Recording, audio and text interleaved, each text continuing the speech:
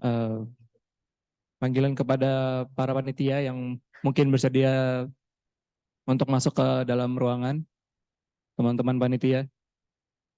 Terima kasih.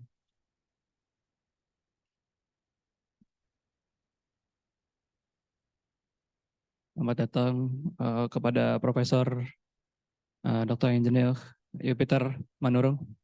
Selamat datang dan timnya.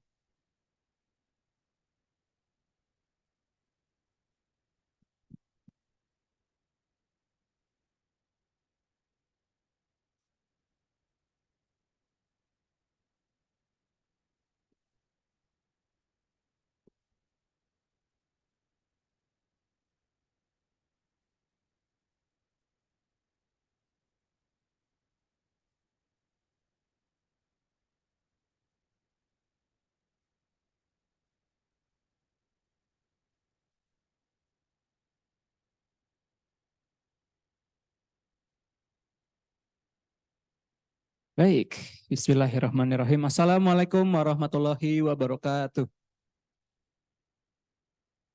Salam sejahtera bagi kita semua. Good morning everyone. Good morning. I hope you are in good shape, good mood today because we have a workshop to do, and I hope you have a lot of focus for today because we have a long event. So yeah. Shalom Om Swastiastu, Namo Buddhaya, Salam Kebajikan, and welcome to Workshop of Advanced Manufacturing 2023 by UPN Veteran Jakarta. Round of applause, please. Thank you. So first of all, I want to welcome the Honorable Dr. Nanang Alamsyah, STMT IPM, as the third Vice Dean of Faculty of Engineering, UPN Veteran Jakarta. And then Assistant Professor Dr. Armansyah, STMC MSc, as a lecturer from Faculty of Engineering in UPN Veteran Jakarta. Also, Dr. Engineer, if I say it correctly, Dr. Engineer Marcel Graf as a lecturer and researcher from Mechanical Engineering Faculty at TU Chemnitz, Germany, as well as the manager of director of CMMC Material Engineering GmbH, Germany. And then Dr. Engineer André Hälsig, who is also a lecturer and researcher from Mechanical Engineering Faculty at TU Chemnitz, Germany. Lastly, Professor Dr. Engineer Yupiter HP Manurung and the team from Smart Manufacturing Research Institute, or SMRI, College of Engineering, UiTM, Shah Alam, Malaysia. And lastly, with all due respect to all the participants of this workshop who is offline and online because we have going live on Zoom. Give a round of applause to all the Zoom participants, please. Okay, so before we move on, let's praise Allah Subhanahu wa Ta'ala, the Almighty God, for all the blessings so that we can attend today's workshop. Therefore, before we continue our agenda today, let me introduce myself. My name is Rifat Satrio Diraharja. You may call me Rifat. I am from UPN Veteran Jakarta 2021 Mechanical Engineering undergraduate student, your MC for today's workshop. So next up, I will announce the agendas for today's event. The workshop will be opened by the MC, as we are doing right. And then we'll listen to Indonesia's national song and Mars Bela Negara, which is followed by conducting a prayer. And then we'll listen to a welcoming speech from the honorable delegation or keynote speakers, and we will think of our event, the workshop itself, from our keynote speakers, of course. And after that, before we end the workshop, there will be a presentations from one of our sponsors. And lastly, we'll end the workshop with a door prize announcement. So make sure to check them out, and a photo session. So, all right, everyone, as I said earlier, now we will listen to our national song, Indonesia Raya, and then followed by Mars Bela Negara. So attention to all participants, please stand up and stay still while the song is playing. Also, for all the Zoom participants, please sit tight while we listen to the song. Thank you.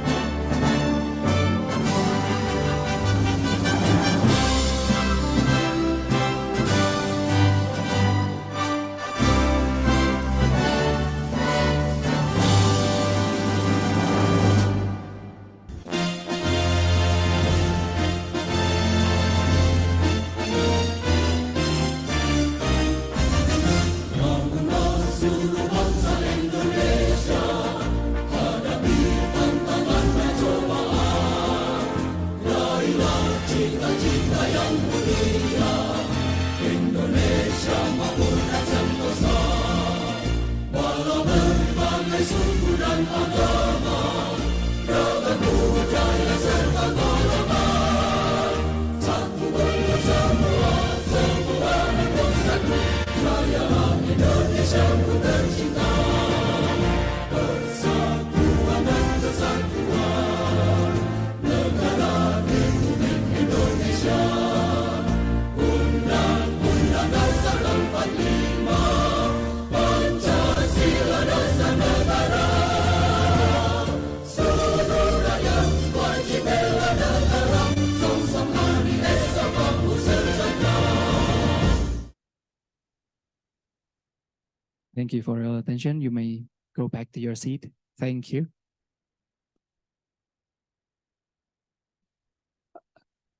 Okay, thank you. And once again, I hope all the Zoom participants can hear me correctly. Okay, thank you. So next up, as I said earlier, we will conduct a prayer which will be led by Mr. Atsal, one of our undergraduate students. So Mr. Atsal, if you may come to the stage, please.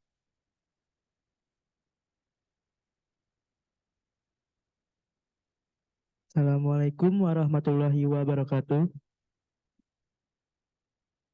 Para hadirin yang terhormat, izinkan saya untuk memimpin doa bersama. Berdoa sesuai dengan kepercayaan dan keyakinan masing-masing. Dimulai. Ya Allah, Tuhan yang Maha Esa, kami memohon rahmat dan berkah-Mu serta bimbingan dalam acara workshop ini.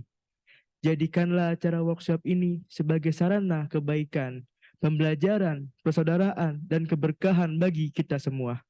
Berikanlah petunjuk-petunjuk dan kebijaksanaan kepada kami dalam setiap langkah yang kami ambil. Amin. Sekian, terima kasih. Wassalamualaikum warahmatullahi wabarakatuh. Thank you, Mr. Atsal, for conducting the prayer for today's event. Let's hope that today's event will go as smooth as possible, as smoothly as we hope and prayed for. So I want to welcome once again to all the UPN Veteran Jakarta staff, lecturer, and everyone. Welcome to the workshop. So next on the agenda, let's listen to a welcoming speech from Dr. Nanang Al-Lamsyah as our third Vice Dean of Faculty of Engineering, UPN Veteran Jakarta. So Mr. Nanang, if you may come in front of the stage. Thank you.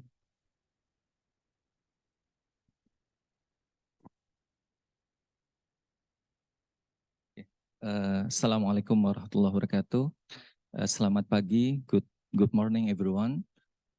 Welcome to Engineering Faculty of Universitas Pembangunan Nasional Veteran Jakarta. It's a long term. You can short term. You can use UPN Veteran Jakarta, or you can use initial UPNVJ. Okay. Welcome to the workshop of Advanced Manufacturing Technology, Material and Simulation. Alhamdulillah, thank God that this workshop can be carried out in UPNVJ. And on this occasion, we are grateful for the attendance of delegation from University Technology Mara, UiTM, Prof Yupiter, Dr. Syahriman Adnan, and team. Welcome, Prof Yupiter. Okay, I think previously you already make a collaboration with Pak Arman, right? Correct. And we are also grateful for the attendance of delegation from Technische Universität Chemnitz. Sorry if I'm mispronounced. Okay. Guten Morgen, Herr Marcel. Yeah, Herr André. Okay, welcome in Jakarta. Okay. Okay, we are also grateful for all keynote speakers, sponsor, and participant for your presence and contribution at this event. Okay, maybe this is the first activity that can conduct, and then in the future we can collaborate in the field of learning and education, and then in the research, and then the community service. This is the three concept of our higher education. We call it Tridharma higher education. Okay. The collaboration can be implemented in maybe in joint research. You can use our facility or resource, and then as vice versa. Okay, and then we can doing a joint publication. For your information, few weeks ago we held Indonesian International Conference on Ship and Offshore Technology, collaboration with Australia and British, I think. And then next we can doing a collaboration in lecture exchange. Yeah. For your information, we have a 16 meeting in one semester, and then usually for meeting we can use to big class, and then we invite expert lecturer from overseas, yeah, to have a lecture in our class online. Yeah, it's already done with some few universities in Malaysia. Okay, and then the last we can doing student exchange. Yeah, for your information, presently we already sent 4 students to University Mahang, Malaysia. Yeah, University Malaysia Pahang, yeah, UMP. Okay, 4 student. Yeah, 2 in electrical engineering, 1 student in mechanical engineering, and 1 student in industrial engineering. We hope we can do the same thing with UiTM or maybe with TUC, but I don't know. The cost will be high. It will be a high cost. Okay.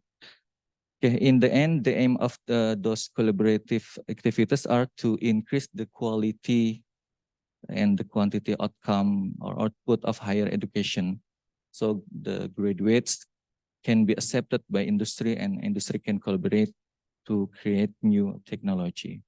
I hope this event runs smoothly and successfully and has a powerful impact to us. Thank you. Good morning. Assalamualaikum warahmatullahi wabarakatuh. Yeah, give a round of applause to Dr. Nanang. Thank you, Dr. Nanang, for the speech. As well as I want to welcome the head of Mechanical Engineering Department, Bapak Fahrudin. Beri tepuk tangan Pak Fahrudin. Give a round of applause, please. Okay, so I want to check the energy of today's audience. Are you still here? Everyone give a round of applause, please. If you're still here. Okay. Okay, so once again, thank you, Dr. Nanang, for the speech. Because next one, we'll listen to Professor. I'm sorry, I'm a bit confused with the pronunciation. Is this Dr. Engineer? Is that true? Is that true? Oh, is that correct? Okay, thank you. We'll listen to Professor Dr. Engineer Yupiter HP Manurung speech as a representative of our delegations. So, Professor, if you may. Thank you. Okay, thank you very much. Selamat pagi, a very good morning, guten Morgen. Yeah. Thank you very much. This is the first event, yeah, we are doing at UPVN Jakarta. So my name is Yupiter. I am the former director of Smart Manufacturing Research Institute at University Technology Mara. I am now no more director. Yeah, I am just ordinary professor at our faculty. So we are here with Technical University Chemnitz, yeah, in Germany.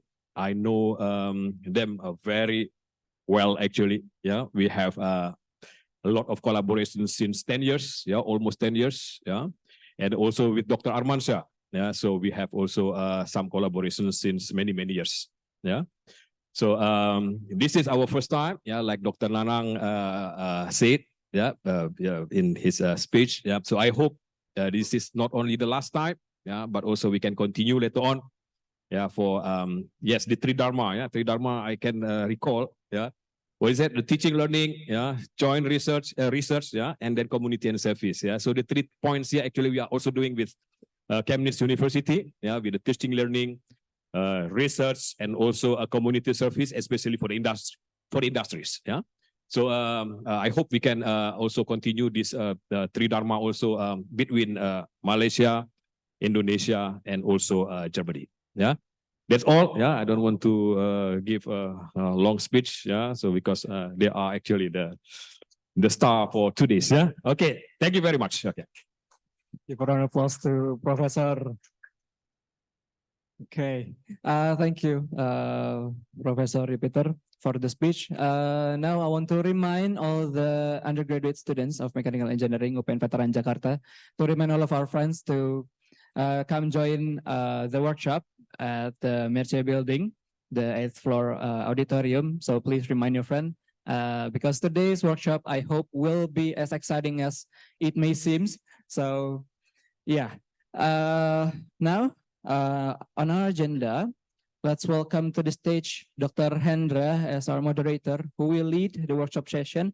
Please give a round of applause to him. So meanwhile, let me read Dr. Hendra's CV. Dr. Ricky Hendra Purba is currently a lecturer of Mechanical Engineering Department of UPN Veteran Jakarta, who is also an alumnus of Mechanical Engineering Postdoctoral Program from Manurung Institute of Technology, Japan. So once again, a round of applause for him, please. Thank you. So yeah, Dr. Hendra, if you may, please take the lead of the event today. Thank you. Thank you so much for your warm introduction.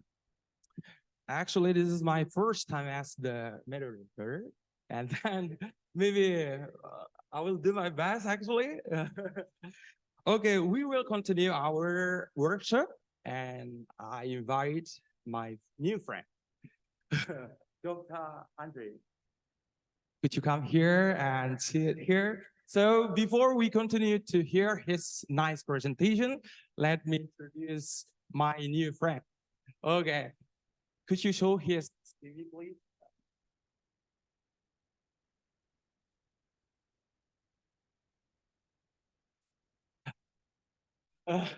Maybe because he's sitting beside me. Thank you so much, Prof.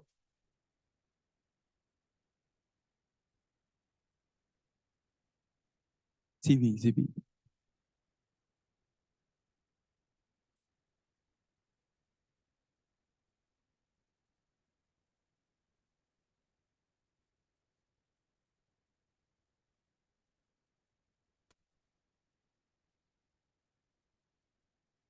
Here we go. So your name is Dr. André Hälsig. Okay.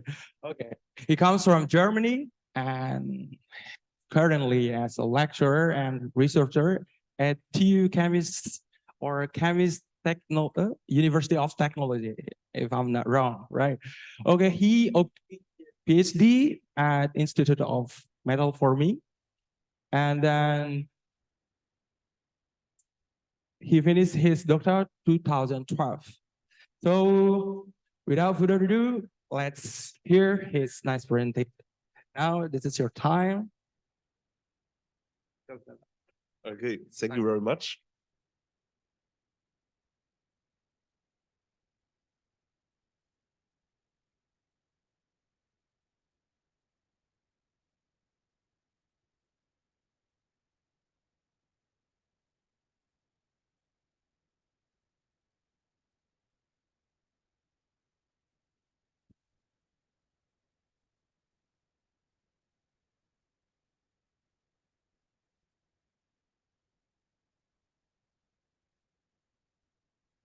Okay, welcome also from my side.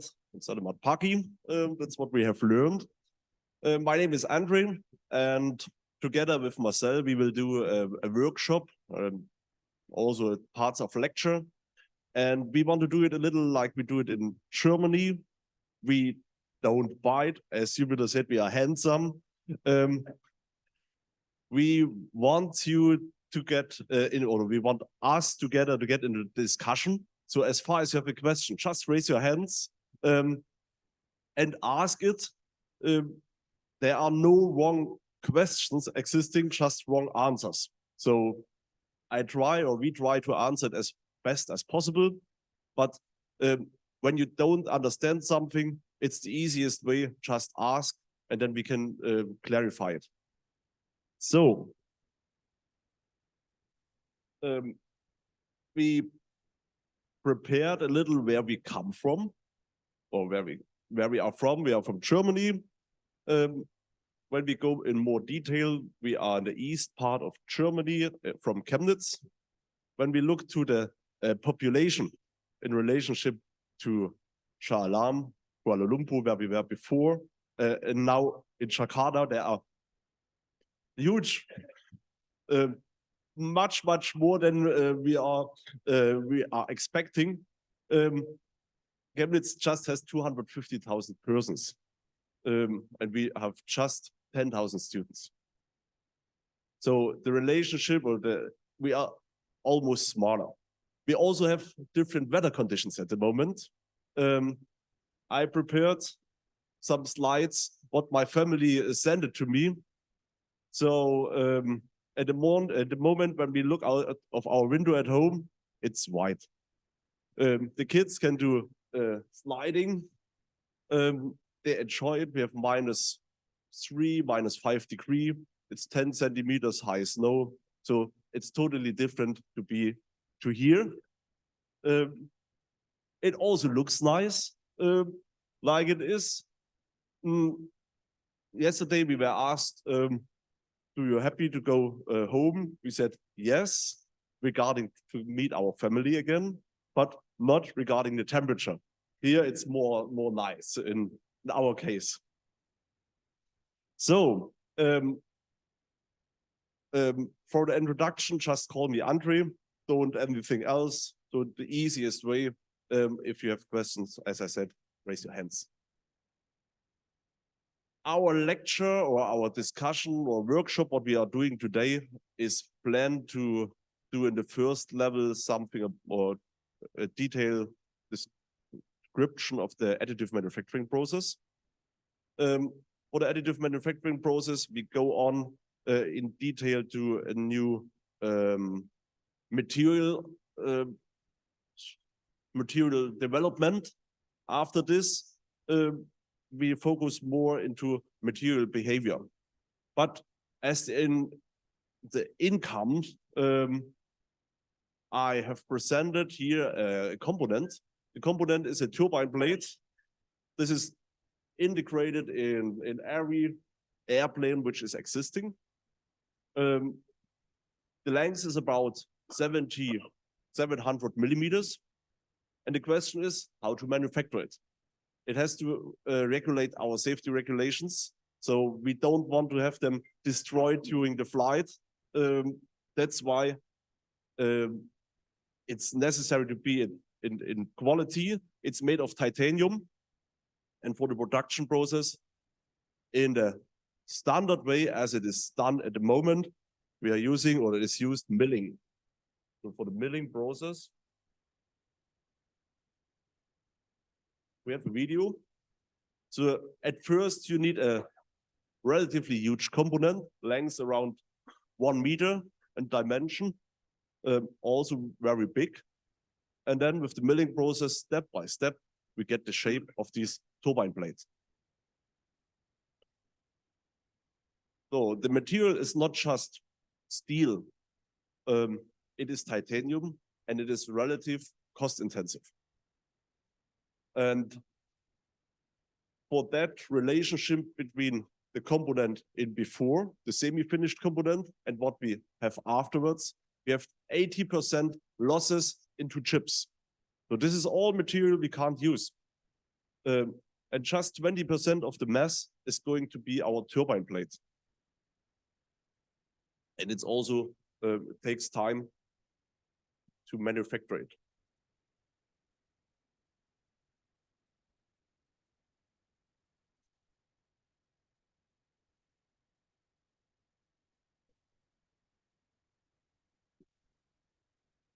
The next system, which is very often used to construct or to realize components with a higher level of series, is done by casting. So for the casting process, you need a form in before, and then you fill your liquid metal inside, and inside the form, it cools down. And when it is cooling down, you get your component. But due to the fact when material is hot and it is getting cold, what happens? We have a shrinkage, so a reduction of the material. That means the volume is reduced. In that case, we need more material as the turbine blade is. Hello. So we have around 30 to 40% too much material, which is on the top of the material placed. So 30% losses. The new technology, which is in use the additive manufacturing process. So for that, we also have a video.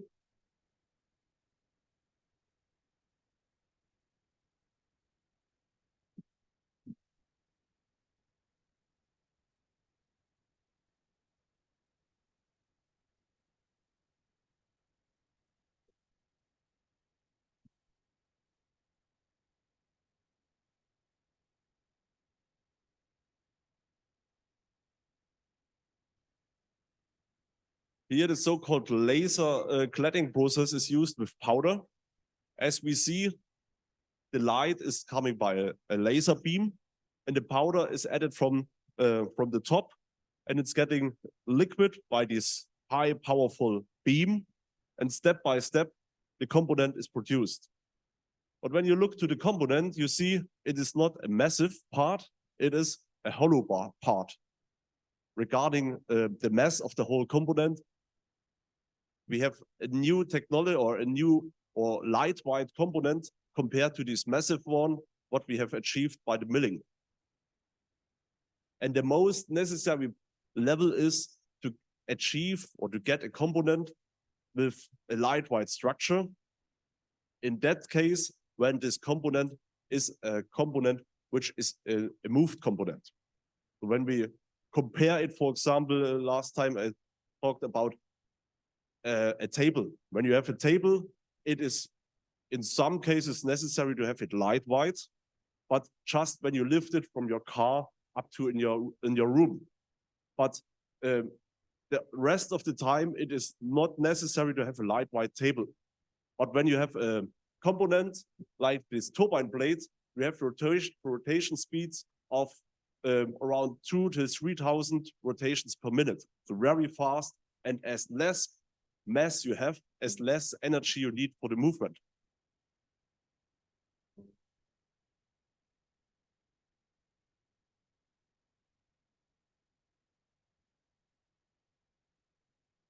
So with the additive manufacturing process, just as the introduction for you, we can achieve new geometries and new properties for these systems.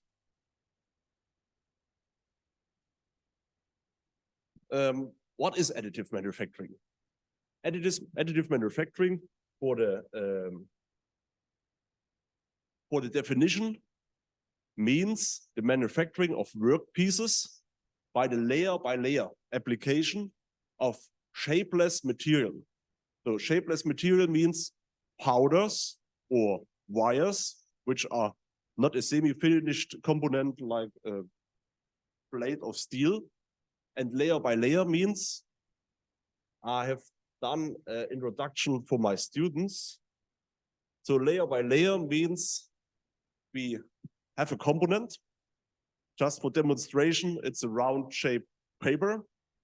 And when we have to produce it, we do it not immediately. Now the pipe is ready. It's getting step by step.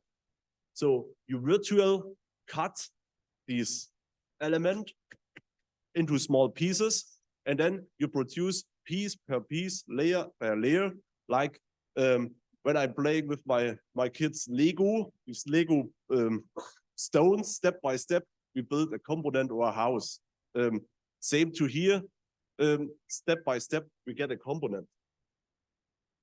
And the level, how often we have to cut it, is depending to our process. There are processes existing, like the sample we have here.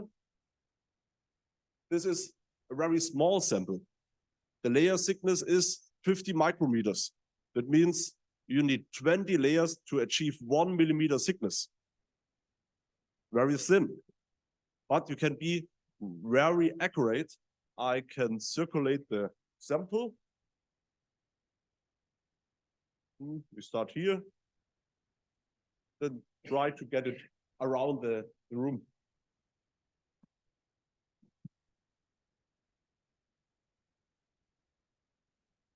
But there's also samples existing, they are more rough. When we use, for example, a classical arc process, we achieve layer thicknesses of around 1.5 to 3 or 4 millimeters.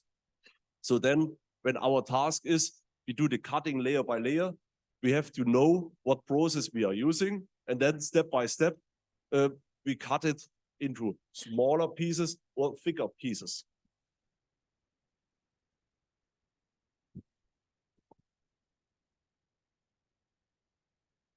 So in general, as I started to introduce it, we need a heat source.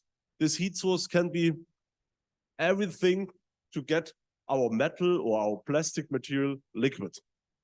So for the metal part, we often use arc technologies or beam technologies to get this material liquid. What material do we use? We are using powder. We see it here, or wires. Just in the round asked, what is the melting temperature of steel?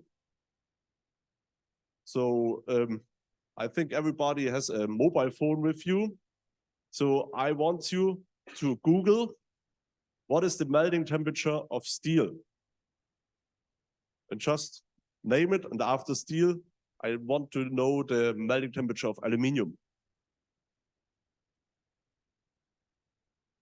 Also, if the chat function is also open, so to them who are using online version, just type it in the chat. What is the melting temperature of steel? Just to get a feeling, or to have a feeling. 1,200 and 2,500 Fahrenheit. Yes, Is that true? It's also Celsius. You want it on Celsius? I'm more keen, or just keen. Then it's 1,205 to 1,300 Celsius degrees. Normally, you have to check to iron. So steel is the most part of steel is iron, but the melting temperature should be 1,500 degrees Celsius around. Yes. And now you have opened the Google. How about aluminium? Anyone from the audience want to answer the question?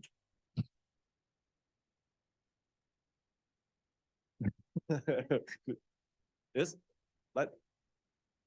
900?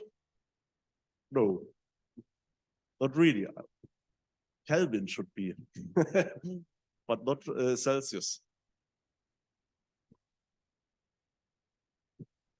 When you're on the mixture, it's around 600, 650 degrees Celsius.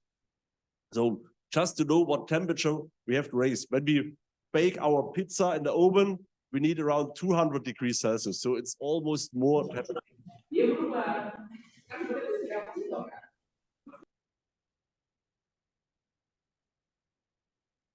Was it a question or? The answer. It's a mistake, sir. It's a mistake from the Zoom. Yes. Was the right answer? I haven't understood it, but okay. Yeah.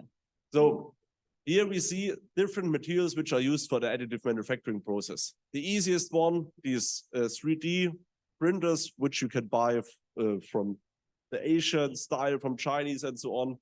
They are using thermoplastic materials.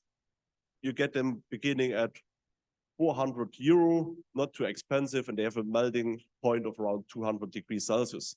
As higher we come to levels to steels, to titanium, also ceramics, which have melting points of more than 2,200 degrees Celsius. So I talked about we need a filler material, and this filler material is a shapeless material. How to get these shapeless materials? I will start with wires. For wires, we have a wide range of materials existing, what we see here.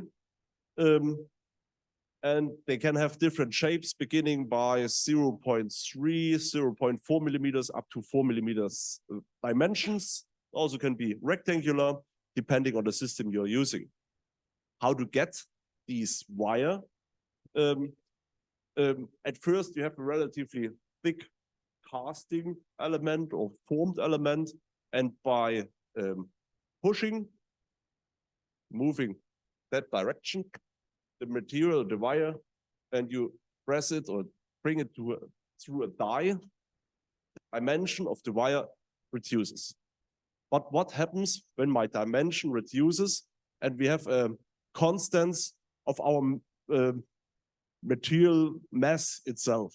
When the length is at the beginning with a thick wire, for example, 100 meters, what happens with my length when it is not 4 millimeters, when it is 1.2 millimeters?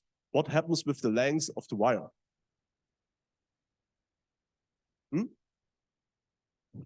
Getting more long. It's getting longer. Yes, much longer. And that's why we get a long range of wires. And when we look to this coil, what you can buy everywhere in the welding technology levels, we have this coil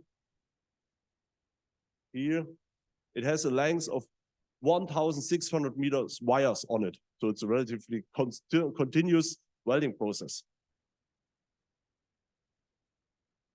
Getting powder, we need something different. For the powder, it has the huge advantage. We get almost every material to a powder material, but we are not able to get every material to a wire. The reason is when we plan, for example, when our virtual idea is to use ceramics and bring it to a wire. Do you think, is it possible to get a ceramic to a wire? Yeah, that would be very nice. Ceramic, something like porcelain, which is our plate. What happens when we try to make it smaller? When we press it, it breaks. It breaks and we get cracks. So it's impossible to get every material to a wire. But we can make this plate getting to a powder. Just when we press on it, when we make it smaller, we get the first level of powder, but we need it defined. That's why there are processes existing like this atomization. We have here, in that case, an arc, and this arc makes the material, the wire, liquid, and then it's getting two small droplets. Or this other technology, which is IGA technology, you have an induction coil, and this induction coil heats not a wire, we need it here. It heats almost every material we want to have to the melting point, and then we get the droplets. Here we have a video how this process is working.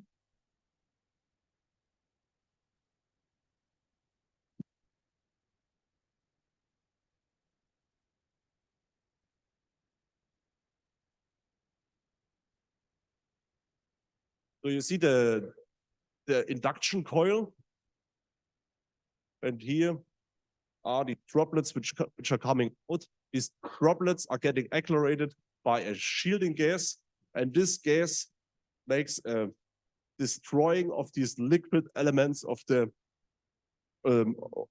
what we want to get to powders.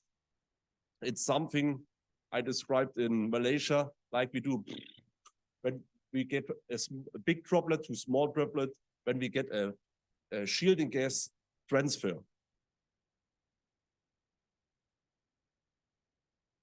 And how is it possible to get different levels of or different dimensions of these powders? In that case, we can change the pressure of the gas. So we make them with more gas, they are getting smaller, or less gas, they are getting bigger. Or the more effective level is to change the temperature. What happens with the viscosity of a material when it is getting hotter?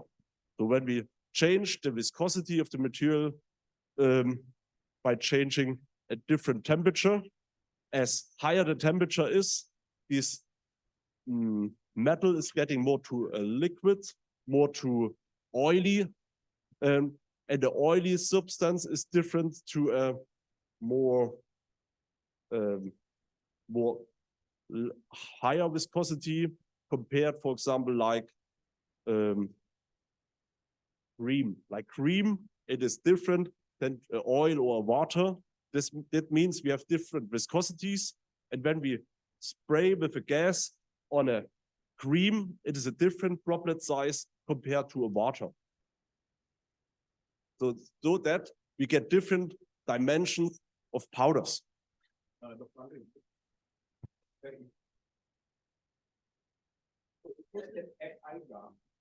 time they came also to us to sell their. Sorry. Dr. André, can you? Yeah. So last time they came also to us to sell their machine actually. Yeah, IGA. Yeah. My question is the surface which is melted, they start from the surface, yeah, of the electrode. Only from the surface. So if I can modify the surface of electrode, meaning that I can have my wish powder. Is it correct? No. The induction heating, depending on the frequency you are using. If the frequency is high, the induction heating works on the surface. And if the frequency is lower, you're going more in the deep of the part. So by changing the frequency, you can bring the energy input more to the outside or more to inside. The IGA technology is using a system. You need at first a relative massive part, and inside coil, you make a heating step by step from outside. Okay. Like you get an ice cube liquid. That case, all time from outside, you bring more material liquid. That's why the shape is getting to this rectangular or this shape. Yeah. So from outside, you get almost more flowing to the tip. Yeah. And these droplets are going downwards. So it means that the electrode can come from us, the electrode. The electrode, yes, or We can. Marcel is producing it. Yeah. You can extrude an electrode with different dimensions in Germany. The biggest electrode can be 150 mm in diameter and 1 meter in the length. So you produce in 1 hour. You can produce in 1 hour over 20 kilos of new powder, but you must consider that you must remove your oxides from the surface. That is a critical point, because you need a coupling process of your induction or of your electrical field in your material. And to stabilize the process, you need a cone at the beginning of your electrode, that the drops come from the surface and drop over the cone in the stream of your gas. Only from the surface. Yeah, because they came last time to us. That one, I think, a German product, and the other one also they came also to us. That one is from Poland, I think. The something that, yeah. That's why it can be from Amazement or from Additive. Yeah. I can still remember. IGA is used by. Yeah. Okay. Thank you very much. This one is very, very interesting. Thank you. So what we achieve is we have droplets, and these droplets are falling down, or they're coming out in different sizes. But a droplet, when the distance is not high enough, they are still liquid. And when we bring liquid droplet on liquid droplet, they're getting to a high mass. They react together, they glue together, and then we have a massive part again. That's something what we don't want to have. That's why the length of these systems here, depending on how the cooling is. One method is gas cooling. So we have a length of around 6 to 12 meters. So beginning from here to here is the small one. So from here to here, 6 meters or 12 meters from there to there to get our powders cooled down without coming into contact with the wall or other particles. So, and this, as Marcel said, has to be done under defined atmosphere, in best case, inert atmosphere, so without oxide. So we need, or they need much gas. Nitrogen is often used because it's a cheaper one compared to argon. We need argon, for example, for titanium. That's why titanium powder is really expensive.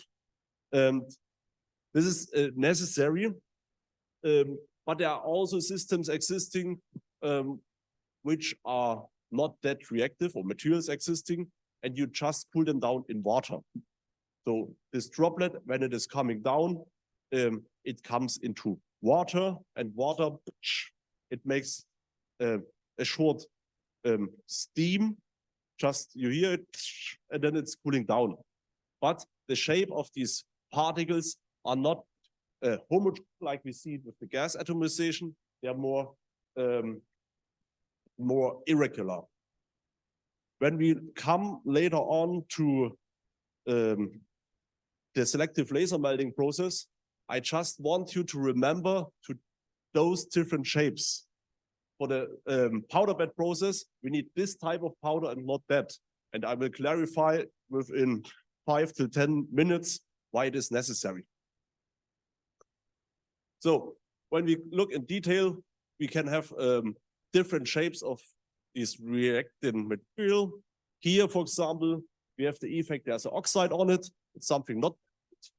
The best one is on the right side on the top. This is the material or the shape which is the best. The rest is not that ideal.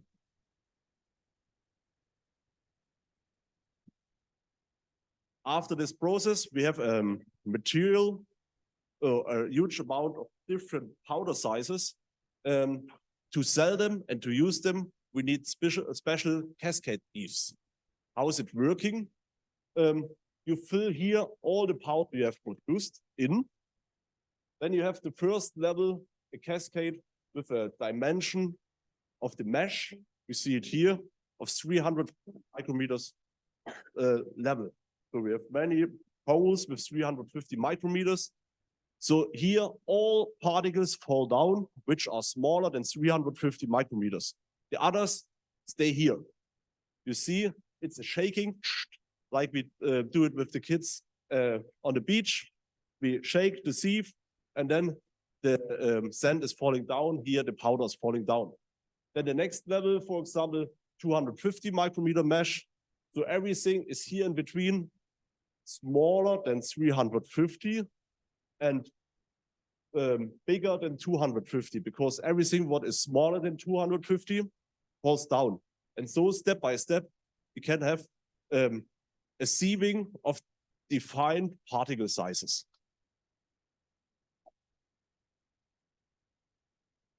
This is something you should have in your mind. I did a comparison between powder processes or powder production and wires. For the benchmark, we start with the costs. A wire is much cheaper compared to a powder.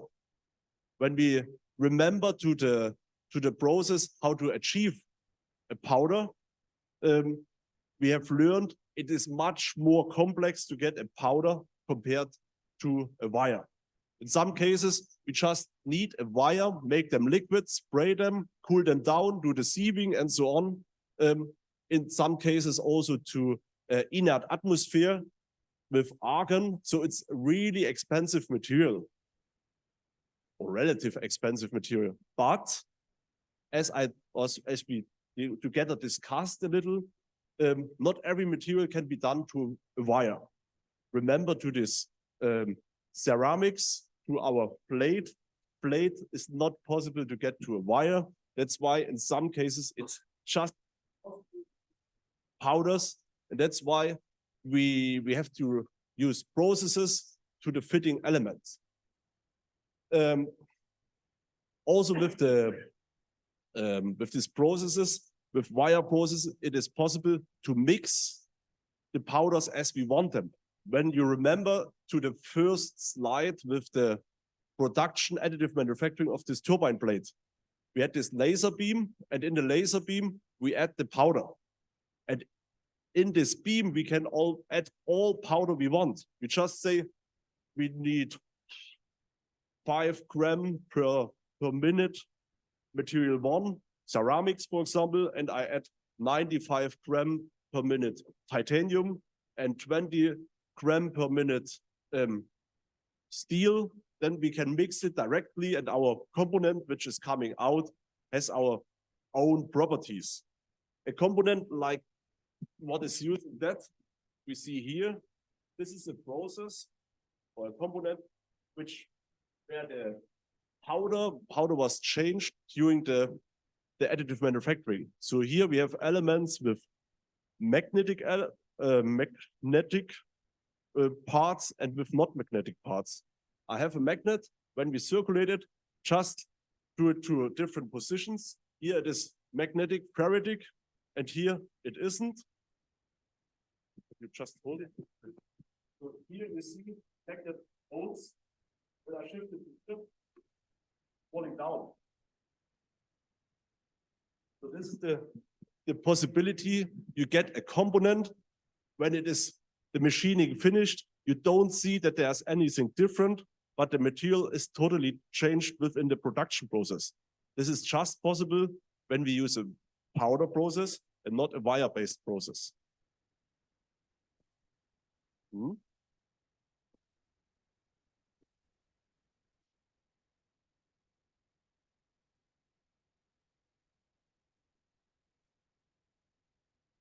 So now we have learned what types of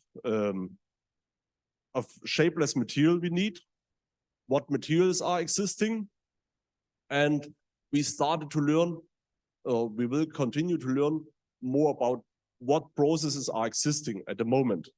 But additive manufacturing is not just the process, it is a process chain.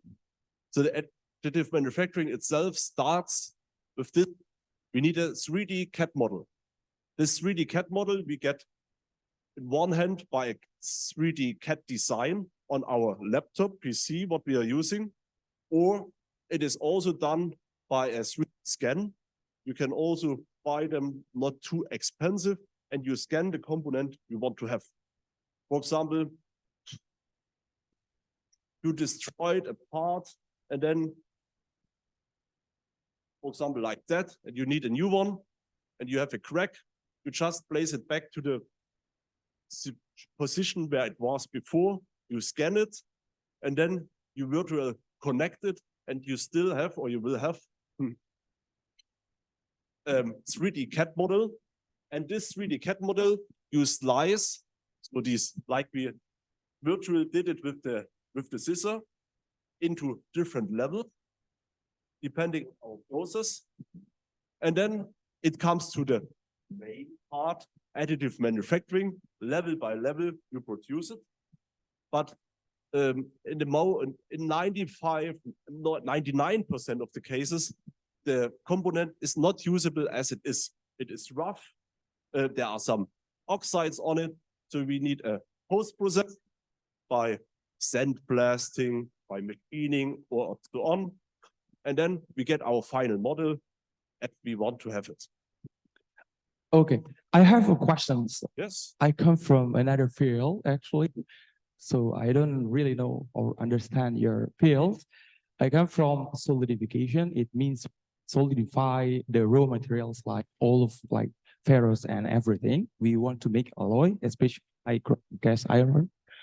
We have enemy. We say enemy, which is we call like defect or shrinkage, right? During the solidification process. And we are trying to develop a formula about the relationship of defect and the mechanical properties of our specimen. In your case is you want to produce your materials by another way. It means we call this additive manufacturing. I think because the definition of your research or your work is when you want to produce a component, you try by layer, right? Is there no big difference between one layer and another layer during the production? I mean the mechanical properties and also the microstructure. Because as I know, the first layer will get a repetition of how to say heating, because it received from upper layer. I think there is a effect also, because there is a bubble. We say also void. That have you ever tried to investigate it? Yes. This is something what Marcel will show you, I think, in around 1 hour. But you are absolutely right. When we do it layer by layer, we destroy a little our microstructure. It changes. We had 1.5 years ago a project which was using high strength steels. And for high strength steels, what I will also demonstrate, they are really sensitive to this welding level. As much we are doing it, and as higher these cooling rates are, or as lower they are, that both ways are critical. They are getting weak, they are getting brittle, or they're getting soft. It's something that we don't want to have. But these filler materials, what we use, these wires, they are special alloyed. The steels, when we use them, the standard stainless steel, the high strength steels, they lose their strength from a level of,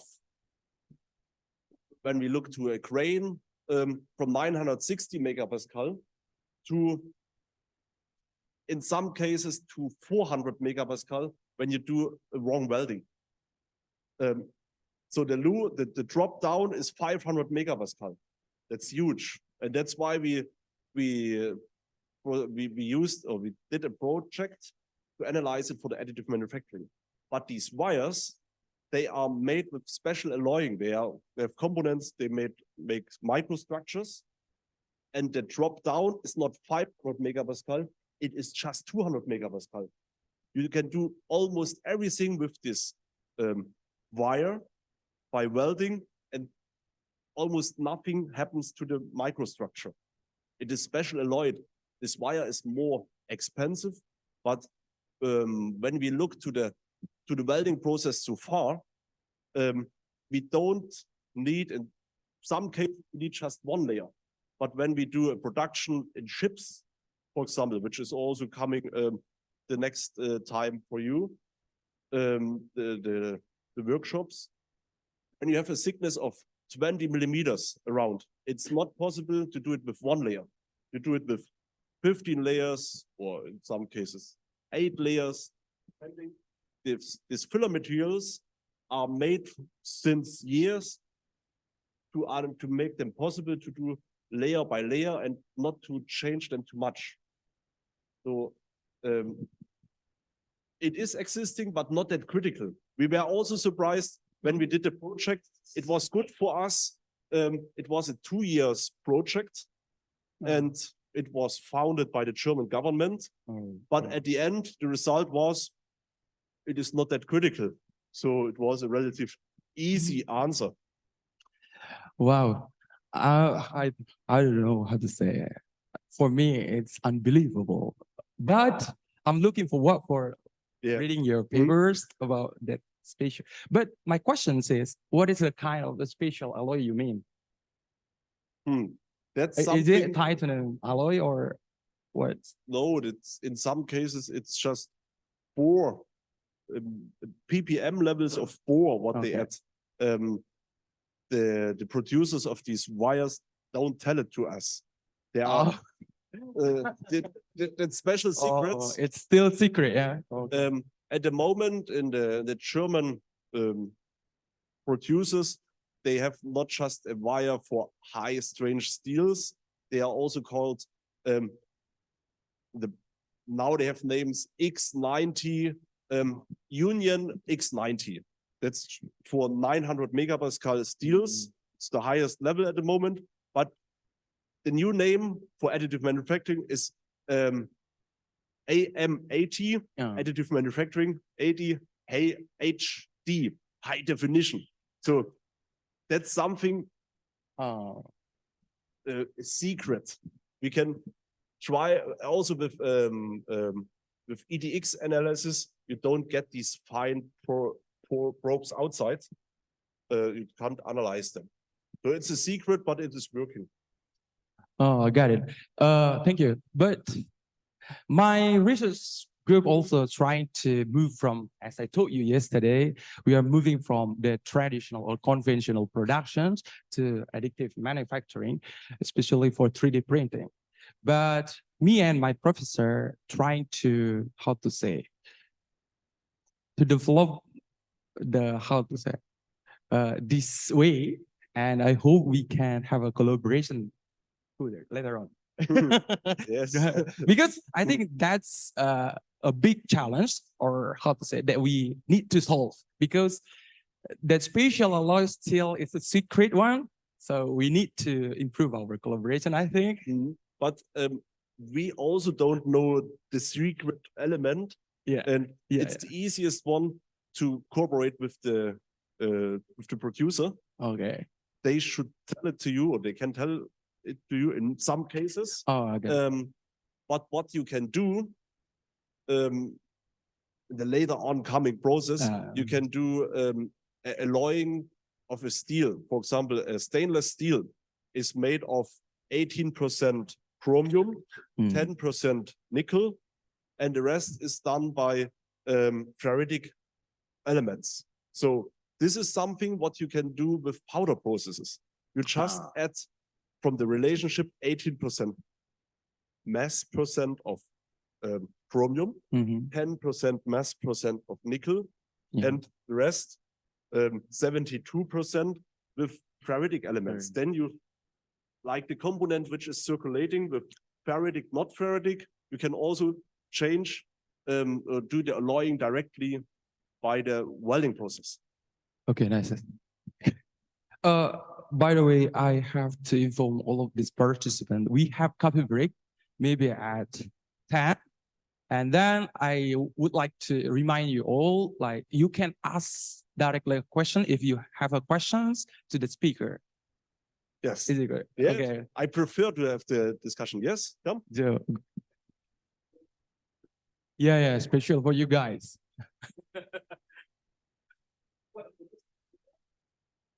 If you're a student and you know, you raise your hand.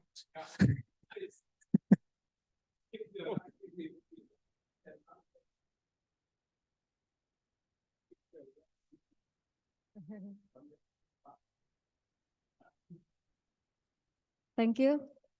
I'm from Naval Architect Study Program, but I ever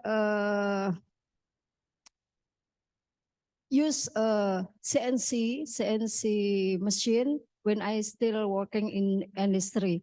In the CNC, for the first processing, we use a end mill for the big end mill, yeah, for the first processing, and the finishing we use until 1.0 diameter of end mill. How about this machine? Without finishing or no? And the next question about the chamber tank, if we change the material, should we clean up the tank or not? Thank you. You're focusing to the powder bed fusion process, the selective laser melting. In that case, that's special process. you can't change the materials that easy. Like I said, for the alloying, bring powder 1, 2, and 3. You have a chamber, and there's just this material inside. When you mix it, you do a contamination. It's undefined where what powder type is. So in that case, you just use one powder type, and then you have to clean it really well. The bigger companies, that's why they have not just one machine. They have 6, 7, 8, 9, 10 selective laser melting systems, and these are for material 1, 2, and 3. In some cases, they have 3 machines with the same material when there's the most wanted material, but it is time consuming to clean them.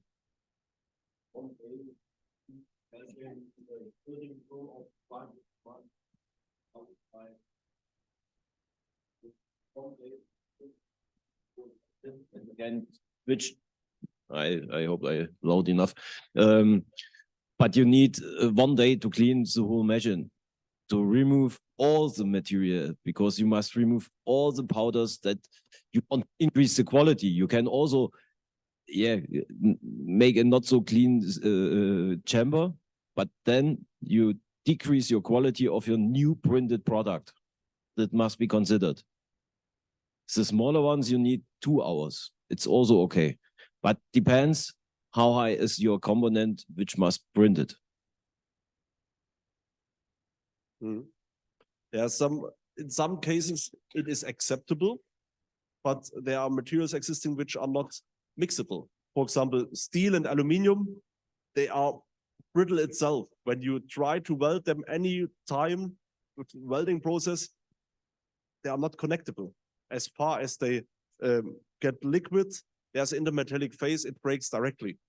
That's why the cleaning is that necessary for this. But when you have, for example, just a change of copper silicium level 12 to copper silicium level 14 or 16, you also have to clean it, but maybe it's not that critical compared to different materials.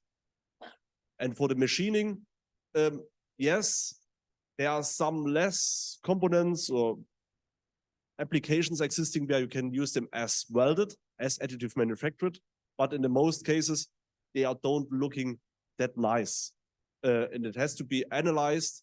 Also, to be honest, when we look back to this turbine blade, the additive manufacturing process, the shape, what is coming out is not straight and as visible. It is something like that, weaving outside.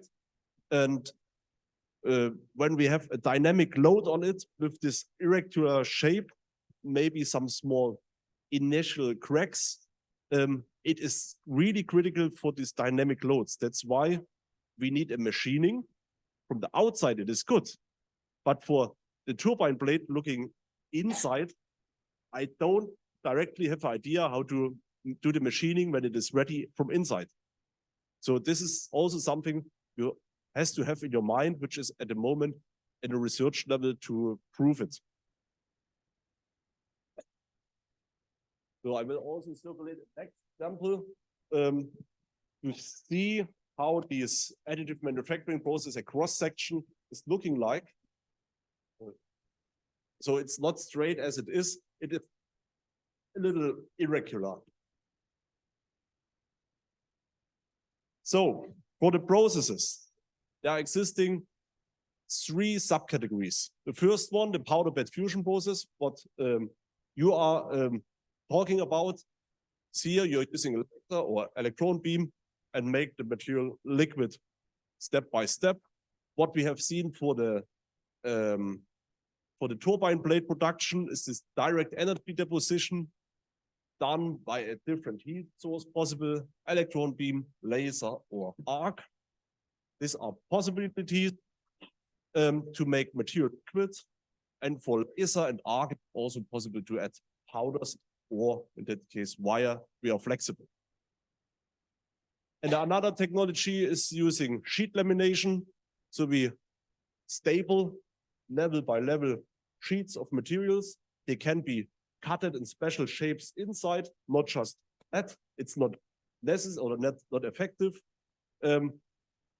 They have special laser cuts, and then it is coming to a chiller. And this chiller, when the liquid, for example, comes here and directly out, it's not really working.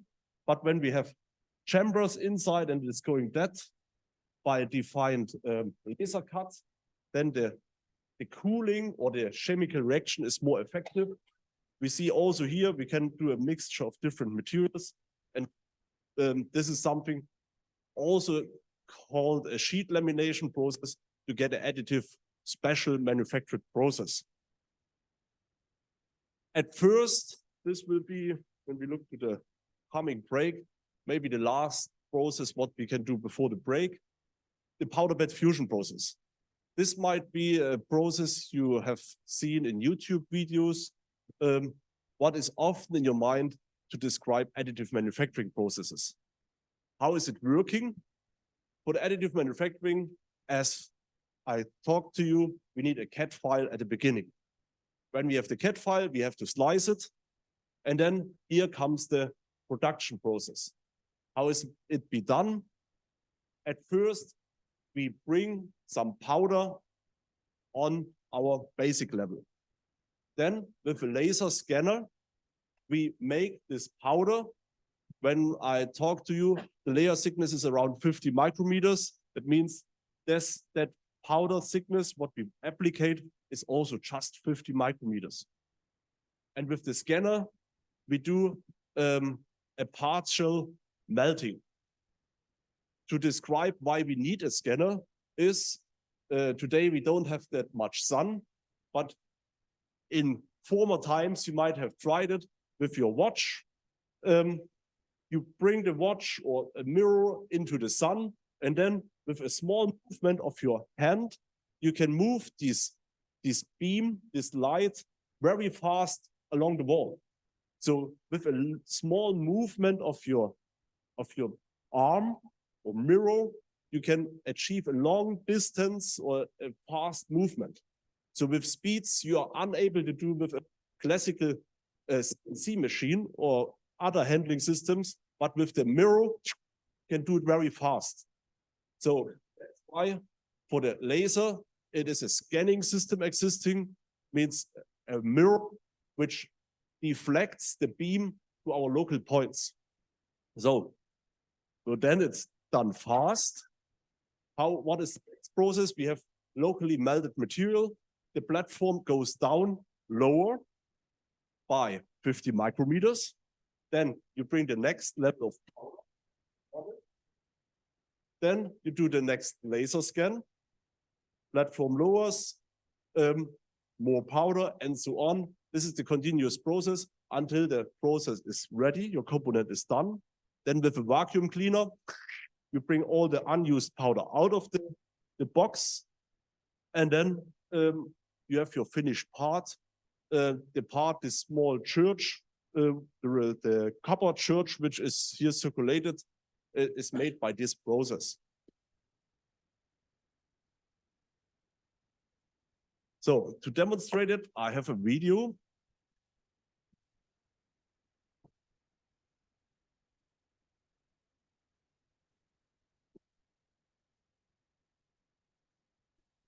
So at first, our 3D file.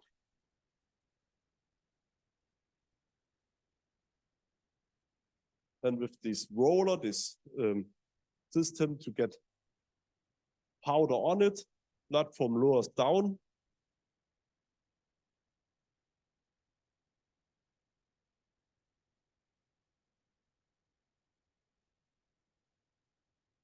That's the animation. Now you will see how the process is really working. You see here the chamber with fresh powder. Here, these black lines are these laser scans. I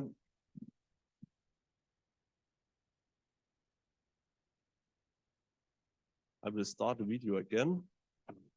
Unfortunately, it's not possible to make it to the right position. I just want to demonstrate you again this moment of the scanning. So in that case, you have fresh powder on it, and these black lines which you have seen are these lines where the laser was acting and makes the powder liquid. And when it is liquid, it changes itself the shape and also the property. And that's why it's changing from gray color to black color in this video. Fresh powder scans, you see how fast it is also on different points. And this is how the laser scan is working. And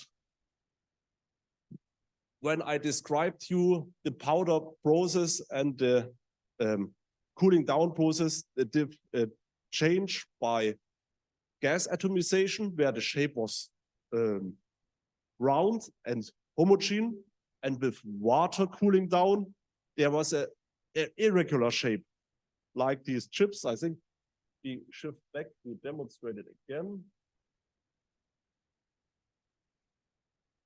Gas atomization, round shape. Water atomization, irregular shape. So what is the problem? When you remember to this selective laser melting process, you have this roller or this wiper that brings a thickness of 50 micrometers over the platform. When the particles are not homogeneous, you get a crack, irregular on your powder bed, and it's not working. I normally compare it when you are driving with your car, it's raining, and your wipers are cleaning the windscreen. And what happens if there was a mosquito or a bigger fly on it? On this point, we get a scratch on it, and it's not really cleaning. And when we do the additive manufacturing, layer by layer, we have one layer with a scratch, and this scratch makes the quality bad, really bad. And what should be in your mind? The additive manufacturing part is just as good as the weakest layer. You can do 99 layers very well, and you did just one layer bad, then your whole component can be, in the most cases, unusable. So this is something, it has to be clarified, and it has to be understood to control every layer to get a safe component. And if you can realize that, you have a problem.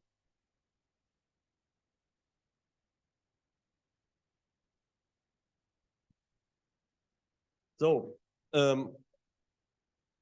also a question of money and what you invest. When you might buy this selective laser melting tool from company Trumpf or something else, you can buy a pampering program.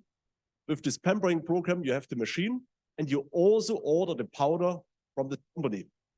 The powder is controlled. It is very well, but also this powder has a QR code where you get direct your parameters to get the liquid. So this is the pampering process, but the point is, compared to buy the powder from an alternative company, the powder is around 3 times more expensive because your seller wants to earn money. Means if you want the pampered process, you buy everything from the company under control, and it is usable. The different way is you buy an alternative powder. This alternative powder is cheaper than this pampering powder. You have parameters by testing, and by these parameters you do programming a little on your own. You save much money process like that compared to by the pampering system. Just for the feeling, when you buy titanium for the selective laser melting process on this stage, you're coming to costs around 100 euro, 180 euro, multiplied by 17,000, you come to your rupiahs. So it's really expensive per kilogram. When you buy this pampering, you're not at 180 euro, you're around 500 euro. So it's much more expensive. The other comparison, when you buy the powder with the water atomization and not with these gas atomization and special sieve levels for the titanium, you can also buy them at a level of around 40 euro. So for the selective laser melting process, it is an accurate process, but a little more, not just a little, it is an expensive process. And when your task is to get a parameter, a fitting parameter, there are standards existing how to get them. So in that case, you produce a component, a small testing component like that with different diameters and different high levels of pins and massive parts. And with this systems, you can qualify your process. For example, you test it with 120 laser watt powers. And then this is irregular. Then you say, I need a little more power. I go from 120 to 130. Then everything is homogeneous. Then you automatically find your fitting parameter setting. So you save much money and just do this testing element.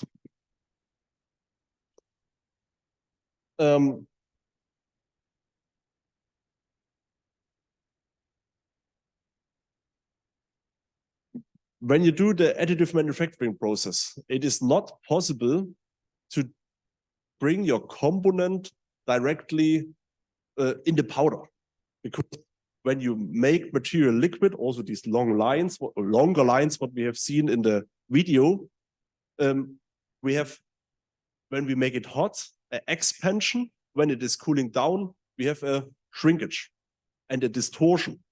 That's why we can't build a component directly in the powder. We have to fix it to the substrate. And that's why we need support structures as we see here. So with thinner, not massive support structures, we fix the component. When it is not fixed and we have a distortion, the component has not the geometry as we want them. And it is also critical, as more material we have per line, we have more distortion, because when you look to here, we have to make this whole length liquid. More liquid, more expansion, and more shrinkage, so more distortion. Just by changing the position, this is the most effective level. To have just, this is the maximum length we have to do per layer liquid, but you are out of the chamber, so, or out of the effective level. That's why you position it a little that shape. So this is, you have to be aware for the positioning and how the selective laser melting process works. As Marcel said, the platform is the biggest one you can buy commercial is 500 by 500 millimeters.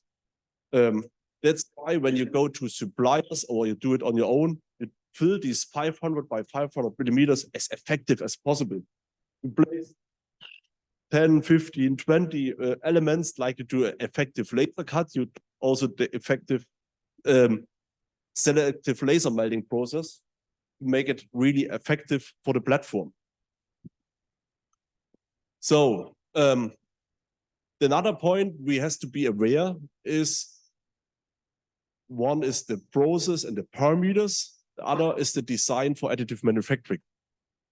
As you have to do a special design also for the casting process or when you do the welding, but at the moment or nowadays it is, you are keen to it, you have to do also a special design for additive manufacturing. The example what we have here, it is a part for the aircraft technology. It's a cat part made of titanium with a mass of 1.2 kilogram. With the knowledge we had before, distortion and so on, the component was placed with a defined angle and the mass was 2.2 kilogram, which was coming out. So that's not effective when we discussed that the powder costs 500 euro per kilogram. So in that case, your level of 1,150 euro just for the powder. And for the building process, when we just do 50 micrometers per layer, time consumption to get this part is 22 hours. So 22 hours, machine costs, you can calculate it as when you're the fabricator, it is expensive. So that's why the engineer has to be motivated, has to do new ways. And that's why the idea was we need a platform to, in some cases, support structures. But why don't we use the platform directly as the component to bring it on the platform? So new design, the technical aspect is fulfilled, a new design was done.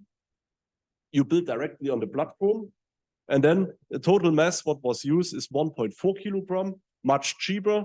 From this 1.4 kilogram, 400 grams are just the platform, which is a semi-finished part, and 1 kilogram of this special powder. So you come from a level of 1,150 euro for the powder to a level of just 500 euro. And you come from a time consumption from 22 hours to 14 hours. So this is something within 14 hours you can do 2 times in the time, almost 2 times, in the same, 2 types in the same time. So for the application, these are materials and application sectors for these materials. Aluminium, titanium, as we discussed, steel alloys, nickel-based alloys. The last process I just want to start, and then we go to the break, I think. Yeah, coffee break. This sheet lamination process. For this sheet lamination, as we discussed, it is a special cutting of these elements possible, what we see here. How to connect them. It's not possible to say, now you are together, now you are friends. You need a joining process. The joining process is a so-called diffusion process or sintering process. How is it working? You have a press. Within the press, you have the component, which is here inside. And when you press 2 components very well together, you can get a connection. But it helps us to get also a temperature on it, because as higher the temperature is, as easier you can connect them. And also the time. So we need time, pressure, and temperature to connect the elements. An example, what we want to demonstrate to you, are aluminium matrix composites. We have learned, or we have seen in the slide before, we have here sheet elements, massive parts. But it is also possible to press with a system like that powders to a massive element. And we have also learned that we can mix powders as we want them to achieve new properties. Aluminium itself is relatively soft, but when we bring particles inside, in that case silicon carbide, we increase the wear and we increase the Marcel more in detail. And when we bring that in a special form, in a special tool, we mix at first the powder, or we have the powder, we mix it, we do the right amount of powder in this tool, we fill it in this form, and then we do the sintering process. We press it together, make it hot, and wait a little. And then we get a finished product directly usable. So a process, what is using it? the so-called fast sintering process. Just minimum X course, we heat it to a defined temperature. In that case, we are up to a level of around 540 degrees Celsius. You might remember the melting temperature of aluminium. It was 650. So we are on the level not liquid, but in a soft material level. And we hold it, in that case, around 6 minutes. And then our part, which we have here, is ready. But when we have these particles, when the pressure is not good enough, or the time is not good enough, or the temperature is not enough, we have a porosity, something we don't really want to have. If we make a special process control, we get better. We come to a porosity of around 3 to 4%. What we see here, it is acceptable. But then Marcel's invention is coming.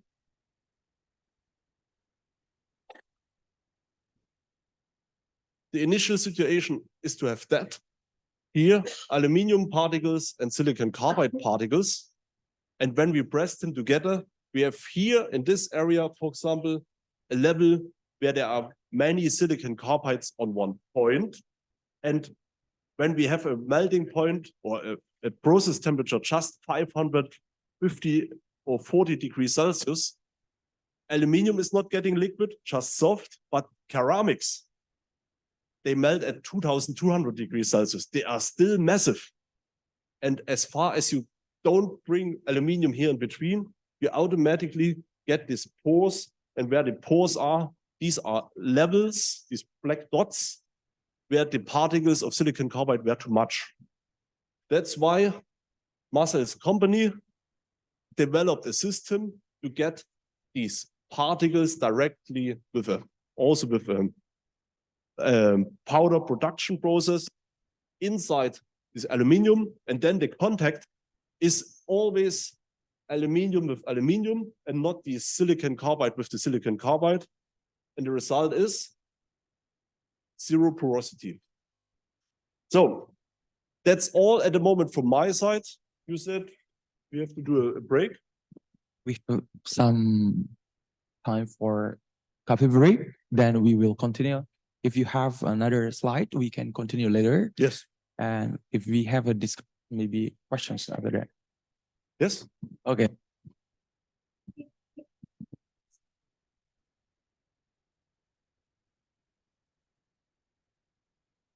What?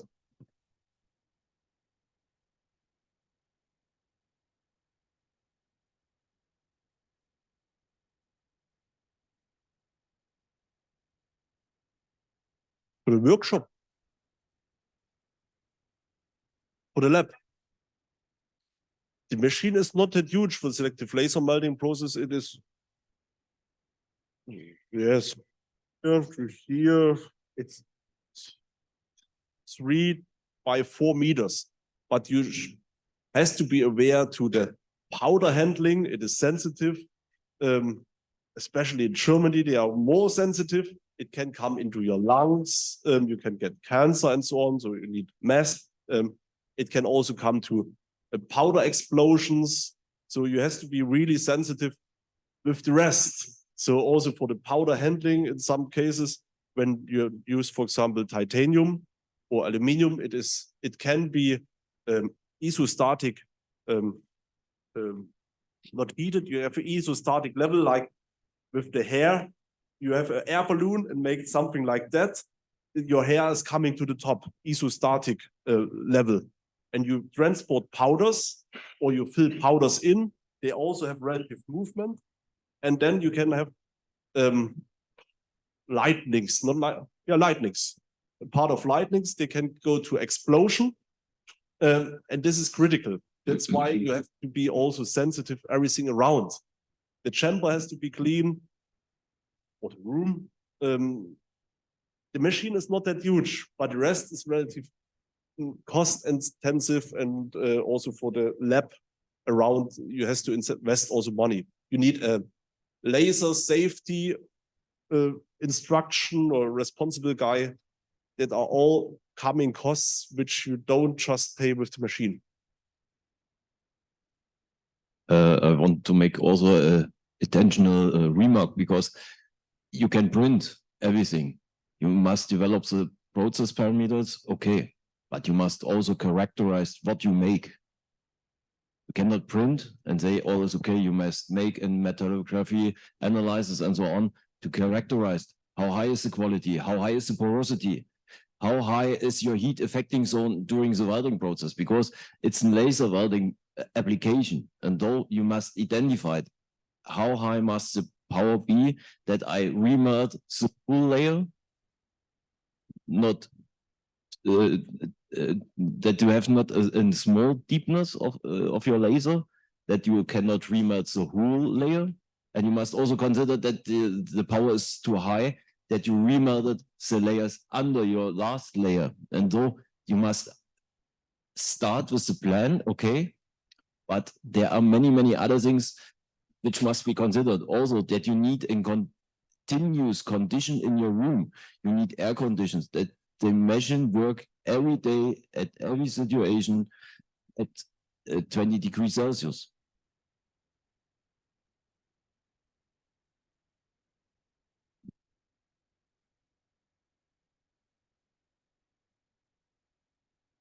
So I think it's time for a coffee break. We have 10 to 15 minutes. Or if you have something to ask to André, you can talk to him directly while we have coffee break. I'm so sorry, I made mistake. I mean 5 minutes.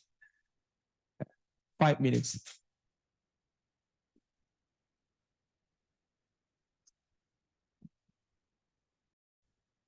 Since the coffee break time is up. Thank you.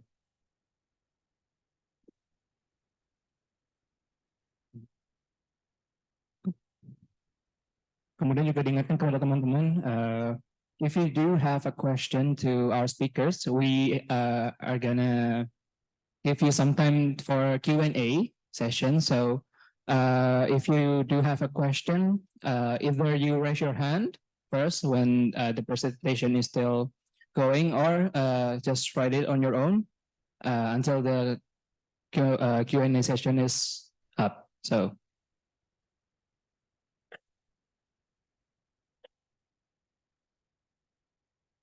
Dr. Marcel, are we ready?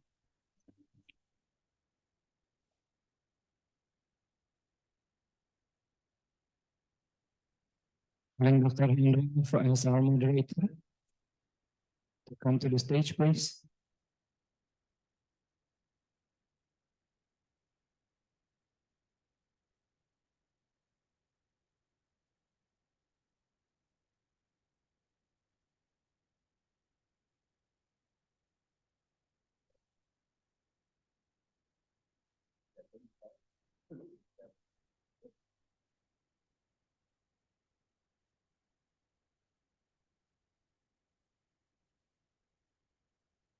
Check. So you are going to talk? This is your turn, or oh, you're all right.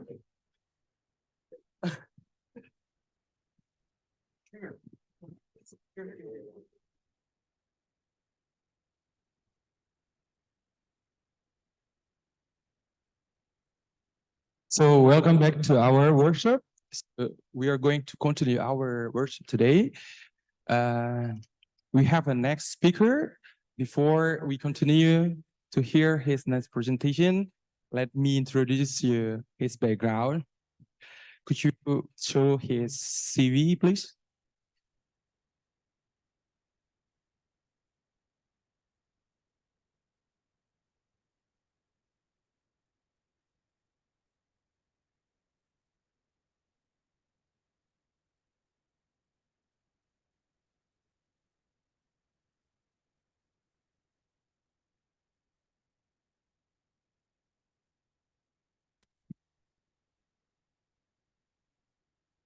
So our speaker's name is Dr. Marcel Graf. He also comes from Germany. He's graduated from Institute of Metal Forming to Academy, yes, Freiburg, 2012. Currently is a researcher and manager director of CMMC Materials Engineering GmbH. So without further ado, let's hear his presentation and hope you enjoy, guys. Okay. Terima kasih. Yeah, Salamat pagi. Good morning from my side. It's a great pleasure for me to be here. Yeah, I want to start my present. And I want to thank the whole committee that we can be here.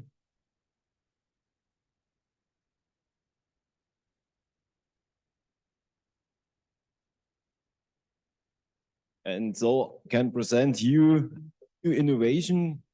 Dr. André talked about this, that we have a new material to produce high quality aluminum alloys and products for printing, for casting, whatever you want.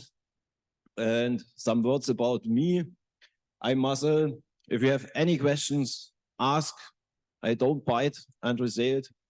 And the aim today is that you understand how high is our motivation, how high is our innovation in Germany, for example, to produce the new generation of brake disc, because I want to explain in some slides later what is the potential of lightweight brake discs. I hope you can feel it. Good morning. Yeah, but if we want to produce this lightweight brake disc, we need a technology who allowed us that we have the advantage to produce this material in a larger scale. Everyone know a traditional brake disc. Iron has the disadvantage of the weight. Casting, iron has the disadvantage of corrosion. And so we are motivated to develop this new generation of brake disc. In the afternoon session, we want to also make a short workshop. Who can we produce this material, or who can we produce this AMC brake disc? With which technology, André explained it, to understand and to get a feeling how high is our motivation and how high is our level to go the next step to the new generation of brake disc. The DMMC is a spin-off of the Chemnitz University of Technology. We were founded in 2021. To this, I was a researcher over 14 years. I want to say I'm the expert for forming technologies, for numerical simulations, and also for casting applications. And so I get the offer that I can be a leader of a project to develop a new casting technology for a larger scale of material, to bring it to the market with the main focus that we founded a company who produces material for the German companies, for the German OEMs, tier 1, and transfer this technology over the world. The technology, what I explain in the next slides, will be transferred in 2025 to India, because in Germany we have a big problem with our energy price. We must pay for 1 kilowatt per hour nearly 30 cents. That means approximately 5,000 rupiah per kilowatt hour, and our technology need per year 200,000 of kilowatts per hour. And so you can calculate how many energy is necessary to use this technology. In the future, it's not possible to make it in Germany. We must go to a lower cost country, and we have a foundry who want to use this technology in India. Okay. A CEO cannot work alone. I have many experts who support me to support the CMMC company. The first one is Robert, who is an expert in material science. who works over 5 years on only the AMCs. That means aluminium matrix composites. What means aluminium matrix composites? You have an aluminium alloy, and in this alloy, there are ceramics inside in a range between 20 up to 30%. To use and to during the development, the technology, we also written 3 patents, 2 for technology, 1 for the production of the powder. And so we saved our IP to use it, to transfer to the next level of technologies. And it's also interesting in Germany that you are the owner of the IP. If you want to talk about or talk with investors, that you need money, we need also money. And so the first question is not how high is the price from the investor. The first question is, where is the IP? How are the patents? You can say 3 patents. We pay over 100,000 euros to have this patents. I'm the owner of this, but I cannot use it. And for this, I must pay over 100,000 euros multiplied with 17,000 rupiah. You understand how high is our knowledge or our knowledge, and that I can make this. I need also an economic expert. This is Regina. He has an experience over 20 years in the bank branch, was the manager of different kinds of banks, and all the whole team can provide and improve the success of the company. I'm not alone. I'm one part of all. We get also some support from the advisory boards. We need some professors who promote it in the academic side. We need also some senior managers on the other side, from the industry side, with the other view, because I must learn also many things that the academic side and the economic side are different ways. And though you must connect both to have success. And yesterday in the evening, I say, there are not problems. There are even challenges. Positive mindset that you can be a manager of a company. You need a positive mindset that you are the best academic in the world or in Indonesia. If you have a positive mindset that you don't think in problems, you must think in challenges. It's a little bit different. And the challenge in the automotive industry over the world is that we want to increase the comfort of the cars. Everyone wants to have a very high safety standard. If we drove our driver here through Jakarta, we hope that the safety is high enough, because there are many trouble on the street. It works. For in Germany, people, it's unbelievable what here happens on the street. And so, yeah, there are also some laws. They make a recommended give some restricts. What can we do in Germany? What is allowed? What is not allowed? And so there, the biggest problem is that we increase the weight of the car. And for this, we need solutions for the challenge. So we need new materials which realizes that we have a reduction of the weight, that we have the same standard in safety, protection components, and so on. And so we need new technologies to produce new components with new materials. Here you see a study in Germany, the super light car. It was a program in Germany to reduce the weight of a lower or medium cost car, a Volkswagen Golf. And they used more aluminum alloys for aluminum production, or for aluminum sheets, casted aluminum alloys, extruded aluminum alloys, and also they have it's a focus on magnesium. It's the lightest metallic construction element or material in the world.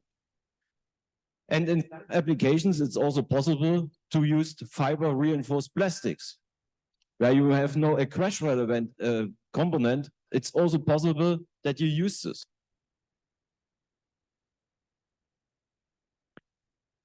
And one part at the whole car can be the brake disc.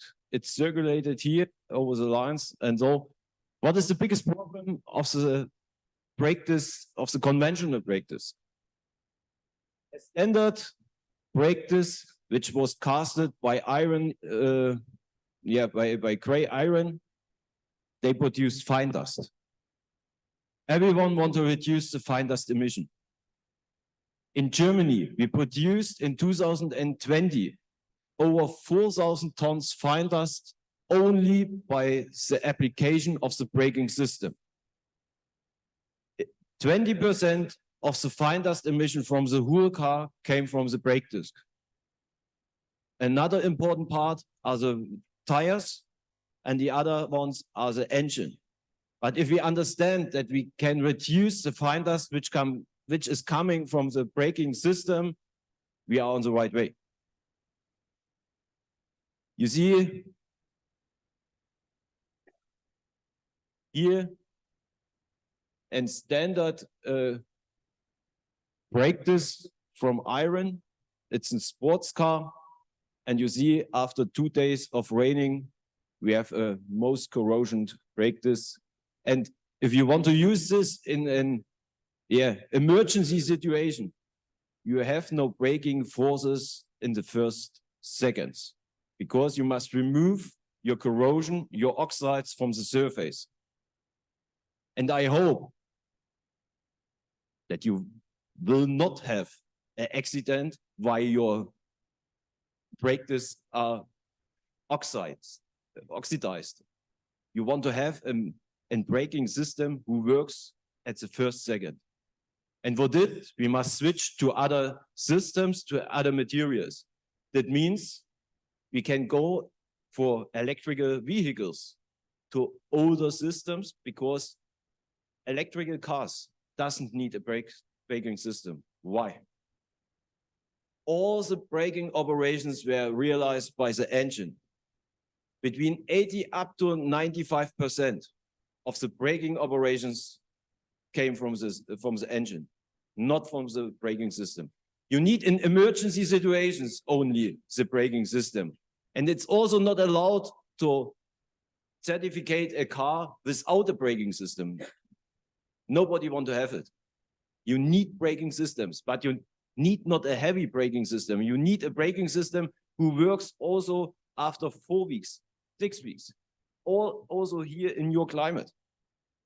And for this, the car industry used the simplest one. They used a drum brake. That means you have a covered braking system who cannot produce fine dust during application, because the fine dust is in the drum. You have a protecting surface or a protecting cover against the corrosion.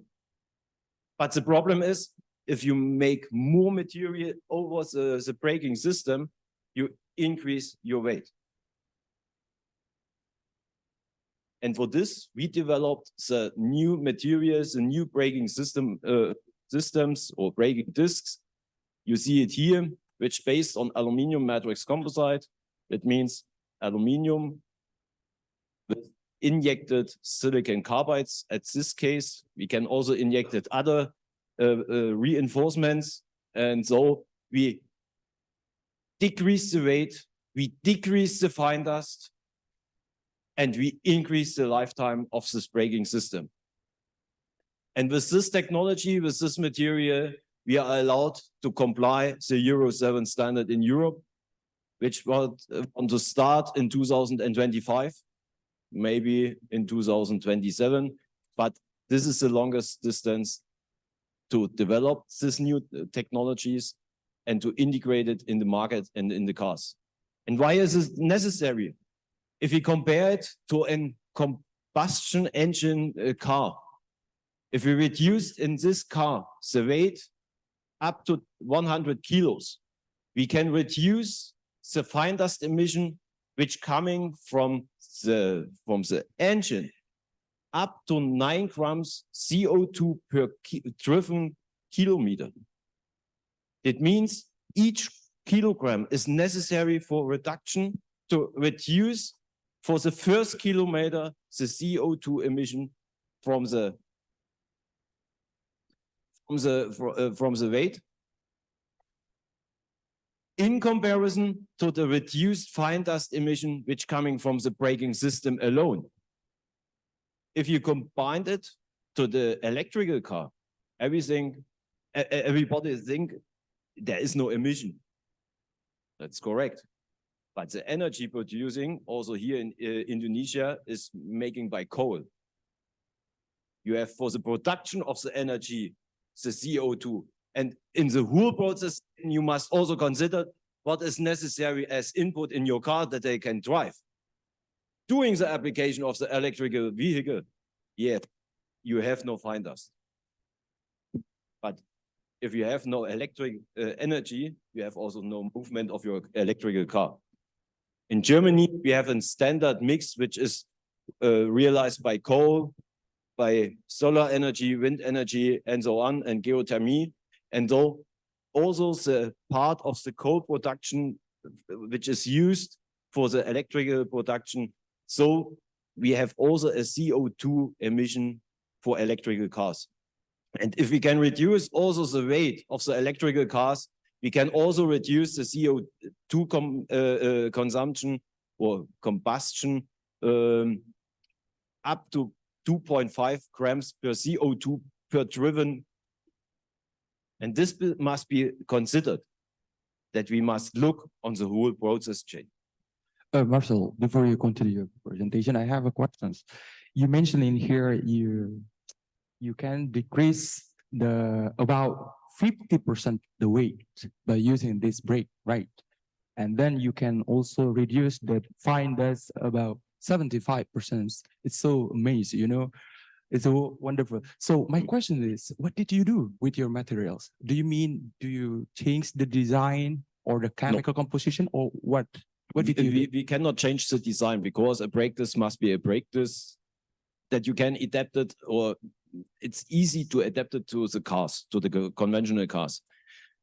I'm not sure where the brake disc is. I hope you can feel it if they are spec, and you must feel the weight. And if you see that you reduce the weight, you need less energy to move this weight. And so you reduce the fine dust emission during application. We reduce also the fine dust that we have in continuous production line to produce this material. And if you have a continuous production line, you can reduce your energy consumption during the production of the raw material. It's also considered in this calculation. And if you have a more wear resistant material, then you reduce your fine dust during application per kilometer. And this is the reason why we can reduce in this value, or in this high value, the fine dust and also the weight. Because the currently is in steel with intensity which is 2.5 times higher in comparison to aluminium. Our composite has near the same density as aluminium alloy, because the injected silicon carbides are in the same range of density. And so we have a lightweight material in the beginning. And the dimension is the same as well as of a conventional gray cast iron steel brake disc. Okay, I got it. Thank you. Another use case is that you look to the transport vehicles. Each truck or each trailer of a truck has drum brakes. That means one drum brake on the trailer has a weight of 130 kilos, one. Each trailer has in the minimum 6 If we change or modified the braking system from a trump brake to a brake disc, we reduce the weight of 50%. It's also too heavy because both are produced by steel. If you look to our material to replace the conventional brake disc, which was casted by steel, and go to the aluminum-based material, so we can reduce the brake disc weight in comparison to the standard weight. We reduce the weight per brake disc also 50%. It means from the initial state, we reduce the weight up to 75% over the whole, only the trailer. You have 50% from the standard if you go from drum brake to brake disc. And if you come from a steel brake disc, go to an AMC brake disc, you reduce also 50% the weight. And if you compare it to the initial state from a drum brake, you reduce the full weight near 75%. That means each trailer has the advantage that they can increase a higher load. The advantage is that you used a higher wear-resistant material, and so you have a lower fine dust emission. You increase your lifetime, and so you minimize your repairing costs and maintenance costs. And the biggest advantage of this material, in the most cases, you must not remove or replace over the whole life cycle of a car, of a trailer, the brake discs. And after this, you can use the non-fully used material or near the original brake disc for the next generation of car, or you have a fully recyclable material. That means each brake disc can be remelted and you can produce new brake discs or other components. You don't lose the performance of your material. And if you make a calculation with a fleet of 10 trucks with a driving capacity of 120,000 kilometers per year, in 4 years, one company with 10 trucks reduce the fine dust emission over 16 tons only during driving and only by modification the brake disc system. And here you see the potential of this material, and to know and to understand what we do. And we hope we can transfer this mindset to protect our environment with this new material. This is only one standard application. There are many, many other use cases where we can use this material. And at the beginning of after founding of our company, we see the problems over the world. Everyone wants to make lightweight construction, but what are the problems? They have in the standard only heavy steel. If they go to a lightweight material, they have the problem of the lower performance in comparison to steel.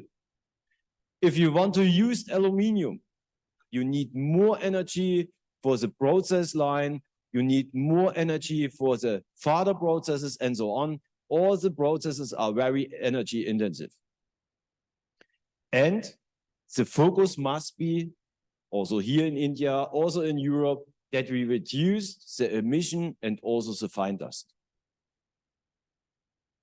And what are the unfilled customer wishes? They want to reduce the weight, but they have no material to realize this biggest aim. They want to have also a high-strength lightweight material to reduce the weight. They need a technology for the production of the raw material, of the semi-finished products, up to the end of the whole process line, which realized a reduction of the emission only during the production. And the last 3 years, we must learn how unstable is our supply chain. Everyone goes back to their home countries because they want to guarantee the full working supply chain. If I say you that one of our raw material came from Russia, you understand my biggest problem during the beginning of the startup.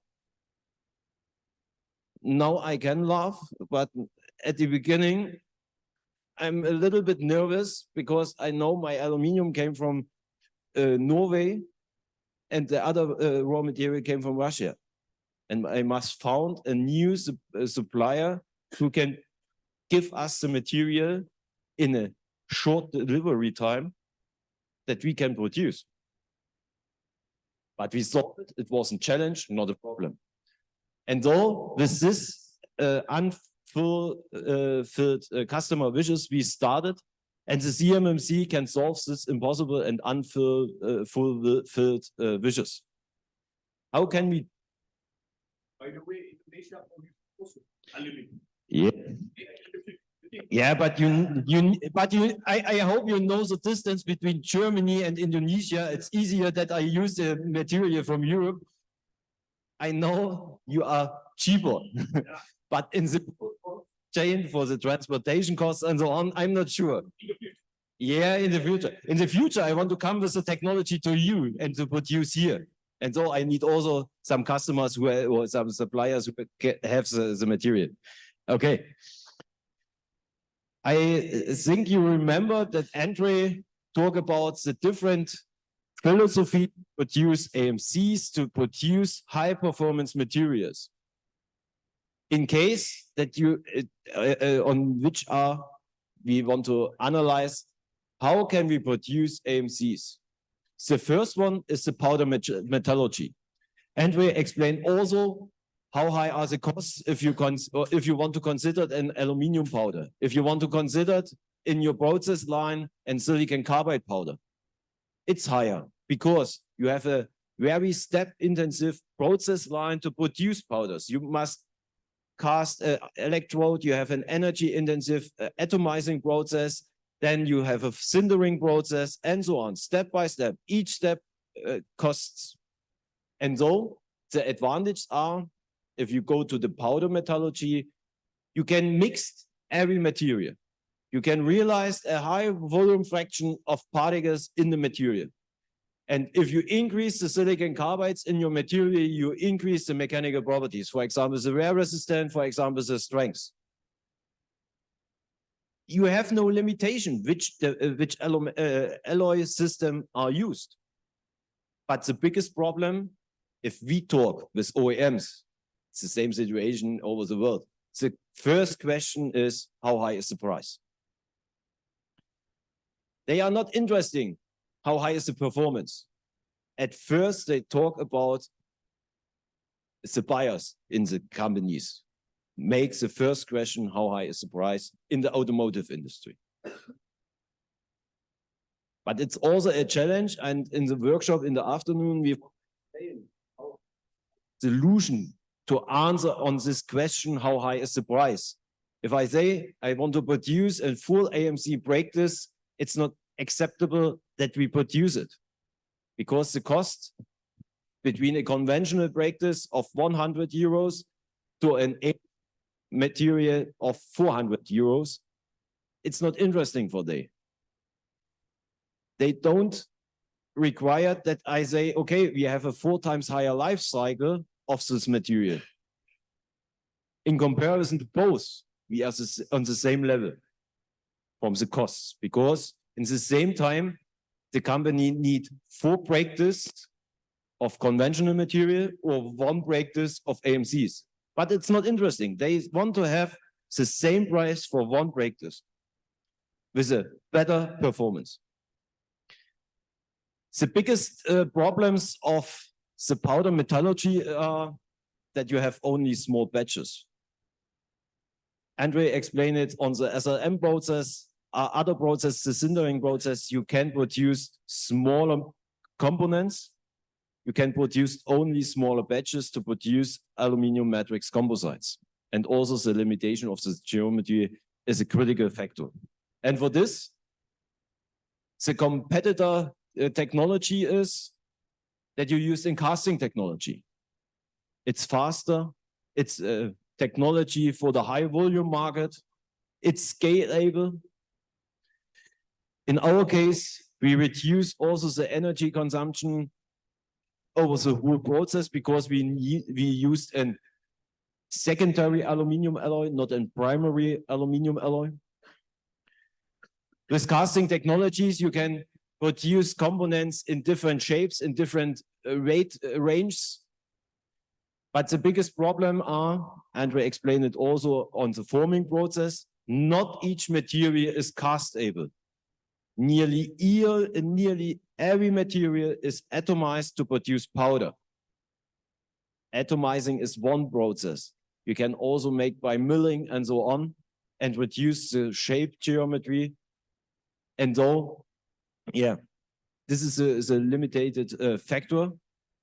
During casting, it's not possible to increase the volume fraction of silicon carbides to the same level as well as in powder metallurgy. And this is the reason why I developed a new technology to produce aluminum matrix composites in a large scale. You see here the device, the plan to produce this material nearly 200 tons per year. It's a prototype. And next week, I want to go with our partner to a company who want to produce it in a larger scale for a production of 24/7. And so they want to produce 3,000 tons AMC per year. Because they want to go large scale of break this production, and so they need a technology who allowed us to produce this material in a larger scale. And with this technology, we combined the lightweight and the corrosion resistant of aluminium with the strength and the wear resistant of the ceramics in one material.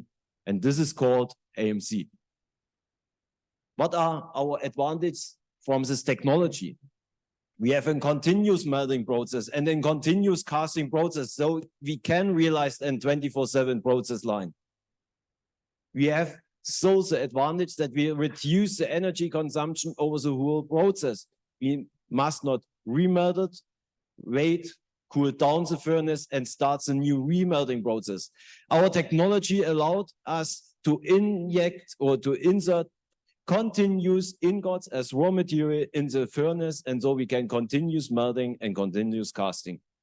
Our competitors used only a standard batch solution, and so they have a batch of 300 kilos per day. We have 1.2 tons per day. What are the other advantages? We have an inline mixing process. Be safe. We have 2 patents on this, and all is safe. You can copy it. It works, and we are the owner of the IP. And with this technology, we can inject up to 35 volume% of silicon carbides. Then it's the limited reached for casting operations. Our competitors used only 20 volume%. And the last one, which products produced this plant? We produce ingots, which is the raw material for all foundries. In Europe, we have 120 aluminum foundries. They want to use this material. Not everyone wants to start directly. They need new use cases and so on. But the first are in the starting position. They use this, they cast with their customers new components, and they want to test the performance of the material.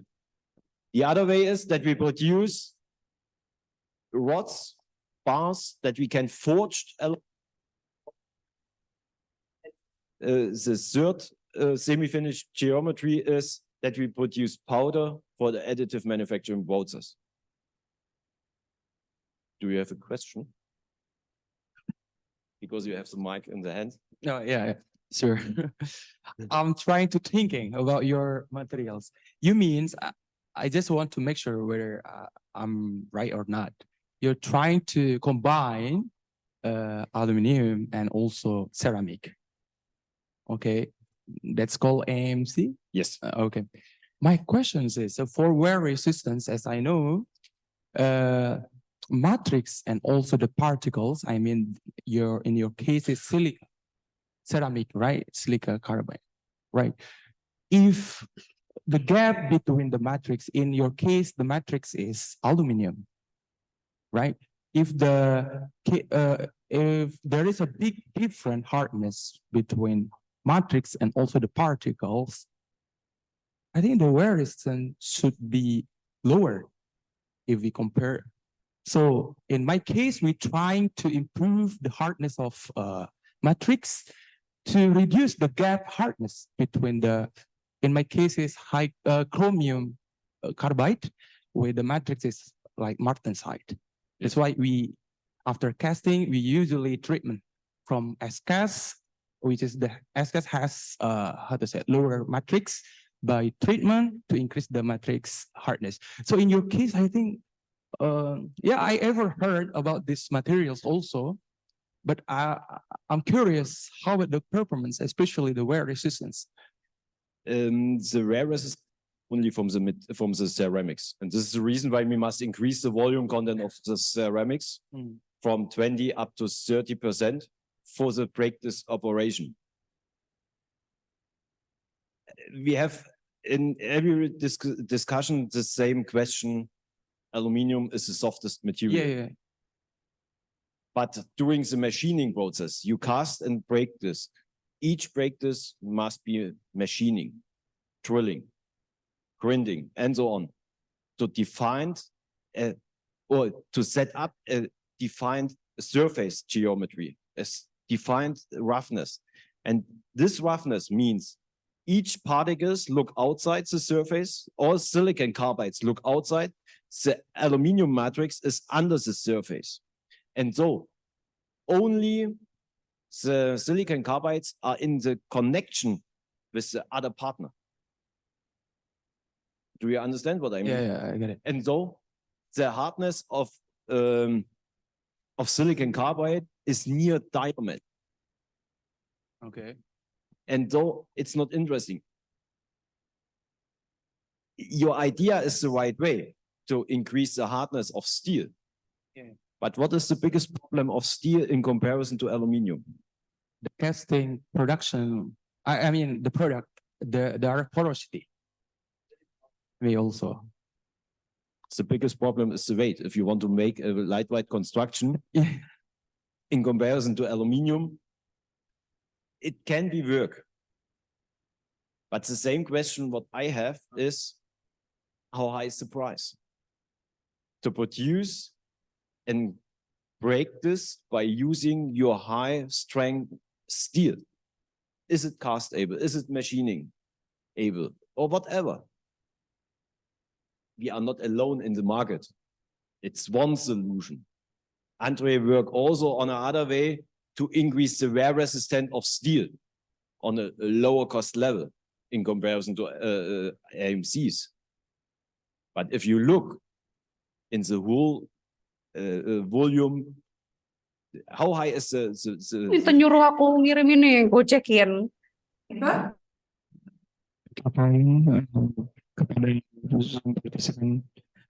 We're so sorry. Okay. Welcome. Thank you.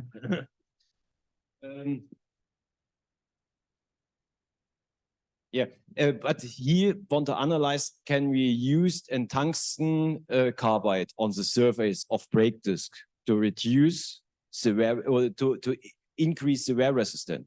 It's the same way. You need he used a cheap steel brake disc and coated this with a wear resistant material.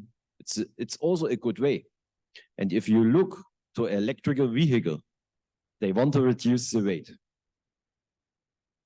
And you are limited if you want to reduce the wall thickness, because you need also stiffness behavior of your material, of your component. And though it's not possible to replace all steel components with AMCs, I know it. I want to show only the performance of the material and that we have now a technology who works in a larger scale. Okay, this is the first step. And the next step is, I'm not currently I'm not more focused on the foundries. They are in Germany or in Europe, they are very conservative. They must see, oh, how work it, I need time, I want to test it. I'm a startup, I have a high performance, I have a high stress level, and I will go forward strength. And so I need a technology who want to use directly our material. And this is the additive manufacturing technology. And I want to explain some slides later why we can use it. Okay, go ahead. Okay. And to understand what we do, I have bring back here. How works our technology? You see here animation. We start with a remelting of ingots. Aluminium. You must decase aluminium down, and then this the weight of the whole prototype is over 88 tons. It's not a laboratory scale, it's a production scale. And we used vacuum conditions to reduce the oxidation behavior of the aluminium melt. Injected the silicon carbides are the black ones under the surface in the aluminium melt, and then follows 3 impellers to move the melt, to mix it, to wet it each silicon carbide with aluminium matrix, and to embed it. The silicon carbides homogeneous over the whole cross section in the matrix. I want to replay the video to understand more detail what we do. This technology is saved, protected. The first patent considered the injection process to bring the particles under the surface. This is the biggest challenge for aluminium melt. But the problem after this process step is that the particles are only in the middle. You see it here in the stream, in the flow. The particles were injected in the middle, were under the surface, and now follow the 3 impellers, which are ceramic impellers, to make a movement, to make a mixture of aluminium silicon carbide melt. And our products are the ingots, or also the AMC melt to transfer this melt to further processes. And this is all what CMMC do up to date. We produce rods for different cases of further processes. I want to explain later. What are the benefits and the unique selling points of our material? We can reduce the weight by improving the mechanical properties up to 30%. Why we can reduce the weight? We need less energy between a range 25 up to 30% because we have a continuous process line. We reduce the CO2 emission during the process and also during the application up to 20%. The biggest advantage is that we produce powder and ingots and rods, and so you can produce one part of this material or with this material and up to millions of parts by casting processes. And our guarantee is that in the area where we produce, we guarantee a delivery time under 6 weeks, because this is the reason why I need raw materials from our partners near Europe or near Germany. Or if we go to India, we need raw materials which came from Asia. And the biggest advantage is also that we use a standard aluminium alloy, which you can buy over the world. It's not a special developed alloy. You can buy it everyone and everywhere. What are the products? I talk about that we can reduce the weight. You feel the practice, but you have no comparison to steel. Now you get 2 cubes, the same volume with the same dimension, to feel what is the advantage. And though you understand what is the potential of the material to reduce the weight, up to 70%. And so you get a feeling for the German innovation for lightweight construction. It's also possible to use this material for pistons. You see here a smaller one. You can feel it. It's a cast application. It's also possible to print it. In the next months, we want to print it the same component by using an SLM process. By using an SLM process and 1 minute. Okay. And yeah, this is the reason why we need new use cases and so on. And in comparison to our competitors, we have the advantage that we have a higher flexibility, a higher performance product performance, and also by using a continuous process, you can reduce your energy consumption. And if you can reduce your energy consumption, you can reduce the unit costs. And these are the biggest advantage of CMMC in comparison to other companies over the world. And here you see some applications. Why we are focused on the pistons? Because Porsche produced or printed 6 pistons by aluminum alloy for a high performance engine with over 700 horsepower. Here Porsche produced 100 cars at this level. And you see, for this is interesting to reduce the weight in grams, in kilograms. Each kilogram is interesting for they to reduce the weight. And you can see here some applications, some use cases from the automotive industry, from the powertrain, the brake disc here. Oh, sorry. These brake discs are from a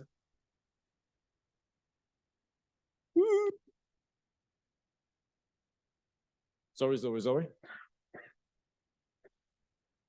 These brakes are from a train, from an intercity express in Germany with a maximum speed of 300 kilometers per hour.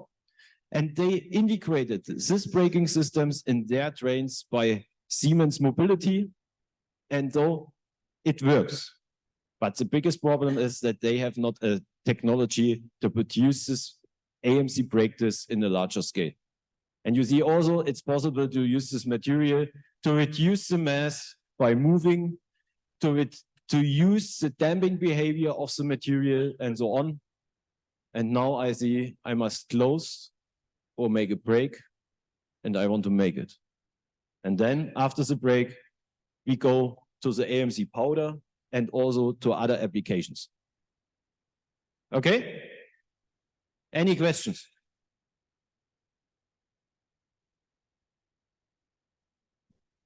I have 1 minute. Yeah, yeah. No, I think the minute is over. Because we will have a break for lunch and for praying time, but before we this is special Friday. I know. Yeah. Okay, so I'm just 6 times in Malaysia, and so I know what happens on Friday. So before we have a break time, we need to give you some presents. So we would like to give you here. Okay. So I think there is a question from the Zoom. Oh, really? But for a minute.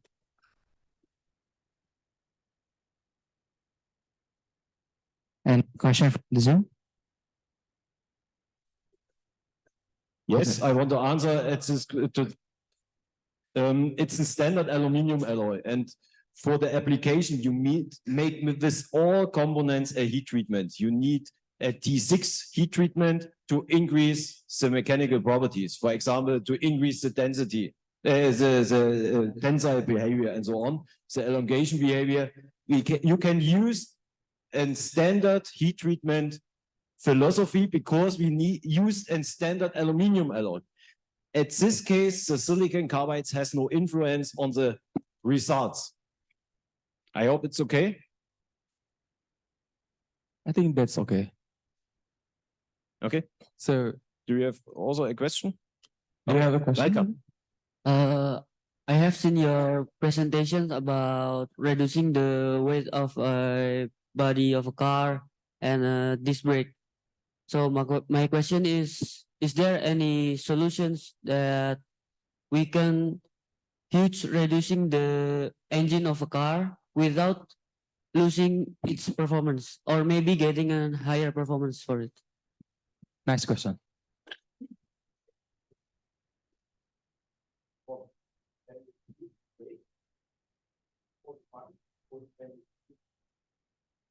Volume to compact the volume. The other way is if you want to sell a product and you get in high focus, different way. Same performance, and you can increase the engine, but you are lighter, but not put so many hands for driving. The other way is you use the standard engine. You get a higher performance of your car because you reduce it. You understand what I mean? Both is possible. The advantage of weight reduction. Reduce the weight and reduce the engine volume. Come from 1.4 M goes to 1.0. It means the rest to move. So you understand what I mean? For the discussion after praying that one. Oh, empty. okay. Do you? I mean, can we mix the material between aluminum and cast iron to make a lighter engine? In Germany, BMW produced only engines which were produced by aluminium. They have no interest on steel. This is the focus. And you can use the aluminium engine while you reduce your weight of your car. And if you reduce the weight of your car, you can reduce the performance of your engine. And though it's allowed to switch or to replace from a standard casting gray iron to an aluminum alloy.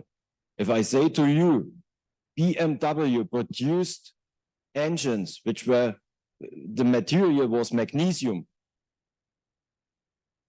and everyone are very, very sensitive. They want to don't use aluminum and magnesium because they remember on the school where you burn a chip of magnesium and they burn underwater.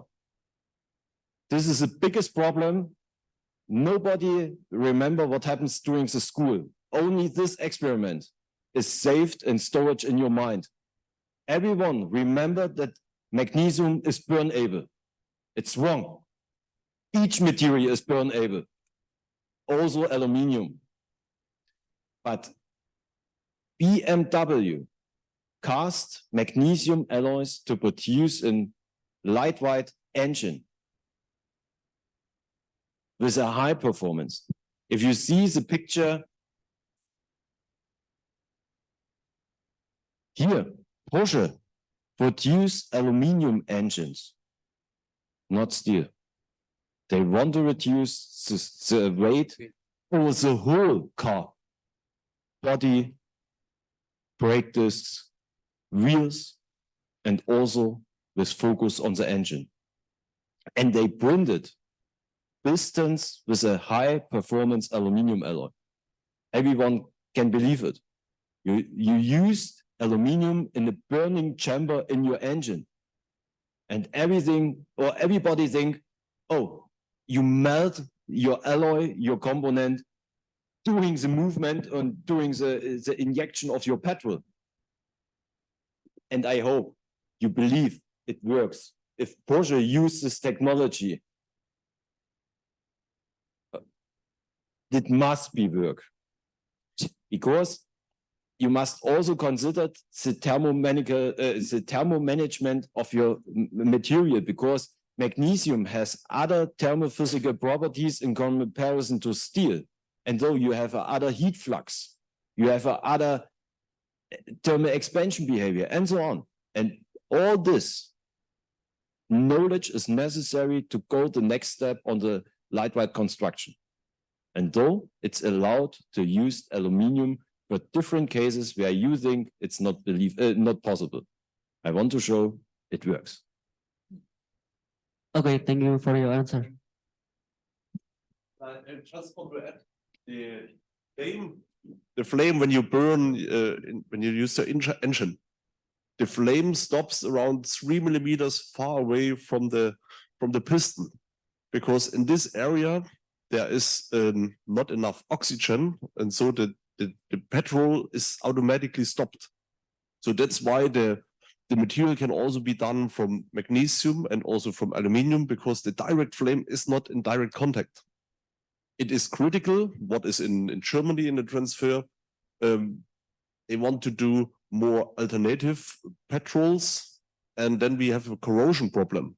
That's why they also have to switch to different materials, aluminium, for example, because it's more corrosion resistant.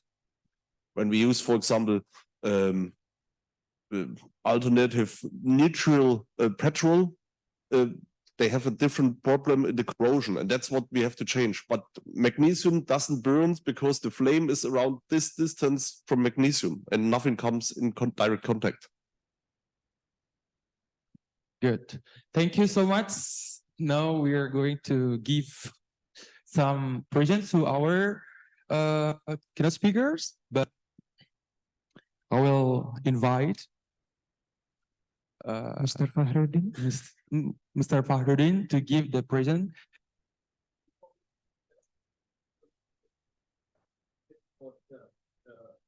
Oh, we have some here for the question. Okay.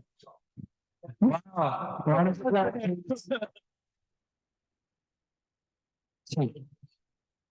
So both you guys, can you stand up here, please?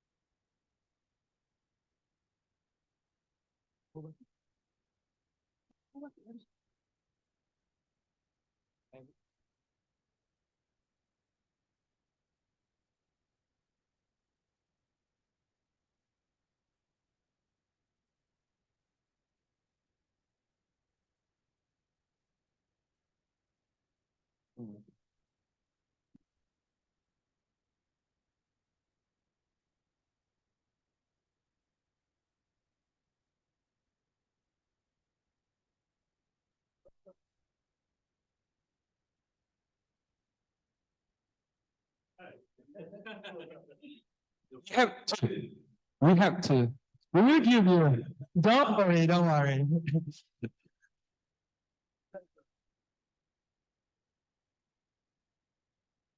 Thank you so much for coming here.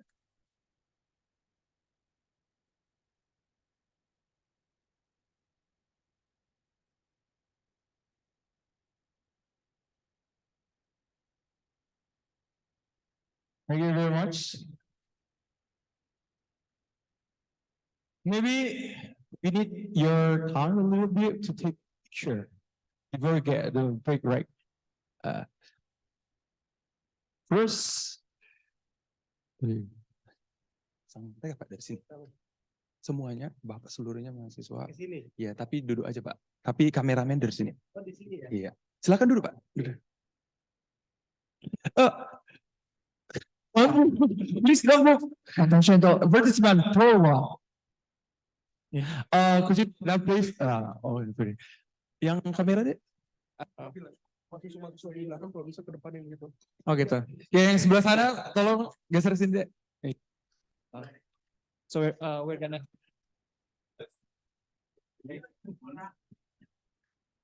Teman-teman cek Attention to all participants yang ada di if you may guys come closer to the front of the seat. Jadi diramein dan kita kosongin yang di bagian kanan. Let's take a photo together with the speakers. Dipercepat ya langkahnya. Ya, maju lagi aja nggak apa. Maybe the participants in the back want to go to seat available in front seat. Maju.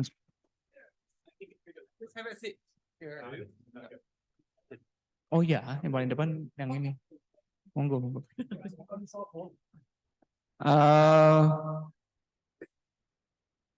So to make sure everyone is in frame, everyone who's on the corner, please go to the center of the group. Yang ada di pojok yuk, boleh ke tengah-tengahan dan dimajuin lagi. Yang di belakang, yang bila merasa pendek gitu ya, silakan maju gitu. Boleh kok, boleh maju, nggak apa-apa. Dan yang merasa tinggi tahu ya, makasih.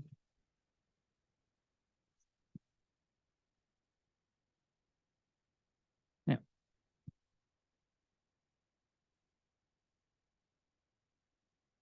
Iya. Siap. Oke, udah. Oke, semua. Your attention to camera, please. Please look at the camera in front. Okay. 1, 2, 3, say cheese.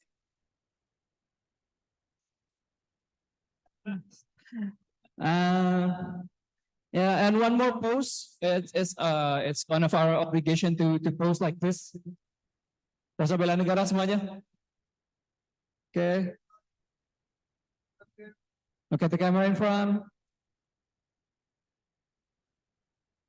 Okay. Okay, thank you for your time. Thank you guys. You may go back to your seat.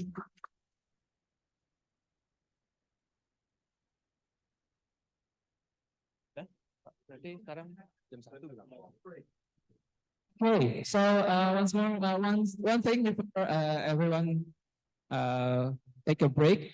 We're gonna have a break until 1 p.m. So if you may, guys, you can come back to the venue at 1 p.m. Meanwhile, sebentar lagi akan ada MOU, so to all participants, please sit tight, and we will begin shortly. So, okay. I hope I found my break disk because I needed in Germany for a new research project who can help me to find my break disk. Where's the break disk?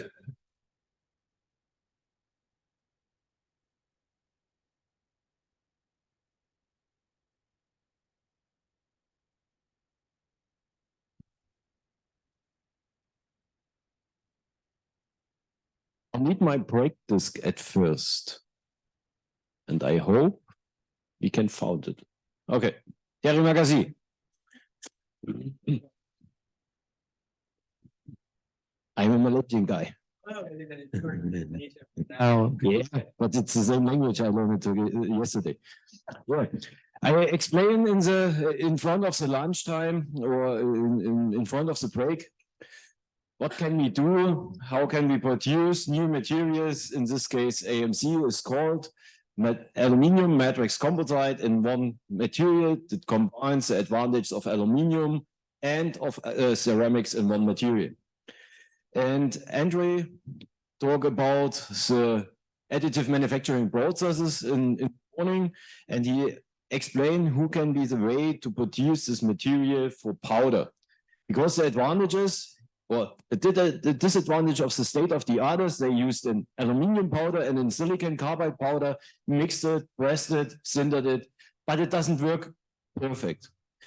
And the optimization process was that we injected in each atomized aluminium particle and silicon carbide. And this works by using our technology, our casting technology for injecting the silicon carbides in the aluminium matrix. We cast rods, and what happens with the rods, I want to explain in the next minutes. at first to understand what are the performance of the material. I hope you feel it, you remember that it's lighter, it has a higher strength or a higher tensile strength. And here you can see typical mechanical properties. For example, the elongation is very low. That is the reason why we have a casting process. And in this cast material, we have also coarse and very rough silicon carbides. And though we decrease the elongation, but we increase in the same way the tensile strength. We increase the stiffness of the material. And the special view must be on the heat expansion coefficient of this material, because we can decrease the heat expansion during, or if we injecting the silicon carbides, and we can reach from this value of heat expansion coefficient, if we increase the content of silicon carbides, here's a value of steel. And though you see, we can manipulate the performance of the material to a next level. If we understand who can we do it, we have the third pattern to produce high reinforced aluminum matrix composites by a special technology. And I want to show you here, you see the wear resistant of the, I hope you should see it. I make it by hand. Here you see the wear resistant in comparison to a non-reinforced aluminum alloy and in comparison to a cast grade steel. And though you get a feeling, how high is the performance? And to increase or to promote the heat expansion coefficient, we need a second casting technology, or especially solidification technology. And though we remelted our ingots, our rods, and we used the density difference. Here you see the density of aluminum, of our aluminum alloy, is 2.45 grams per cubic centimeters, and compare this to the density of silicon carbides, which is a little bit higher. And though we use the heat-able mold, and the liquid phase in this the liquid state of the aluminum melt is over a long time, and so we use the density for the separation of the silicon carbides. And so we start with a silicon carbide content of 20 volume %, and we can increase it up.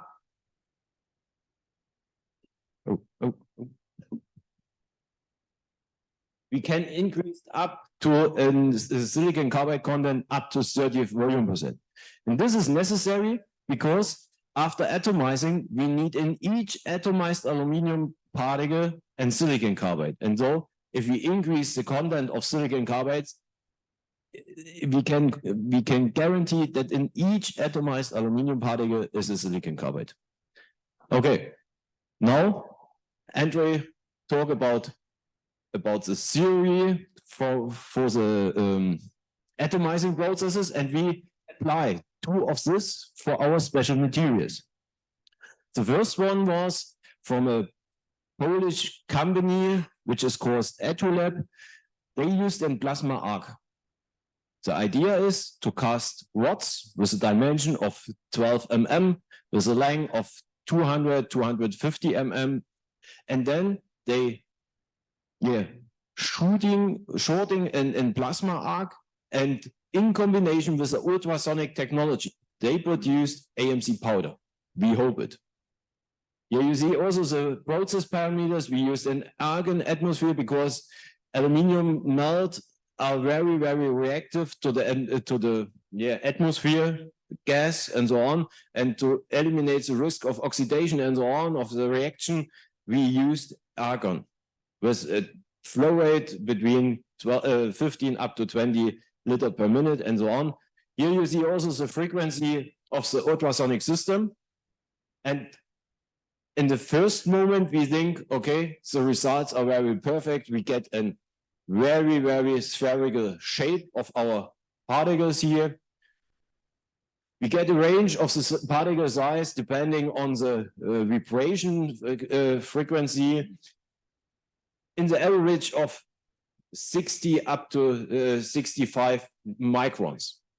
It's a little bit too rough for SLM processes, but there are other or more additive manufacturing processes where we can use it. But what was the problem? Here you see the technology. From one side came the liquid droplet, and full down it's a ultrasonic system, and you see here the spraying of the small atomized aluminum matrix drops to a grain size or particle size in the average of 60 up to 70 mm. But if we look in detail, you see a scanning electronic microscope in the floor or in front of in the exhibition.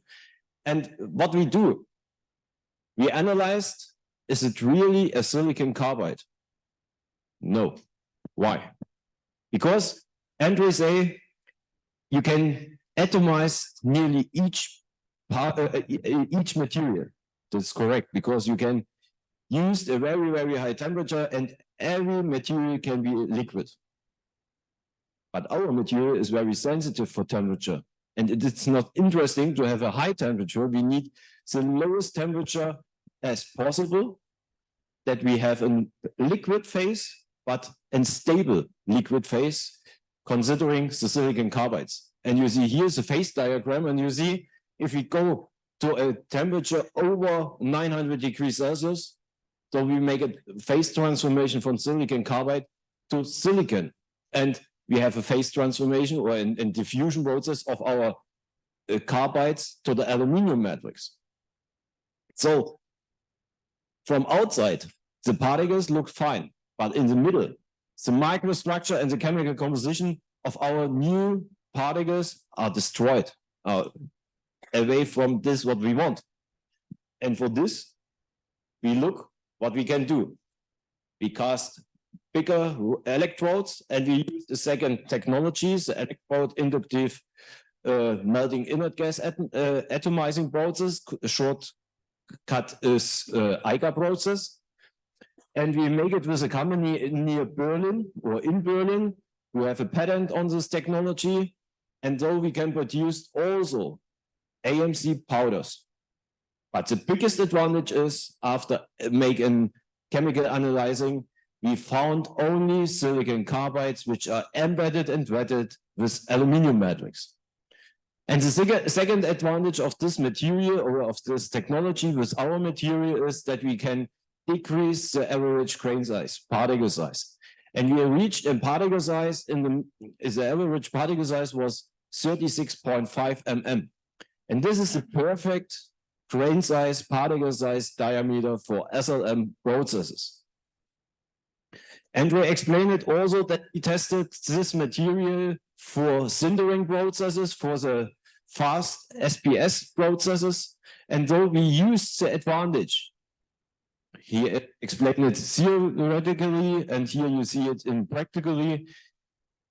The dark ones are the silicon carbides. The lighter gray matrix is the aluminum matrix. And if you want to connect, for example, this both particles, here's aluminum and here's aluminum. And it's easier to connect aluminum surface with aluminum surface and not aluminum surface with silicon carbides. And so we can increase the quality during a sintering process, during a laser cladding process, and so on.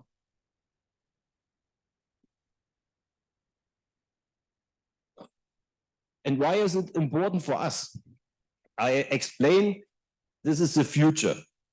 Lightweight constructed brake disc. And we can realize it by using AMCs from the ingots, melters, cast AMC brake discs. How much cost it? 400 euros. What can be the way? So the challenge is to reduce the costs of this brake disc. And one aim is you make a hybrid brake disc. That means the cup where no forces are relevant. You used an a non-reinforced aluminum alloy. Can you give me? That means this part is without silicon carbides. Why? At this position, we need no wear resistant. We need no high strength of the material. We need only in the wear surface or in the friction surface the properties of the new material. And if you understand this, you found for this challenge the solution that you cast a very, very cheap aluminum brake disc and coated this. It means the whole process or the whole brake disc is manufactured by a cast-able aluminum alloy. And only at this surface ring and on this surface ring, we bring our new material, our new powder on the surface with a layer thickness of 200 up to 300 microns. And for this, we can reduce the cost of a new material or of a new brake disc under 100 euros. Why? We apply only the high performance material where we need it. You don't need over the whole thickness of your friction area a very expensive material.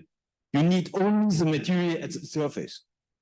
And though we can reduce the cost over 4 times, and though it's an advantage of our technology, of our material, and so on, we tested also for other applications, for other energy sources, the direct energy deposition by using a laser.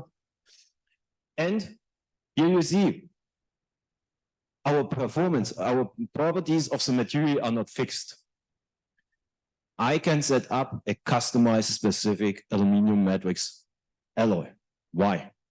I can manipulate the surface as the size, the diameter of the silicon carbides.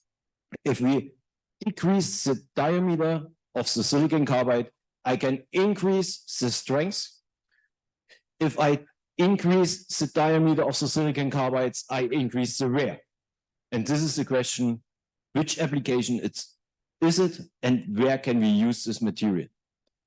And the aim must be that we increase the volume fraction of silicon carbides so we can reach, for example, the thermophysical, we can increase the thermophysical properties, especially the coefficient for thermal expansion to the level of steel. We want to also analyze which technologies for the atomizing process works and which doesn't work, with focus that we buy our own atomizer in our company, that we are independent to produce this new material. And then we want to also transfer this knowledge, this technology to other reinforced particles and to other matrix alloys. For example, we start in January next year to test our technology for copper matrix composites. That means all what is here from aluminum was replaced with copper, and we tested also different kinds of particles inside. And then we want to look how can we reduce the rate of copper, which is near 9 grams per cubic centimeter, to make also some lightweight construction in the copper applications. Oh, sorry. What is the other research field for the AMCs?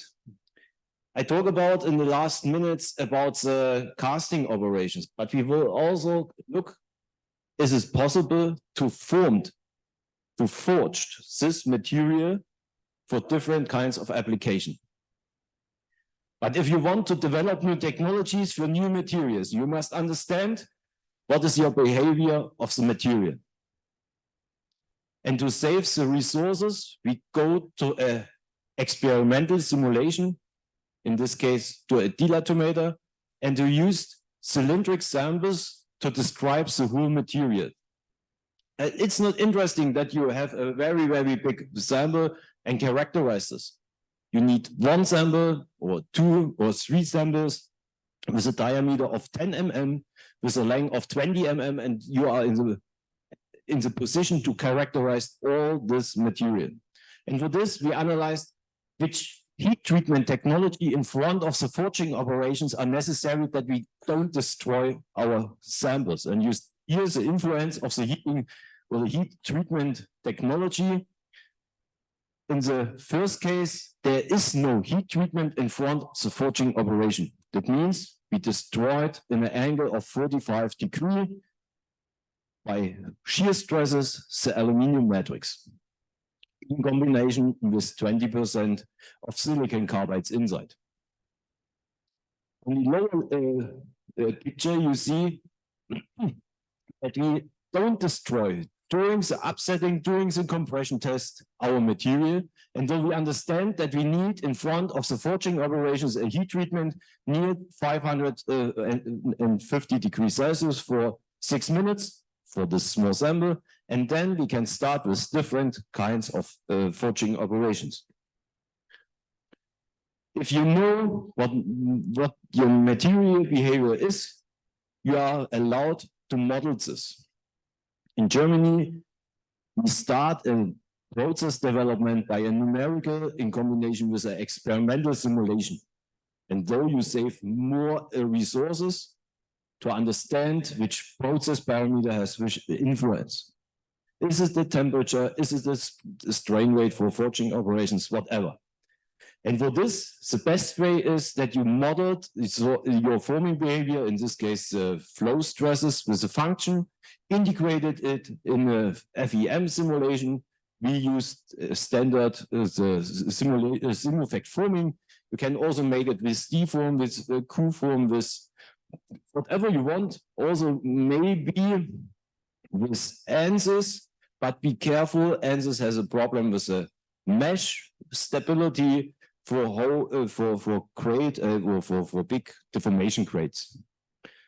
If we understand in the experimental simulation, it's possible to make a numerical simulation of a complex forming technology, of a forging technology for a piston.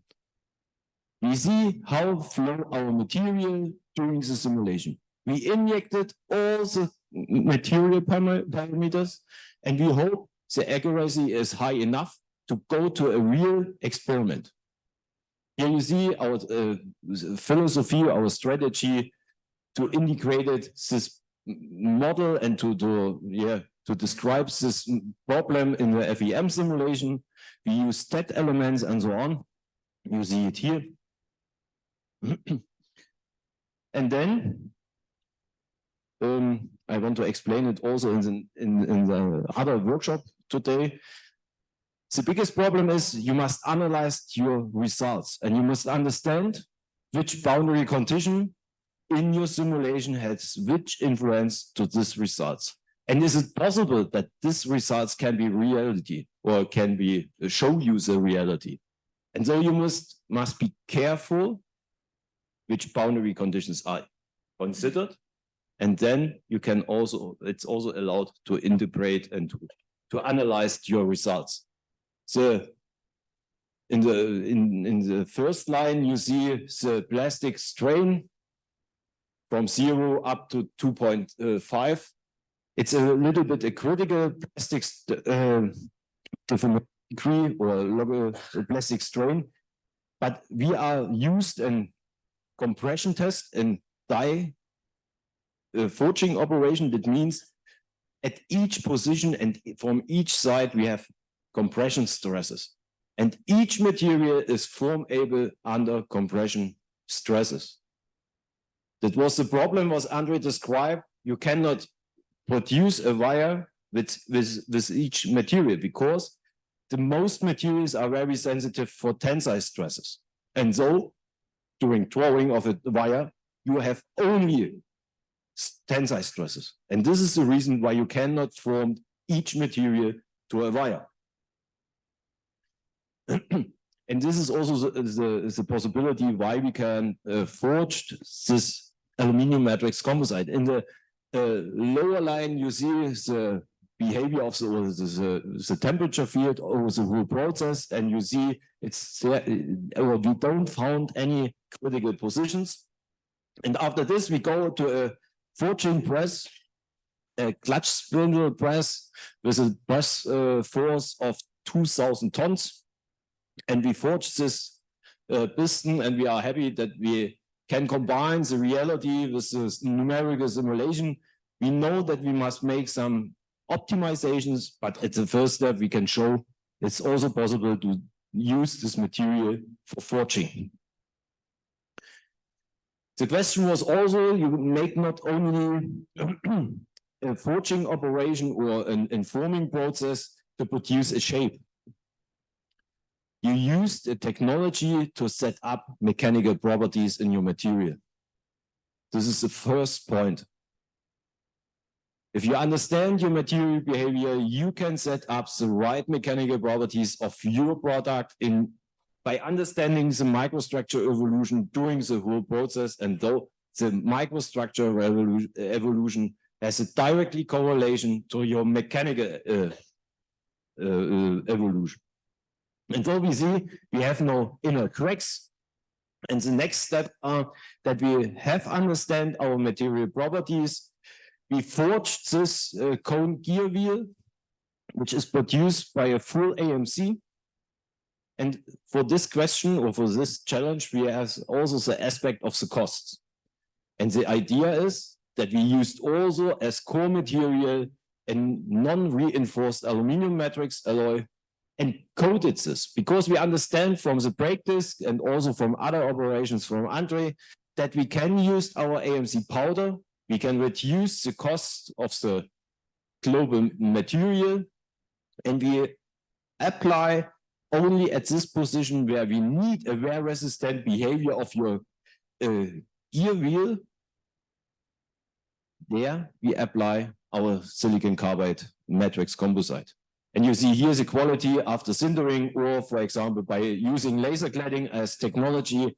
So we produced a very error-free or failure-free coating surface. And so we increase the performance of the lightweight gearbox or gear wheel. I show you some activities of our company. I show you that we can produce the aluminum matrix composites in a large scale. I show you also the activities that you must describe your material behavior if you want to make a simulation. To our Malaysian guy, I say everyone can make colorful pictures. But which reality has your colorful picture? How high is the quality of your colorful picture? You must understand which setup is realized and is made, and then you can also, and you must analyze the results. And though you need the mindset and also the knowledge, what can be happened if I define this boundary conditions, which influence has it to my results, and then all is fine. What we want to do, we want to transfer all this knowledge from the cast alloys of aluminium to a forgeable alloy system of aluminium. We will also test the performance of the AMCs, dependency of the atomizing process, depending on the application process to coat it with laser cladding, with sintering, with coat spraying operations, and so on. And we want to test which coating technology is the best for our powder for which application.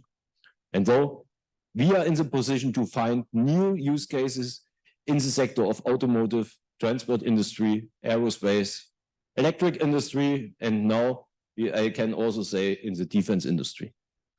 Thank you for your attention.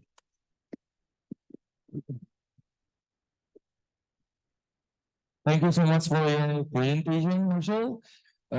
Is there any questions you can ask forward? We have time. If you would like to ask questions, you can raise your hand directly. Maybe to remind all the Zoom participants as well, you can use the raise hand features if you want to ask, or just type it in the chat. And for once again for here at the event, your hand. Okay. Is there any question you want to ask?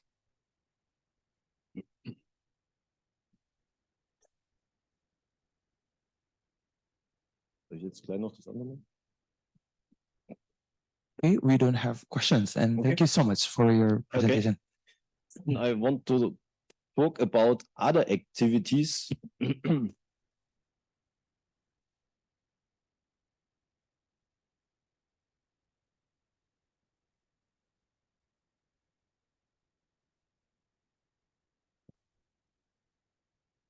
I must share the screen.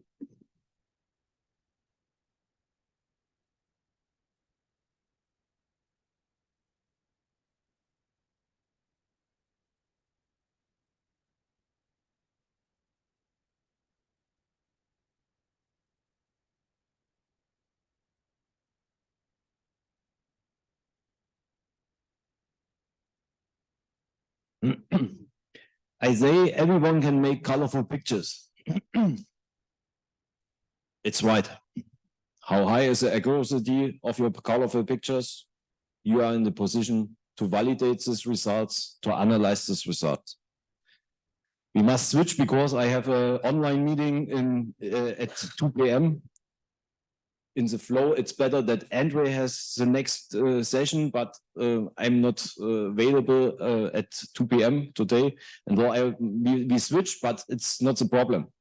Because I want to make a sensitive analysis for you. How can you use simulation? Be careful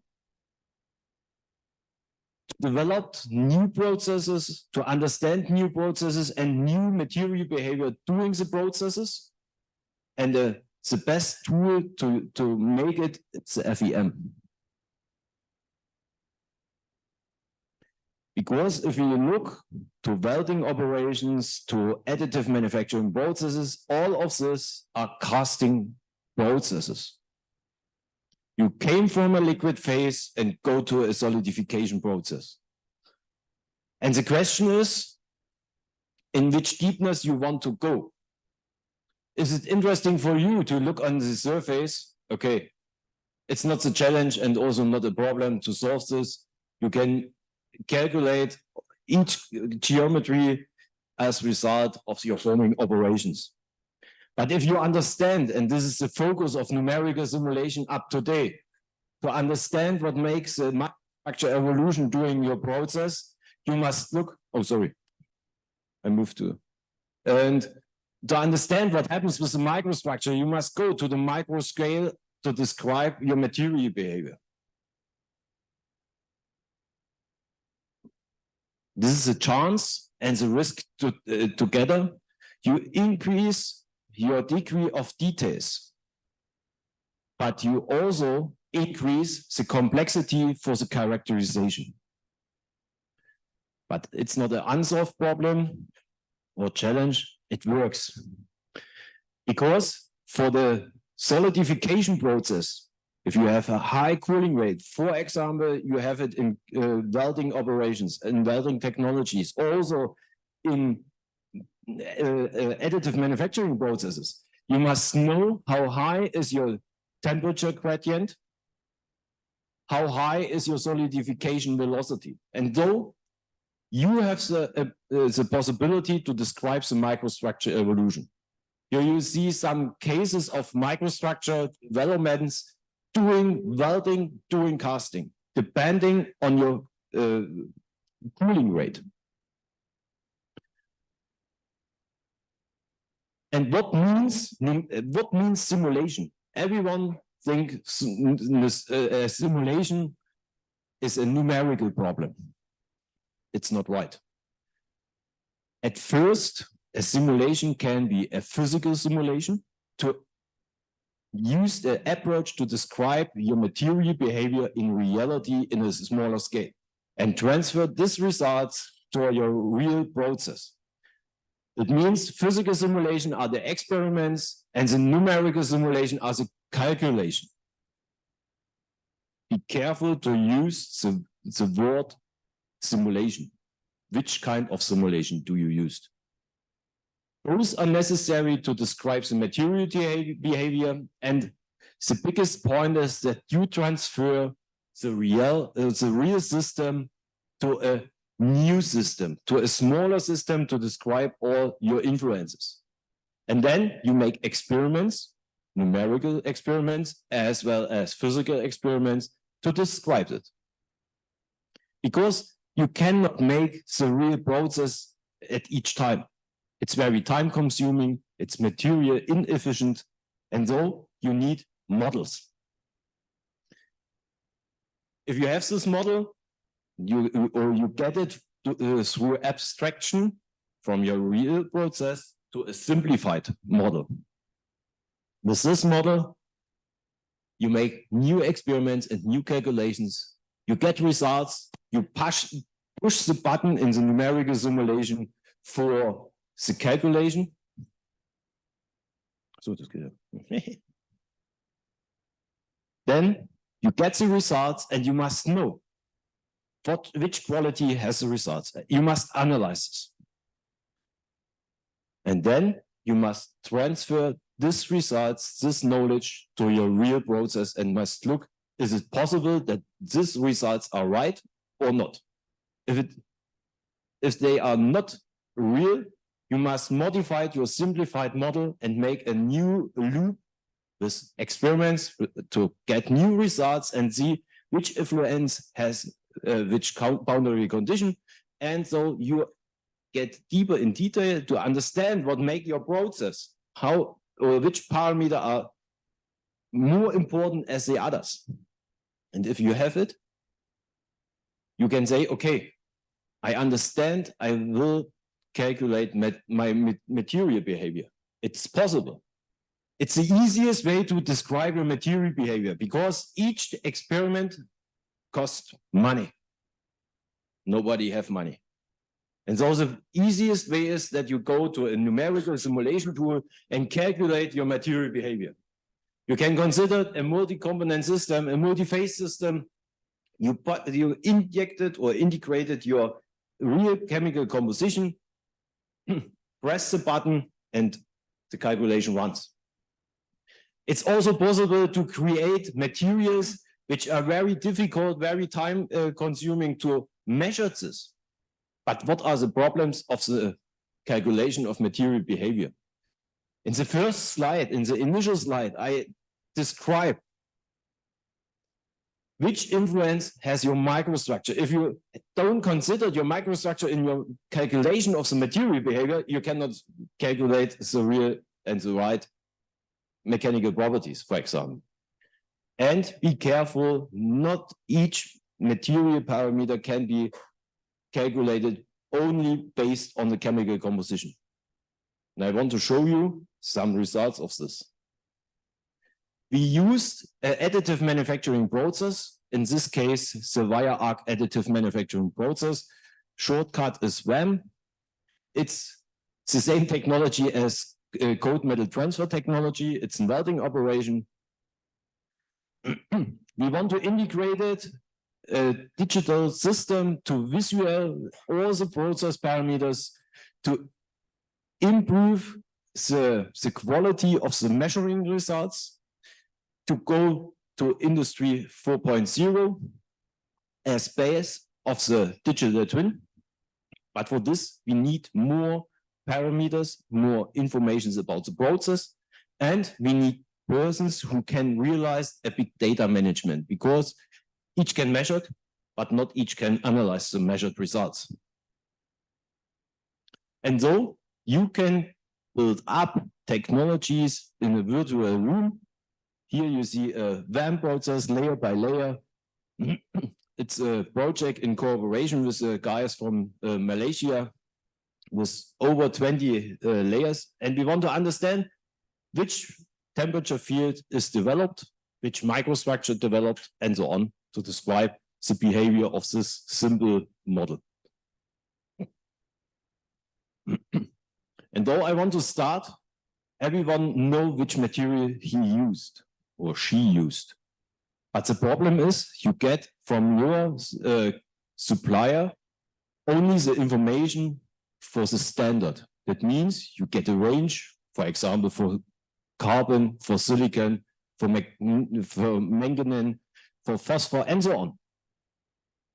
It means you get a range, but in which range is you, or at which position in this range is your real material?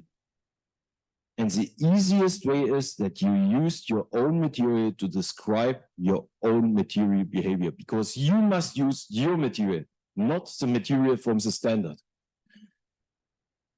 And for this, I want to explain what is the way to find these results. We use small samples, cylindric samples from the welded wall with this dimension, and we characterized and combine this with the material simulation, different kinds of the thermophysical properties. And you see it here. And you see also the different, the crosses are the calculated, and the full line is the result from the experiment.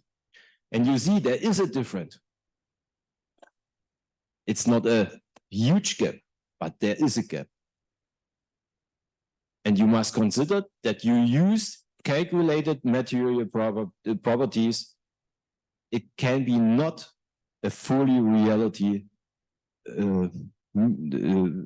build of, or the results cannot be the reality, because you have the difference between the measured and the calculated properties.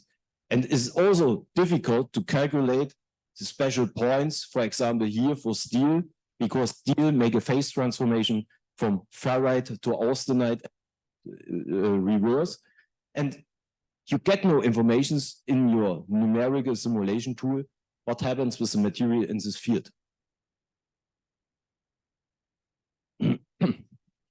And to understand your material behavior, you can use a dilatometer, for example.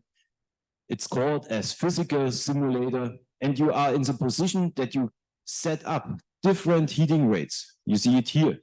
You go to a testing temperature under your melting point. You can realize cooling rates, which are interesting also for the welding operations. And though you have the chance to describe your own material with the real material properties. Okay.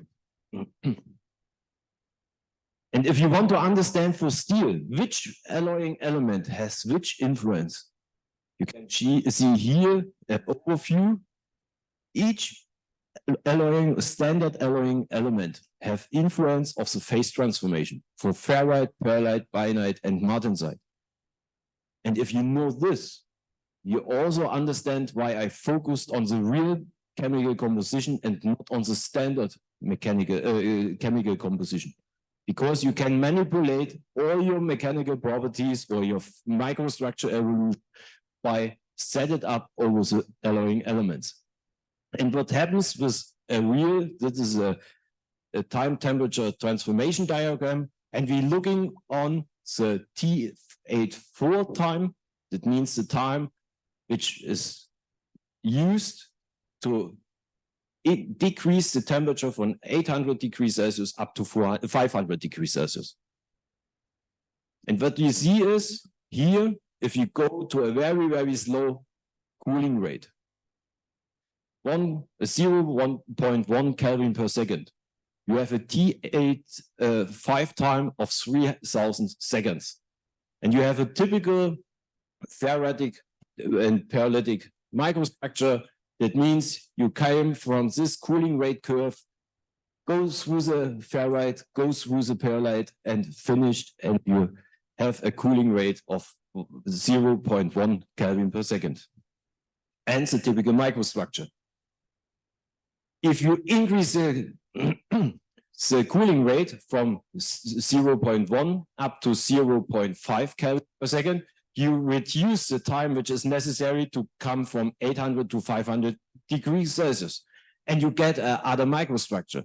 That means you have a very fine microstructure, not so coarse as in comparison to 0.1 Kelvin per second, and you get also other phases. You have a ferritic, pearlitic, bainitic microstructure, because you came from this line and go through the ferritic, through the pearlite, through the bainite phases, and reach microstructure as result, your constant cooling rate. And the third one is that if you increase your cooling rate up to 3 Kelvin per second or higher, you have no ferrite, you have only perlite and bainite for this steel grade, depending, or each material, each steel has a other TTT diagram, and you must know it to develop new welding technologies. If we transfer this material process and process parameters to a real process, here's a cold metal transfer process for the additive manufacturing processes. You see it here. It's a cold metal transfer process. Why? We have a not continuous feeding, a constant feed of the wire. We have a movement of the wire, and so you have a lower temperature in comparison if you have a constant wire feed. How works the technology? Here you see the oscillation of the wire, and so the movement, and you have a shooting process and the canceling of it, then starts the process new, and so it's a cold metal transfer. Here you see the setup of the process parameters. What we do is the wire feed has a constant speed. The welding speed was nearly constant, and we analyze the behavior of this material for 10 up to 25 layers. And what happens? We need also some information about the FEM simulation. We integrated the real heat flux model or the heat source model. For this, we also need information about the microstructure evolution directly in the zone of the heat effecting. And so here you see the advantage and disadvantage together of the numerical simulation. You need more time as the real process has. But it's not interesting that you it's not interesting to make the real experiment. It's interesting to set up the real process parameters and to realize a real and approach of your model.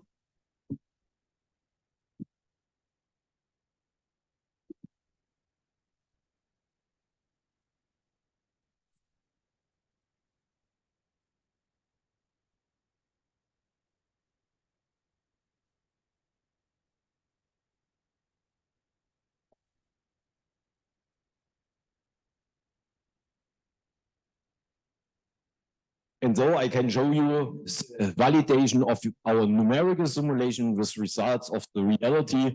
And you see here's a good correlation between the measured results and the FEM results. The FEM are the dots. And though we analyzed with real thermocouples at different positions over the whole wall, at different positions, at different layers, the real temperature, and correlates this with our numerical simulation tool. And though we want to understand what happens with the microstructure, and we want to describe it also with the numerical simulation, but for the first step, we must understand what happens with the real. The first layer looks like this. It's a typical dendrite cast microstructure.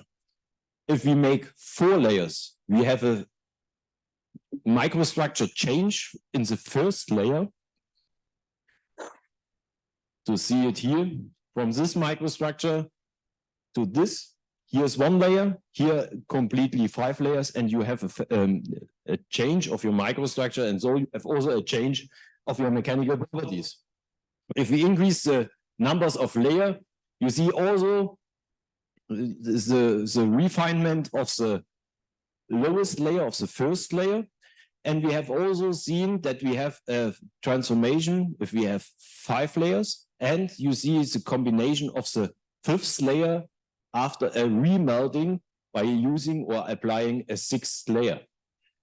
And so we analyze it also up to 25 layers. What happens with the microstructure? And you see we transfer per each heat treatment.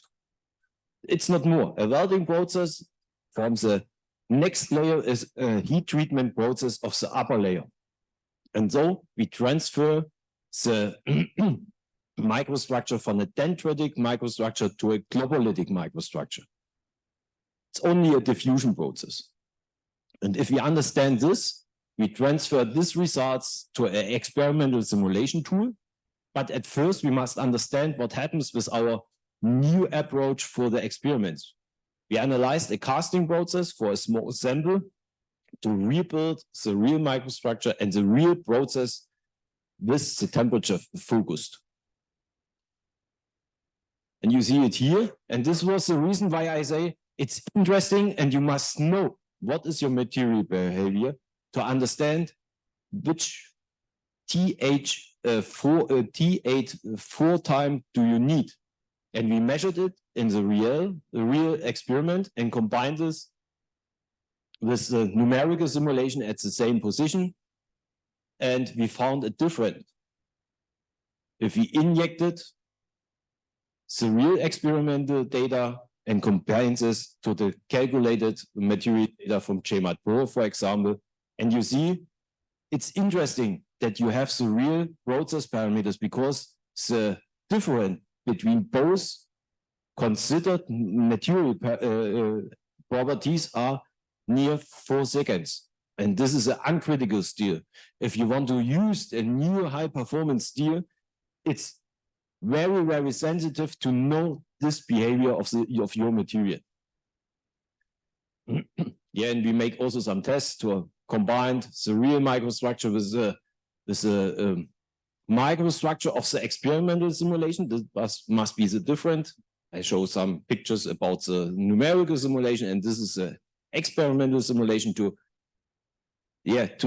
abstract your real system to a smaller system.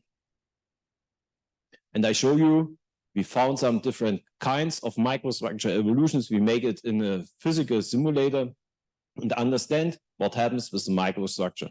So we also analyze this. What happens if we have a casted microstructure, and what happens if we have a 5 times heat treatment or a 14th time heat treatment? And you see, you make a softening of your microstructure because you came from a cast microstructure, dendritic microstructure, and go to a coarser grain. And though we know that we must consider in the numerical simulations the grain size as a function of the cooling rate, of the heat treatment, of the numbers of the heat treatment, and also of the heat treatment temperatures. And if I know this evolution of the grain size and can describe it, I also in the position to describe the hardness and all mechanical properties, because this is a function of the grain size, of the volume fraction of the different phases, which came from the TTT diagram where we analyzed the T8 time, and also from some precipitations. And though you have the chance to develop new processes with new materials, if you considered your real material properties. For some cases, it's also allowed to go to the material simulation, which based only on your real chemical composition, but be careful. For example, if you make an ETX analysis, it's not possible to detect carbon because carbon, it's a light alloy, and so it's not possible in a low range to identify this correct.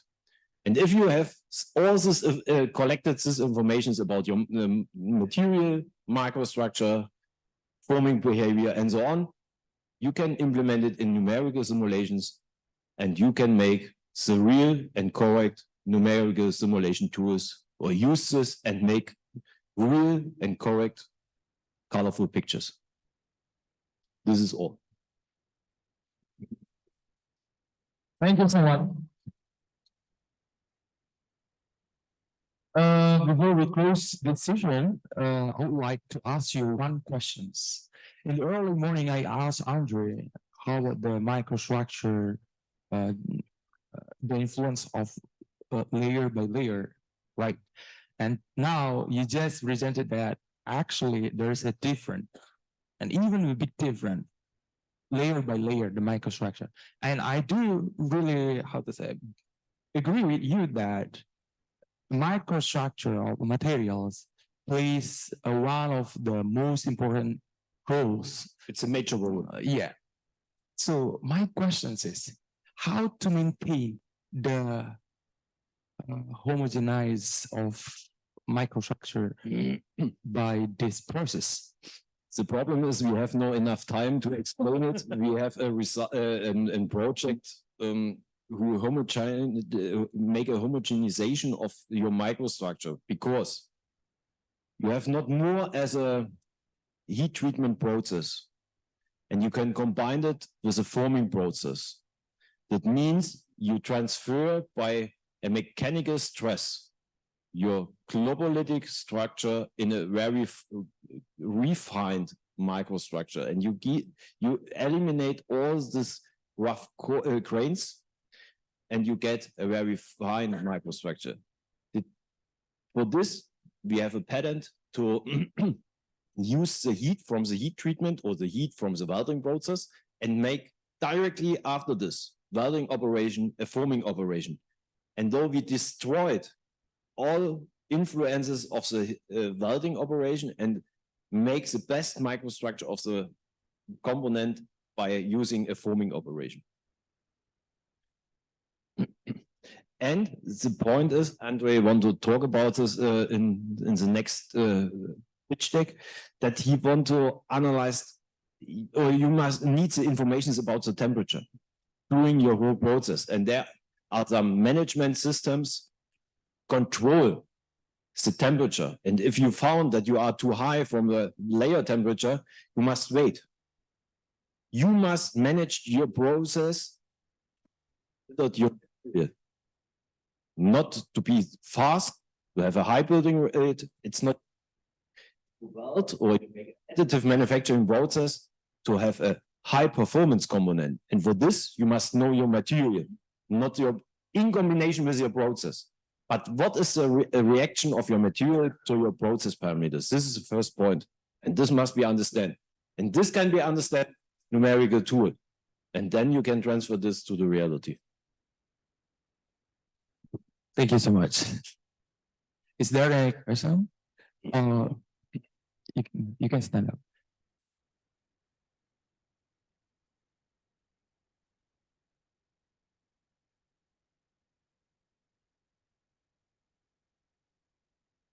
Yes. Yeah. From the slide we have learned about it. Can we use cold spray additive manufacturing during the material process? If you can use the additive manufacturing process. For cold spray additive manufacturing for integrated the material process. I'm not sure. I think I can elaborate with that. Cold spray additive manufacturing, cold spray additive manufacturing, cold spray. Spraying. Cold spray. Yeah, cold spraying is also an additive manufacturing process. It's a coating process, not more. You bring layer by layer by using a spray operation your material on the surface.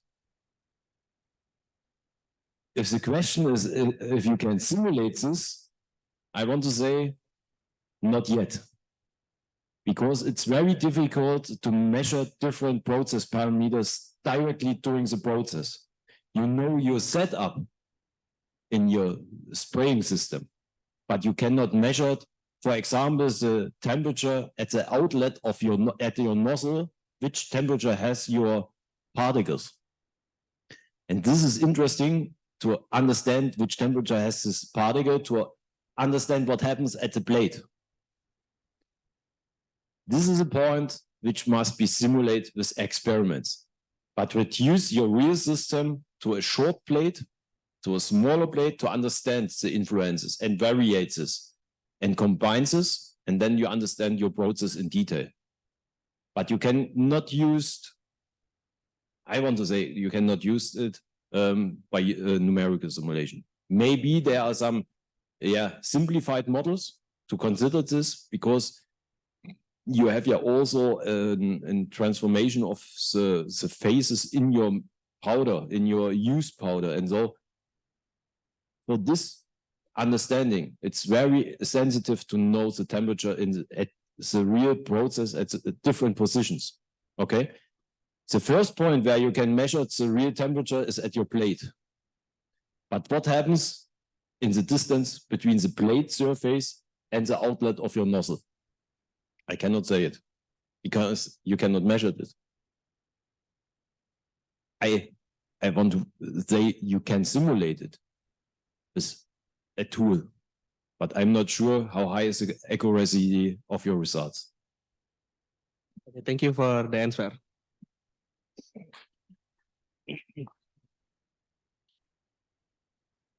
Okay, there's one more question, if you don't mind, sir.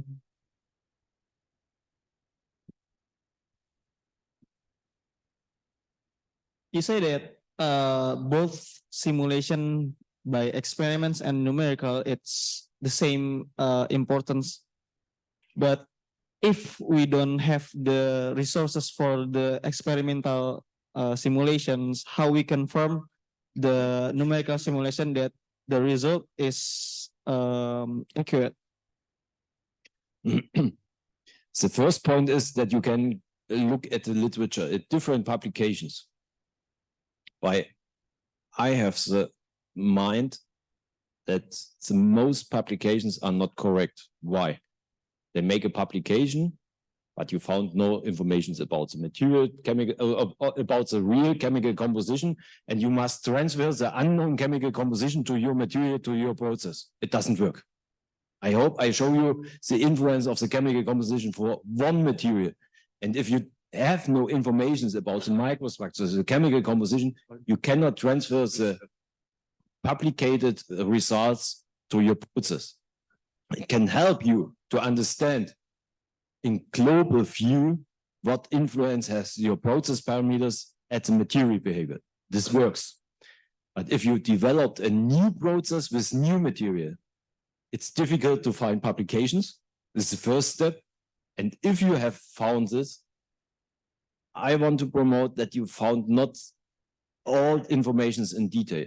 You get informations, you need more publications to understand what they made. For example, which experimental simulation tool they used, a dilatometer, a press, whatever, to describe the forming behavior. Each works. But is it comparable to your process? This is the first question. And if you say, okay, it's nearly the same, that it's allowed to transfer your real system and abstract your system to an approach, to a model. But be careful. You must know that you make some simplifications to analyze your results in a numerical simulation. And it's more to transfer this, but you must know that there is a gap. Maybe. If there is no gap, it's easy for you. You saved your resources for money and so on, for time to take this material properties. But in the most cases, it doesn't work fully. This was the reason why we have a cooperation with Malaysia over 10 years. We analyzed different kinds of, they came with a process and with one material, and we have no resources. And I say, okay, we have the resources for the characterization. We have no knowledge in the numerical simulation. We go together. And though search to a partner who has the opportunity to characterize your material in a large scale and transfer this together to your process. Danke schön.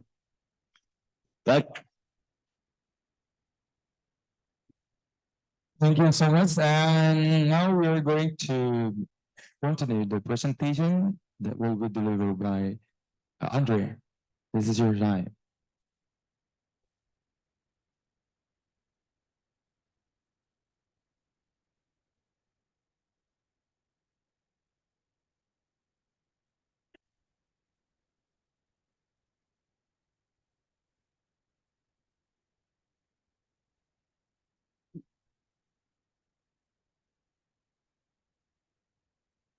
I've got also a hint regarding when you don't have the resources.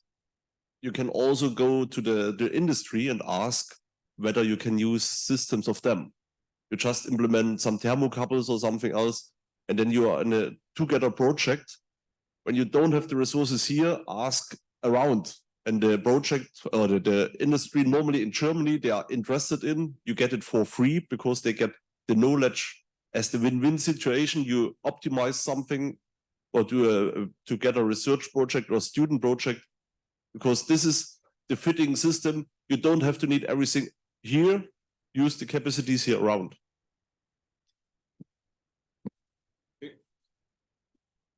So for the processes,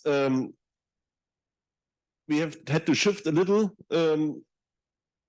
What Marcel described or has used is the gas metal arc welding process so far. The CMT process, cold metal transfer, is the new name, or WEM, as we say it now.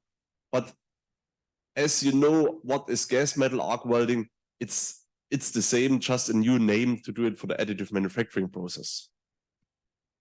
To transport powders in arcs, this is something what we have to add. What is used?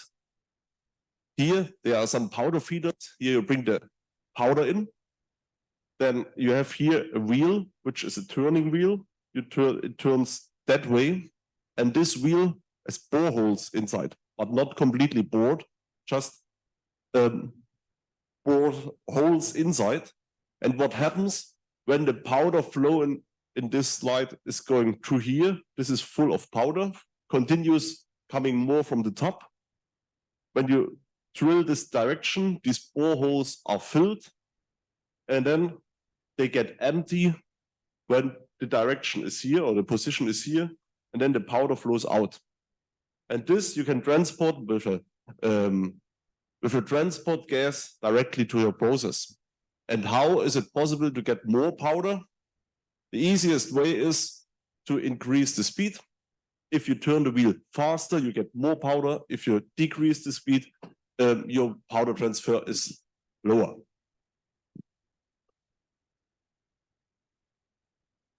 The system, how to do additive manufacturing or cladding processes with powders are, for example, plasma.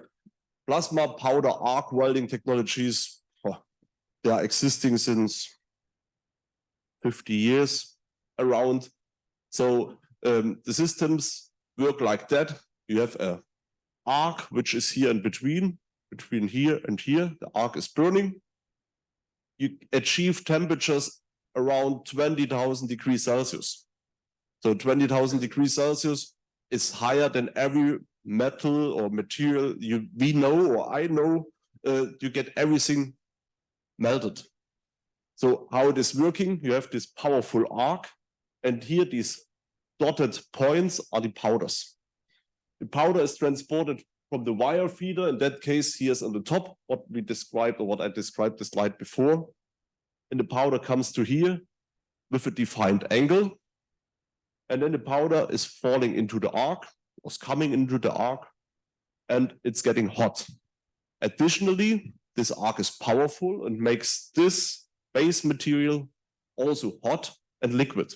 So hot, small particles, the particle sizes for the SLM process are around 50 micrometers or up to 50 micrometers. For the plasma process, we are going to from 40 to 200, 250 micrometers, but also small. These particles are,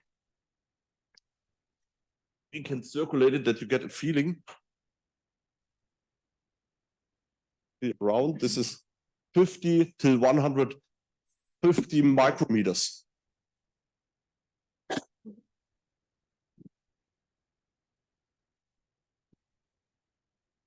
So the particles are there. Then the process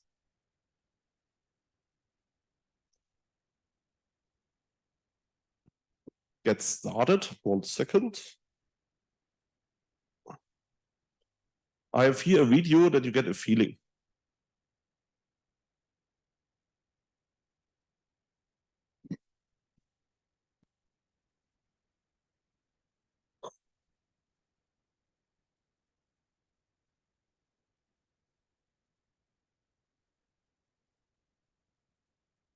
So as we have, the Wi-Fi access is not that fast, it seems, so it was designed. This is the plasma torch, and in the plasma torch, the arc is burning. I will start the video again. Hopefully then it is flowing better. And here inside the particles are coming. And step by step, you get the component. I will try to do it again.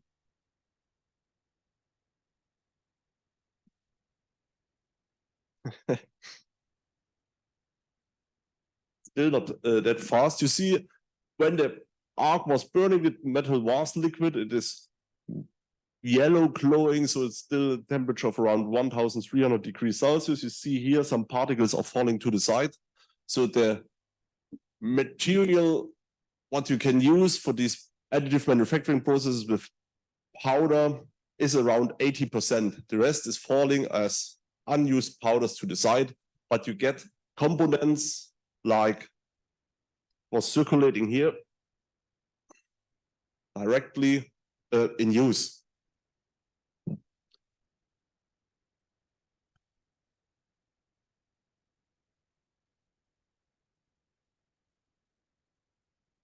When we look to the cost point, we can say this is a rough component which is coming out. It's not that nice, but the SLM process, for example, what I described in the morning, this powder bed process, we achieve around 500 grams per hour production.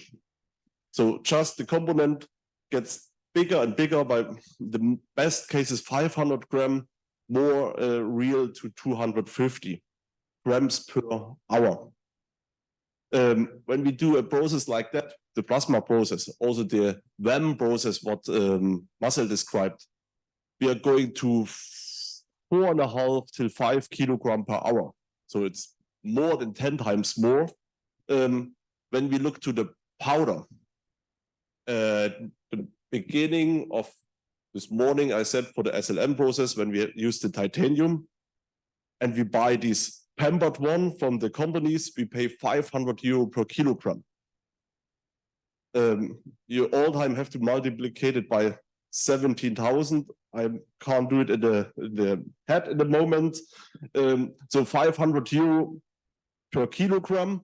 When we do it with this process, with this plasma process, we can use these irregular powders. It's uncritical.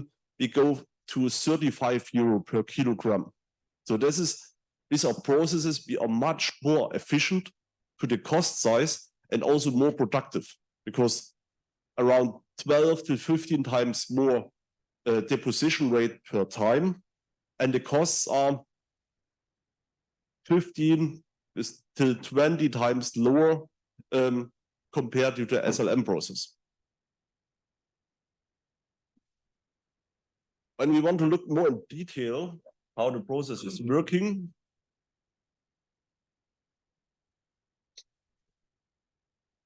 wrong video.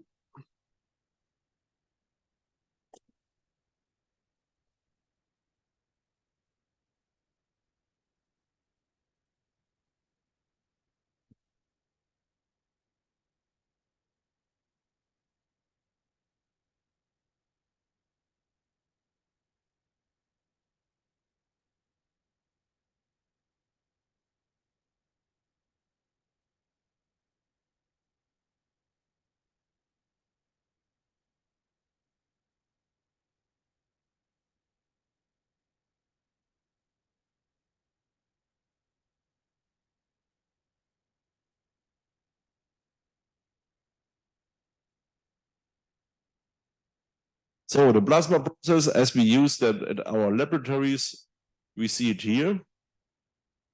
So the arc ignition will be done here. The side view, the arc is started. It is burning. It's a powerful arc. This is just the interference of this picture line. But more interesting is this high-speed camera video. What we see here, you see here the powders coming in, and you see the weaving of the liquid metal. Liquid metal, as I said in the morning for the powder production, it is not like cream or cold hard cream. It is soft. It is like water in that case, depending on the temperature level.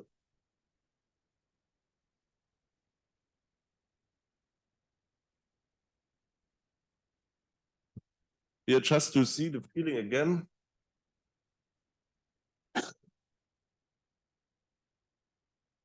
You see here the melt pool is wobbling. This wobbling is around 7 hertz speed, time to both directions. As higher the temperature is, as different also this wobbling is. What we see here, it's everything also depending to our material.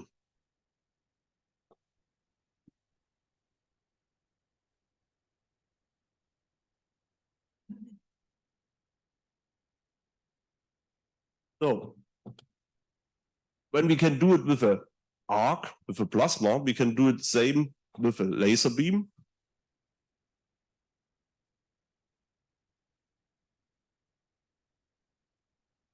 For the laser beam, also an illustrating video. With these blue lines, the powder is coming, and in the center, in the core, the laser beam is coming. See the transport deposit on this local point. And this is the reality in combination with a 5-axis movement. It's not in our laboratory. It's also just a video I catched in the internet. They are around 3.5 kilograms per hour, less than the plasma process. But you can control the heat input a little more.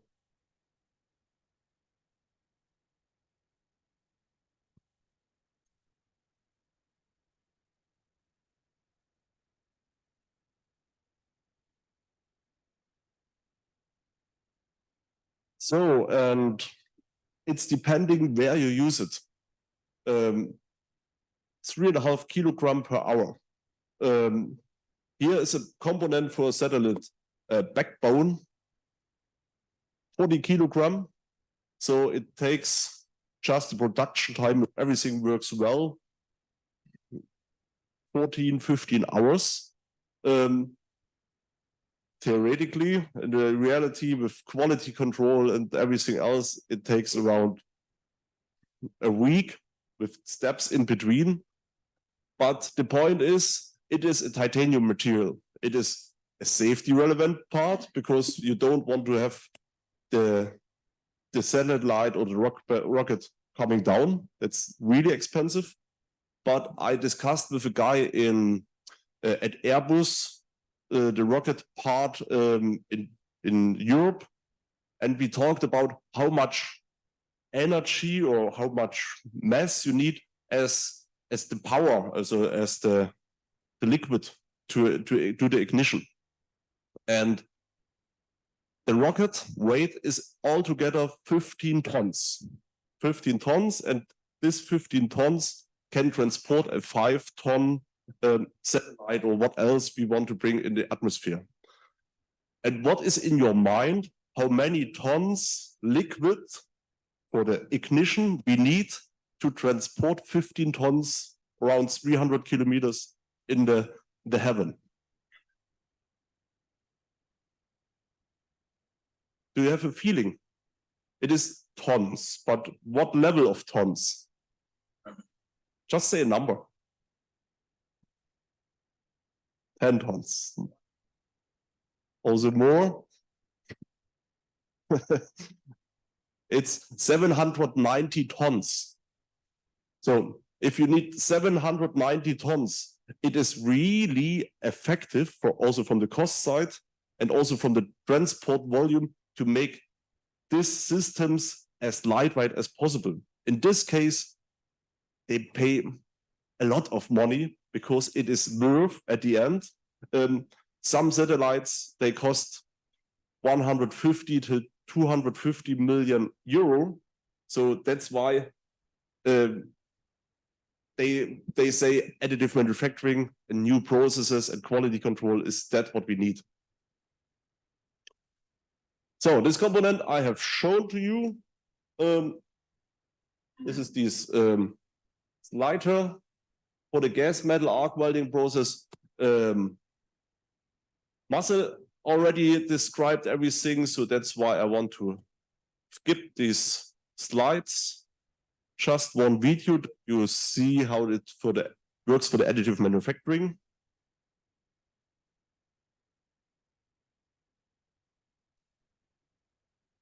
So additive manufacturing, everybody who has ever had a view to the gas metal arc welding processes, that's close to the same.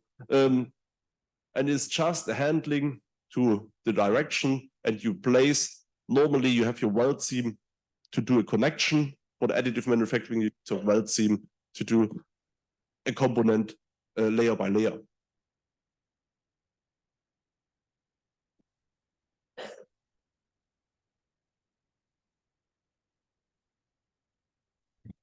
Point is, a classical conventional manufacturing. When we were looking yesterday here around the streets, it's every time the same, everywhere the same. You have a warehouse, a feedstock where you have different semi-finished components. They can have different dimensions, they can be made from different materials. It's everything possible, and you need a wide variance when you produce components for your customers. What are you doing? You cut them, or they cut them. They do a pre-drilling, for example, or do a welding, a casting, and so on parts. They do a machining, and after these all processes, you have many chips, and you have your finished component. But the warehouse is the most critical point. You have a huge warehouse, and this warehouse don't brings you money. So it costs area. Area is also expensive, and you have material laying down. You have corrosion on it. You might have not the right material certificate, and then your customer don't accept it. It's everything critical, or it's critical. When the future, that's an idea a German additive manufacturer is planning or is discussed. For the warehouse, we just have wires, different types of wires, but a wire coil is just this dimension. It's small, and you can fabricate almost every geometry. So the part is, you need a wire, you need CAD file, slicing, a handling system, you do the production, the finishing, and is everything ready. So you can use it directly, and your warehouse can really be small when you're using additive manufacturing. But everything doing with additive manufacturing is also not worth. So I have added to you as a summarizing step for the additive manufacturing, what are possible applications where it is effective to use. So the first one is that what you see, what is also in the marketing, in the advertisement, you see these SLM, these powder bed processes with special materials, and then they produce components with these high-class views. This is working. So if you use high or very expensive materials, it is necessary and it is worth not to have too much chips, so material losses. So just use the powders or the wire directly, and you have a utilization of 90%, 95% and less waste. For that, it is really good to use additive manufacturing. You also can do bionic structures. You You also can do implementations in for the medicine level. We are here in the medicine building. So at the moment with computer tomographs, a friend of mine has broken his hip, and he sent me a picture where he was so detailed analyzed, it was looking like he were dead, and we just saw the bones, like these bone persons we might have seen in the school. So directly we can have a view, and that means you can also do the additive manufacturing directly fitting to the body. So in that case, it works well. You use these technologies. You can also do with this additive manufacturing, like the component which I was circulating, a component which is fitting to your properties which are around.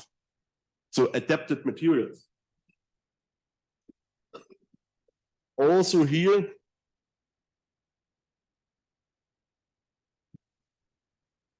this small one is also adapted material. This is made of a cutting system for cutting streets off with these big drilling systems. That's a drilling head. On the top, there is a high amount of diamonds, industry diamonds, and on the ground, so make this way.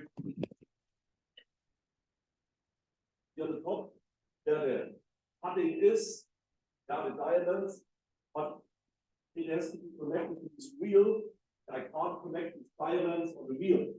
So that's why here on the top, there's a high amount of diamonds. Here on the ground, there are almost no diamonds.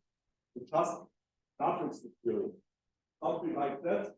Here on the top, necessary materials, ground, no materials. Then you do a connection. Base material on the top, I can act very well.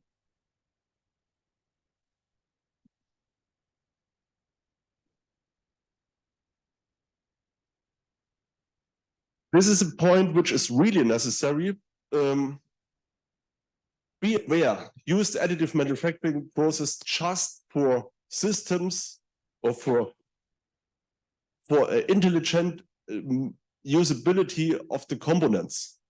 If you have to fabricate, or if you want to fabricate a component like that, it is not efficient to print a pipe with additive manufacturing.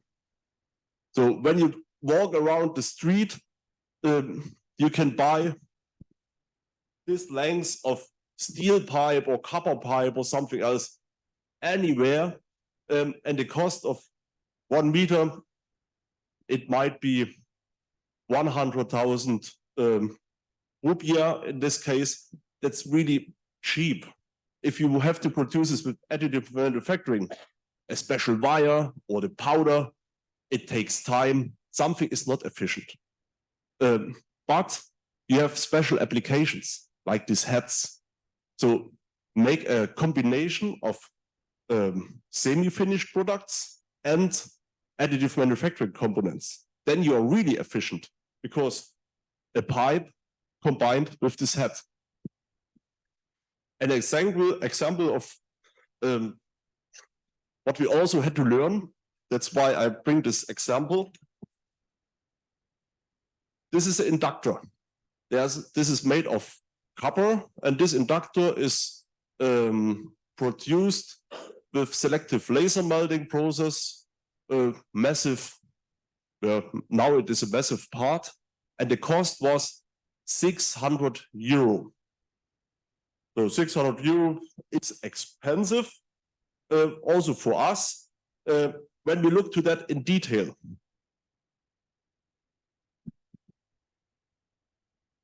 When I use a plate, copper plate, I just drill a hole inside.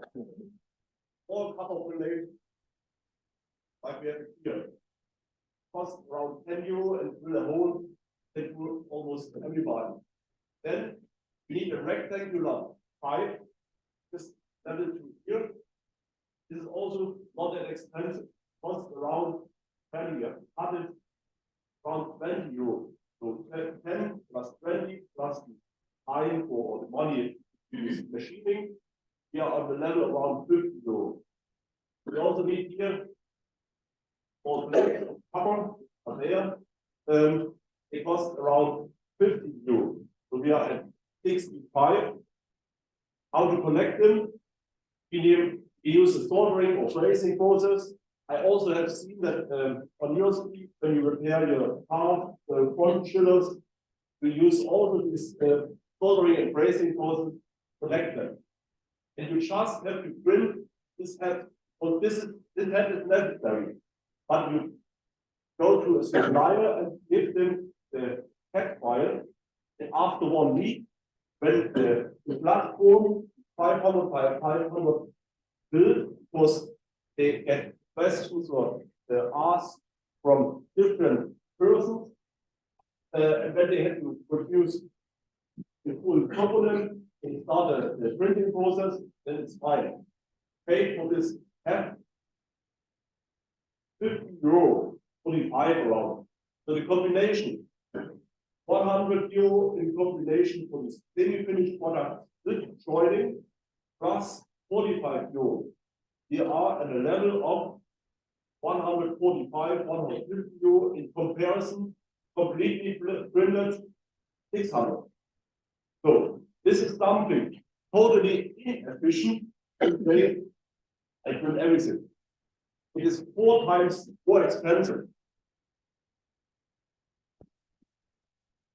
Also a trend which we have in Europe, I think also here, do individual components.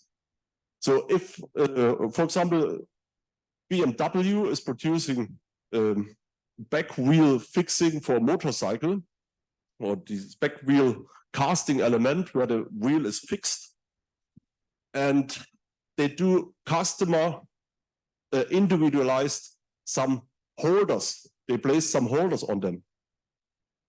The customers pay 300 euro just to do a small additive manufacturing part, which is a little bigger than that on both sides. But the customer says, oh, that's very good. It's special for me. It's directly applicated. You can also shift it virtual to 200 millimeters in both directions. So a combination of semi-finished products with additive manufacturing should be the goal, what is in your mind. And don't produce everything on your own.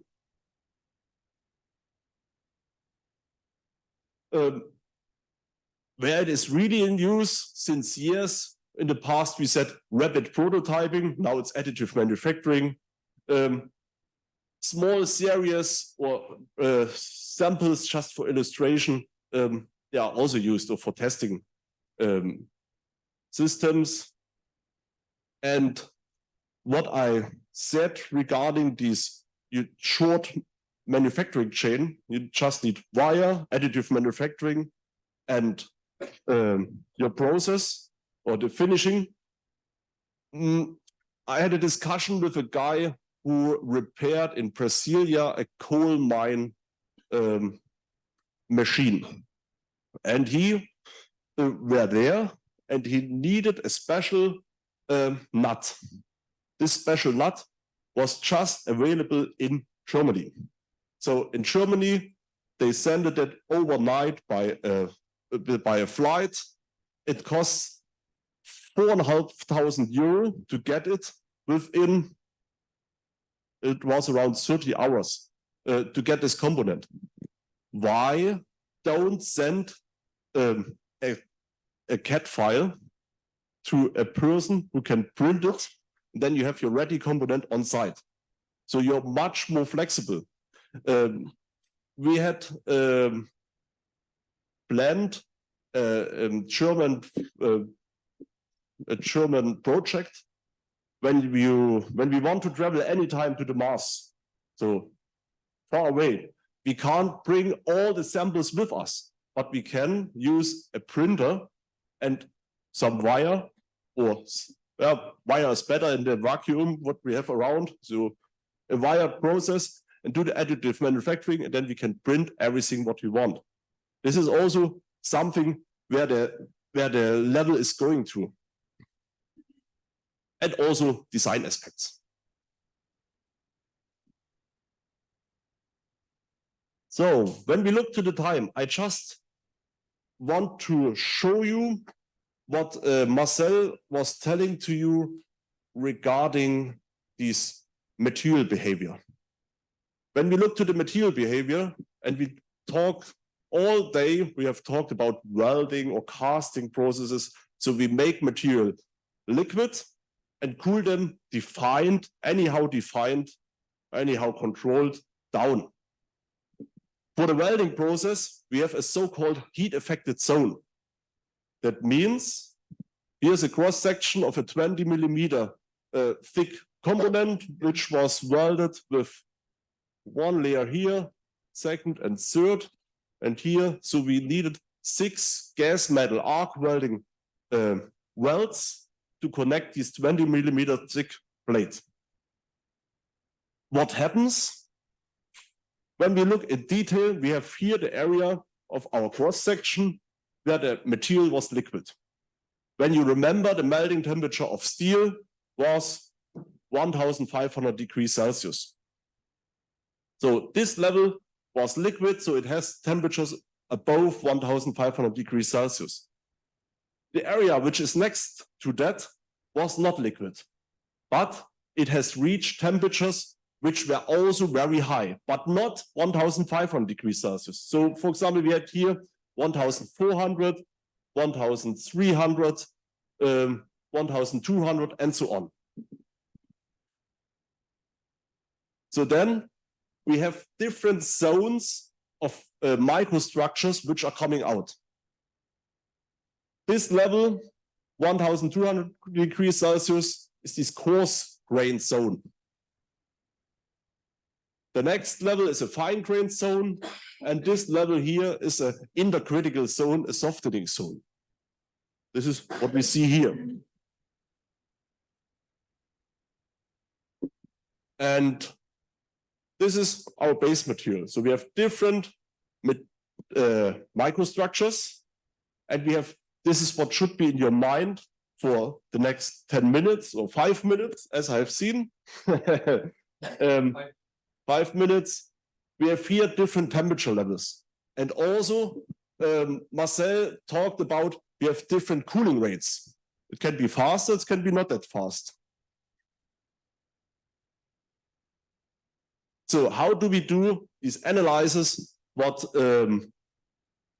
Marcel has described at this dilatometer, we cut it from a big plate, from this 20 millimeter plate.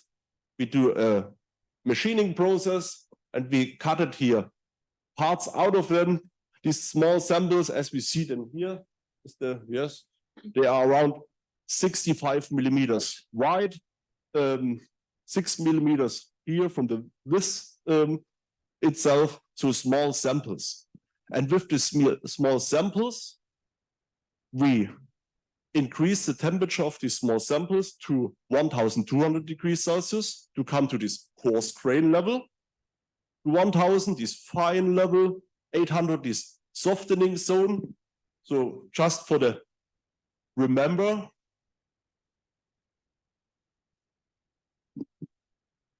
coarse grain zone, critical zone. So we heated these small samples to a defined peak temperature, and then we cool them down, this T85 time, with a defined speed. So a defined T85 time of 20 seconds means we come from 800 degrees Celsius to 500 degrees Celsius. That's a difference of 300 Kelvin divided by 20. That means per second, 15 seconds, per second, 15 Kelvin colder, just to have a feeling.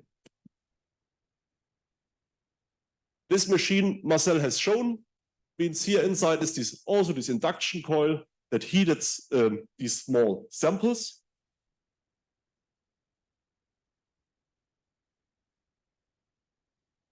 One too fast. So we heated it to this 1200, 1000 and 800 degrees Celsius, cool them down. And then the next step is to do a tensile testing with these small samples. It was back to room temperature. We destroyed them and analyzed what behavior the material has. This is a curve which is coming out. It looks totally incredible, totally too much. I just want to describe what you see. This line, tensile strength, so you break these small samples by a tensile force. This is the force what your base material is able. So we do a tensile test with the base material, everything is fine. When we use these both levels, coarse grain and fine grain zone, peak temperature 1200 degrees Celsius. So everything is good, higher than the base material, nothing happens. We see here different tier 8.5 times cooling rates, everything good.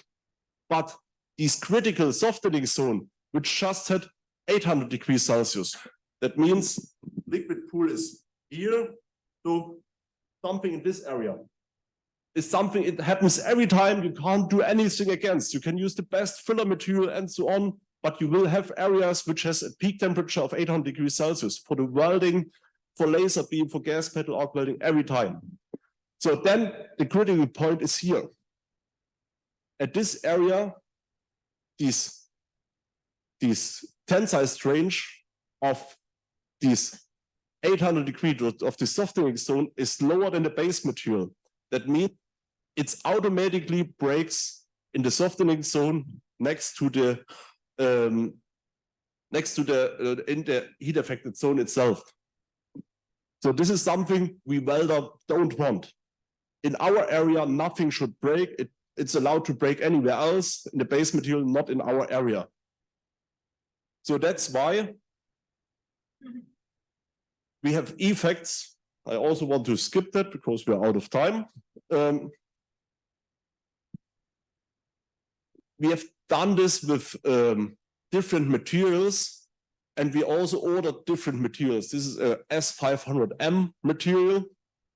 It's also the S500M, but from a different producer.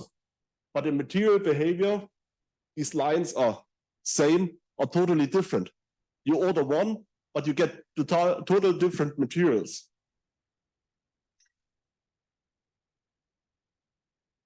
I also want to shift this.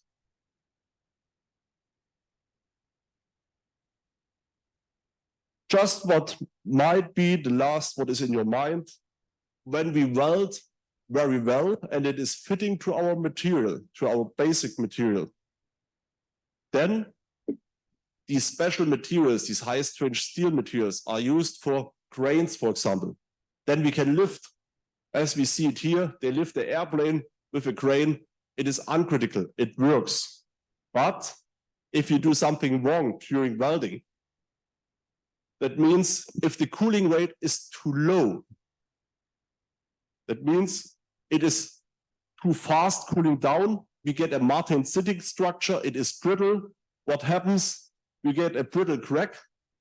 And if you have produced this crane, and this crane is automatically broken, you calculated it with a load of 500 tons, they have had a load of 400 tons, but you welded it wrong, it breaks. I don't want to be the producer of this crane because you can go to the insolvency. If somebody is dying here, you have done something really wrong. That's why you have to control it. But also the other way, if you do a too slow cooling, that means you wanted to bring too much material inside, it was overheating, then you have the softening, and softening means we have, it is nicking, it's an overload, and it automatically, or it comes a soft crack, or a soft deforming, a deforming. It's also that what you don't want to have. That's why you have to be aware what materials you have. In Europe, we are focusing to these levels of the materials. At the moment, the crane industry is going to 960 megapascal steels, but the trend is, or is using it, the trend is to 1,300 megapascal steels. And why do we use them? The point is, a standard steel has a tensile strength of 300 around, 300 megapascal. It means 300 Newton per square millimeters. When we use a steel which can transfer 1,300 Newton per square millimeters, it's 4 times more than the standard. So you can make the walls thinner, it is more lightweight, everything else what is in our mind. So that's why the trend is going to more sensitive or more powerful, high strength materials. But as far as you do something wrong, as more critical it is. When you use your old-fashioned cranes, also we have them at home with these S355, everything is good. But if we use these special steels, this higher application, we have to be aware. So that's all from my side. Thank you for your attendance. And if you have questions during the contact with Professor or Dr. Armansyah, just contact him and we can transfer the contacts.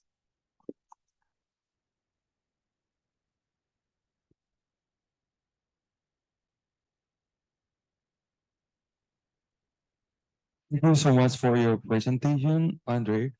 Now we are going to make sign agreement. He's not there. He has a meeting. Oh, right now. We only take the photos here because the MOU has already been signed. Oh, okay. So we only take photo here. In here, just for taking picture.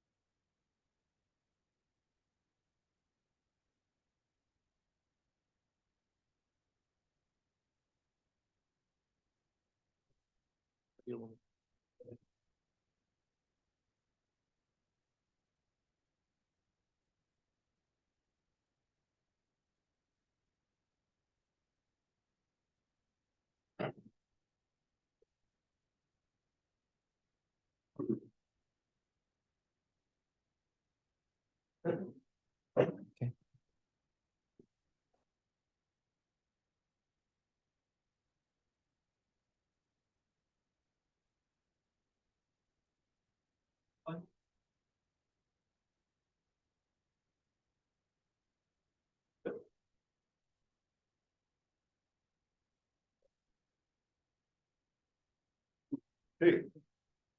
Thank you. It's fine.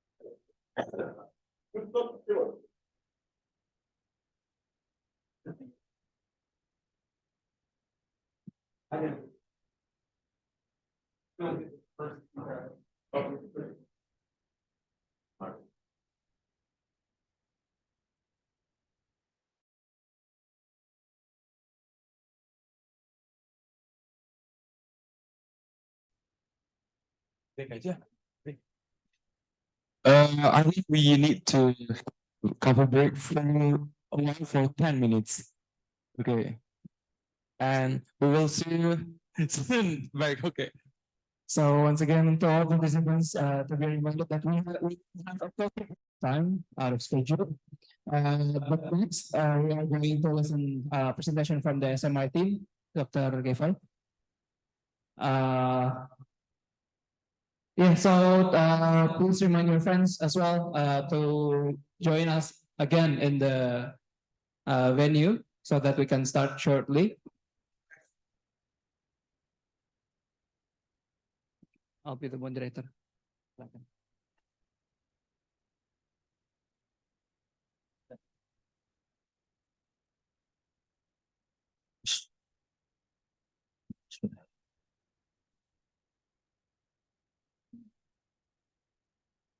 Udah pada masuk semua?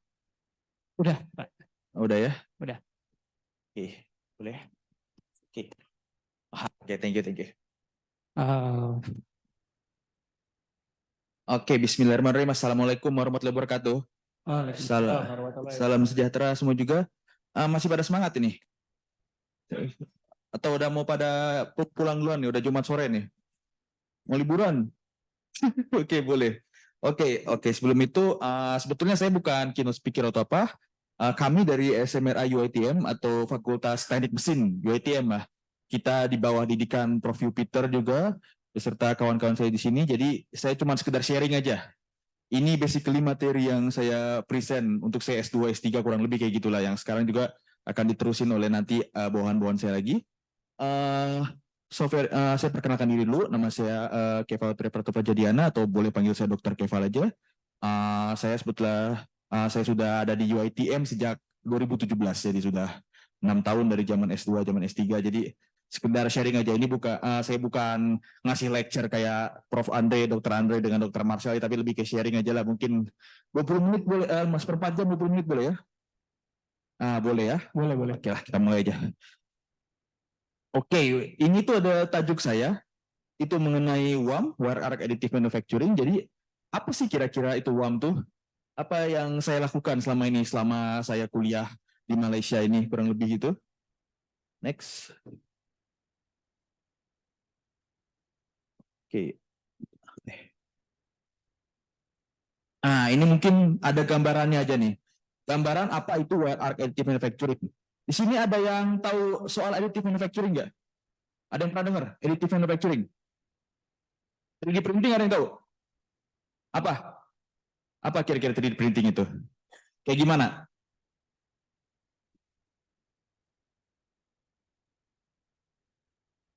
Apa yang cara kerjanya kayak gimana 3D printing? Oke. Jadi kalau kalian lihat di sini, ini tuh sama aja kayak proses pengelasan, proses welding. Tapi itu dibuat kayak 3D printing itu. Jadi betul-betul layer by layer.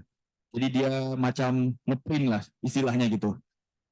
Kita bisa lihat di sini ada bawahnya, ada substrate, terus itu yang akan menjadi hasil karya printing kita lah, tapi dengan proses pengelasan. Jadi basically proses pengelasan yang betul-betul cepat, jadinya kayak additive manufacturing gitu. Tapi kenapa sih tadi Dr. André udah cakap this is the future. Dia cakap this is the future daripada konvensional manufacturing atau manufacturing neoklasikal. Tapi apa itu sebetulnya? Ini maksud. Oke. Kalau kita lihat dari perakaran masalah, kita bisa temukan kalau kita bandingkan, let's say kita buat proses macam proses pengelasan atau produk gitu kan. Kalau kita nunggu itu kan nunggu proses casting, kalau nggak salah itu bisa berhari-hari atau berminggu-minggu. Jadi kalau ada bagian yang salah, ada bagian yang harus nunggu, itu lead time-nya akan jadi tinggi karena banyak yang mesin yang kepake. And then yang kedua, proses itu akan jadi mahal juga. Itu jadi sangat mahal karena banyaknya mesin yang digunakan untuk membuat satu produk itu. And then yang terakhir, untuk kustomisasi itu susah. Kadang untuk memenuhi permintaan customer, kita tuh perlu kreativitas. Nggak semua customer akan pesan produk yang sama. Jadi makanya salah satu teknologi dari WAM ini karena benar-benar awalnya 3D printing, itu jadi bisa lebih editnya lah. Kita asal selama kamu tuh jago main CAD, and jago main prototyping, itu bisa buat WAM proses ini sendiri karena itu semuanya terpulang sama satu proses yaitu welding proses, tapi dibuat sebagai 3D printing teknologi.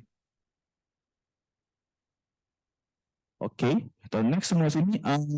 Mungkin di sini apalagi anak muda di sini kan pasti dengar istilah sustainable future.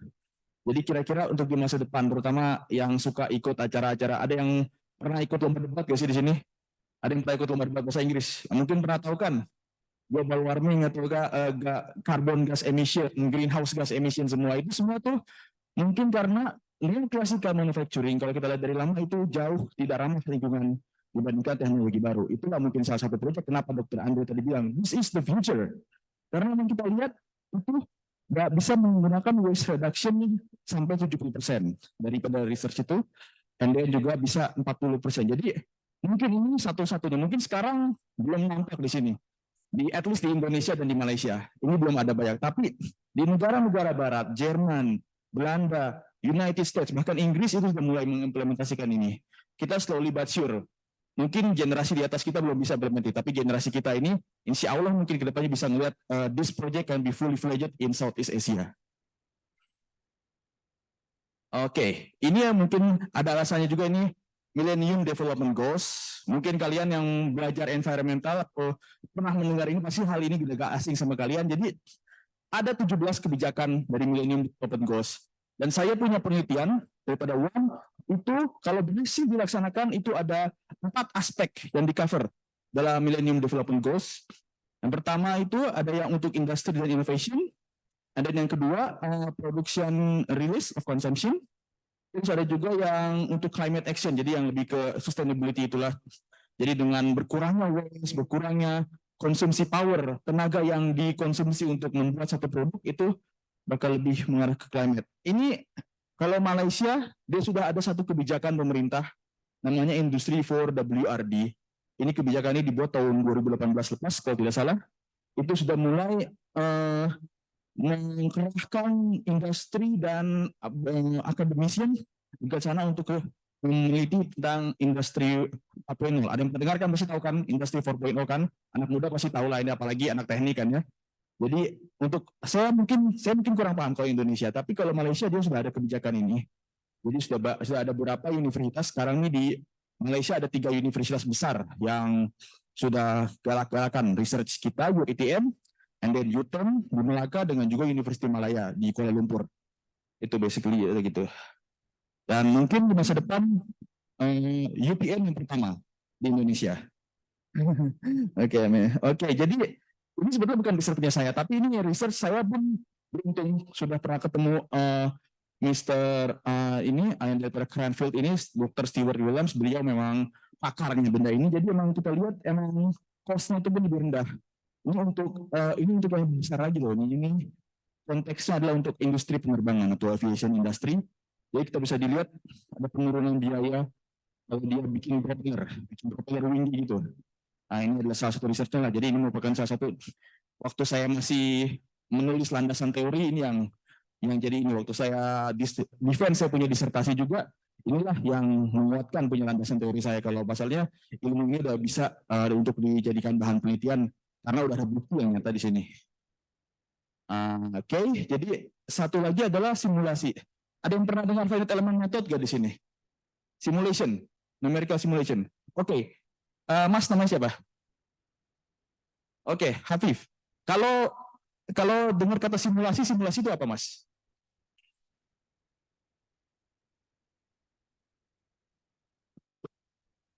Setahu saya simulasi adalah percobaan untuk kita meneliti suatu misal produk atau barang atau kekuatan material. Oke, boleh juga. Oke, terima kasih, tepuk tangan dong, sampai dong. Ya. Ini benarnya untuk mencoba, dan kita menggunakan ilmu komputer. Jadi bayangkan, kalau misalnya produk kita gagal, tapi kita tak punya simulasi, kita pasti akan mencoba lagi kan, kita akan print ulang lagi, kita akan weld ulang lagi, itu butuh biaya. Apalagi kita tahu sendirilah anak kuliah ya, mau makan Indomie aja susah ya mungkin ya. Jadi ya, kebayangkan udah habis berjuta-juta buat printing ini, tiba-tiba kamu punya produk defect, nggak mungkin kamu keluar berjuta-juta rupiah lagi kan.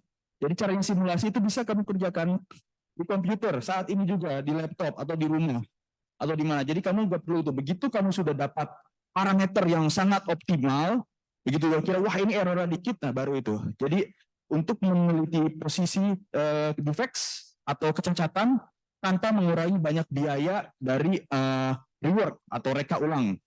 Jadi bisa dilihatlah simulasi ini powerful. Saya udah dengar Dr. Armansyah sudah mulailah menggalakkan simulasi. Udah pernah ambil tes Prof Arman di sini, Dr. Arman? Kalau belum mungkin dia juga bakal menjelaskan lah tahu simulasi ini. Oke, ini basically kira-kira metode lah, research metodologi saya lah untuk penelitian ini. Jadi pertama tuh dari mulai ini yang masih simple. Pertama ini tadi Dokter André udah buatkan ini ya. Ini ya kan apa sih yang kotak gitu kan. Ini mungkin salah satu project yang kita buat sama-sama di Jerman. Saya pun belajar 3 bulan di bawah bimbingan Dokter André untuk belajar software Simovec ini sekali untuk buat eksperimennya. Nah, di sini kita lihat, kita mulai dari desain model CAD. Pasti udah tahu AutoCAD, CATIA gitu, udah gak asing sama kalian kan? Kalian nambah kelas gambar teknik lah ya, kalau nggak salah itu. Betul? Kayaknya lulus semua nih kayaknya tahu nih. Oke. Daripada situ kita dapat bentuknya, terus kita tes dulu dari proses pengelasan biasa. Gak usah kita buat WAM dulu, kita buat yang simple aja dulu, bit on plate kayak gitu. Cari aja dari sini udah kelihatan lah kira-kira yang mana yang oke, yang mana yang enggak ya mungkin ya. Daripada situ barulah kita buat model simulasi berdasarkan yang kita buat dari hasil gambar teknik tadi. Setelah itu kita buat eksperimennya. Tadi Dr. Marcel bilang, everyone can make a colorful picture. Semua orang bisa bikin CATIA, semua orang bisa bikin AutoCAD, gambar teknik, dan bikin simulasi. Tapi not only colorful picture saja, tapi kita juga harus bisa memvalidasi itu. Jadi caranya biar gimana kita punya model itu betul, ya kita harus pakai eksperimen lah. Ini saya betul-betul buat lagi eksperimennya. Mohon maaf saya nggak sempat bawa ke sini karena takut imigrasi itu kan takut dibanting-banting rusak gitu kan. Jadi ya saya cuma bisa liatin gambarnya. Basically inilah output terakhir daripada studi dari tim kami itu. Oke.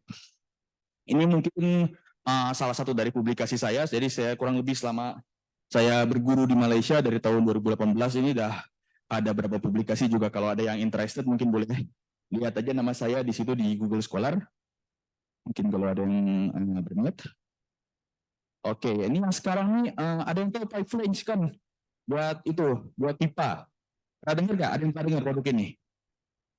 Nah, itu tuh butuh pipa yang untuk ditaruh untuk penghubung pipa. Kalau nggak salah bahasa Indonesianya kayak gitu. Ini salah satu project yang kita udah coba untuk model pakai wire arc additive manufacturing itu daripada simulasi sampai jadinya kayak gini. Oke, ini mungkin teorinya.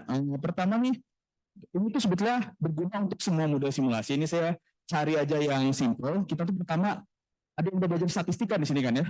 Pernah dengar DOE, Design of Experiment? Ada yang pernah dengar?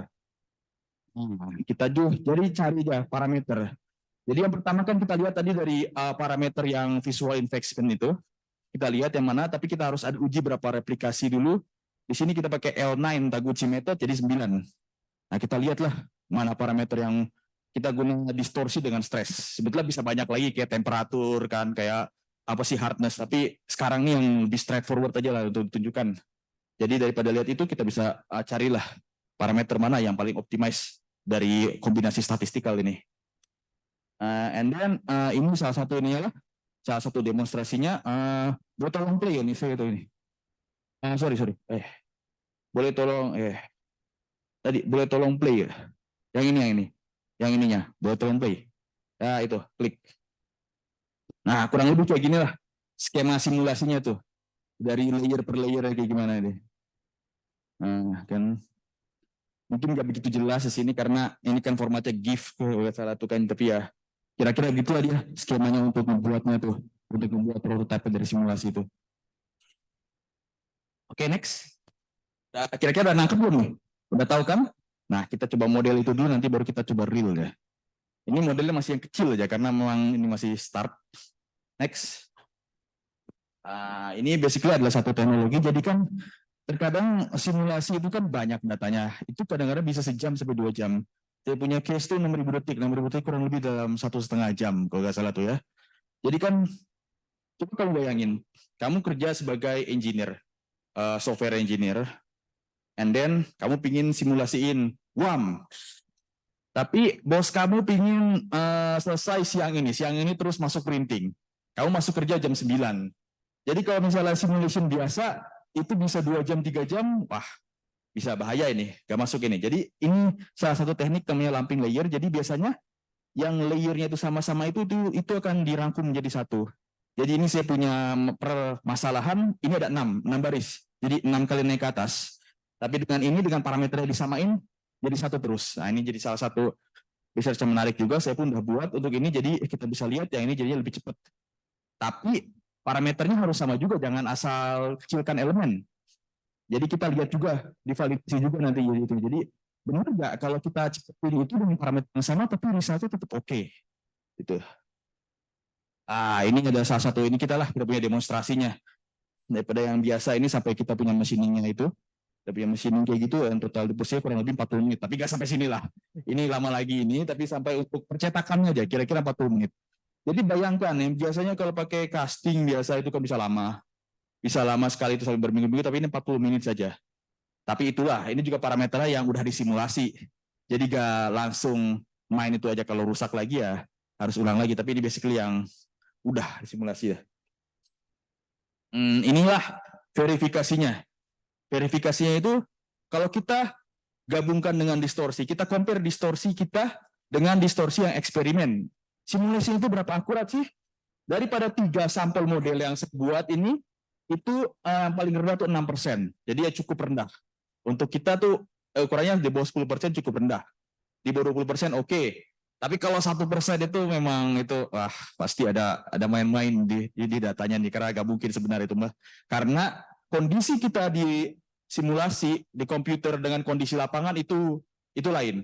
Walaupun kita cek sama semua parameternya, panjang spesimennya sama, dan kecepatan pengelasannya sama, voltage-nya sama semua dengan yang itu, materialnya juga sama, tapi kadang-kadang kan room temperature lain, and then kondisi kamu klaim benda itu juga lain, kayak temperatur awal, and then suasana kamu pengelasannya itu kan lain juga semua. Jadi ya mungkin nggak sampai itulah, tapi simulasi itu at least buat dia close to understanding. Dan kalau kamu punya result serendah macam ini, itu insya Allah itu harusnya udah bisa untuk jadi dipublish jadi sebagai satu publikasi lah. Untuk jadi trademark kamu sebagai student, inilah finding kamu. Bahwa saya sudah berhasil memodelkan model 3D printing ini yang akuratnya itu hanya error 6-8%. Kalau kita compare dengan yang aslinya, berarti kamu punya model numerical dan parameter itu sudah sangat teroptimisasi lah. Bisa aja lebih rendah sih, tapi harus nge-setting lagi model parameter itu. Tapi untuk pemula mungkin coba try dalam 20% aja, let's say. Kalau satu ini punya distorsinya 1 mm, and then tapi eksperimennya 1,5 itu udah deket. Berarti kan 1 mm sama 1,5 mm distorsinya kan deket, berarti udah oke lah. Tapi kalau misalnya distorsinya 3 mm di simulation padahal aslinya cuma 1 mm itu lumayan jauh juga, berarti harus dibenerin lagi modelnya. Tapi enaknya karena model itu simulation, jadi kamu bisa kerja kapan aja. Bisa di rumah, bisa apa. Jadi, oh ini salah nih, bisa ubah lagi gitu. Jadi itulah the power of numerical simulation. Nah, ini tuh basically teknologi readiness level aja. Jadi ini mungkin belum jauh banget. Ini mungkin hanya sekedar untuk saya punya disertasi. Ini dia sampai validated lab lah. Yang tadi itu sebelumnya adalah udah tervalidasi oleh lab. Tapi kalau mau ke komersialisasi itu memang panjang lagi ceritanya itu. Lebih ke atas lagi tuh harus perlu sampai ke efek ke lingkungannya lagi tuh, belum sampai sana, tapi suatu saat nanti akan menuju ke sana. Ini basically kita juga ada analisis baru tentang penghargaan. Jadi kira-kira untuk spesimen itu harganya berapa sih? Ini dengan model itu kita guna 89 ringgit. Ada yang tahu 89 ringgit berapa rupiah? Ada yang tahu nggak kira-kira berapa rupiah nih? 89 ringgit. 10.000. Berapa? 80.000? 260.000 lah. Ya, kurang lebih kayak gitu ya. Untuk dengan teknologi inilah sama jadi itu. Mungkin nggak beda jauh lah sama harga aslinya, tapi kan ini bisa fabrikasi lebih cepat, time to market, lead time-nya juga lagi kecil, jadi mungkin ini yang bisa jadi salah satu konsiderasinya untuk jadi keuntungannya inilah. Nah ini yang untuk kedepannya nih kita akan buat turbine blade laser, ini baru dikembangkan oleh Simufek. Mungkin boleh di-play tolong lagi Mas. Nah,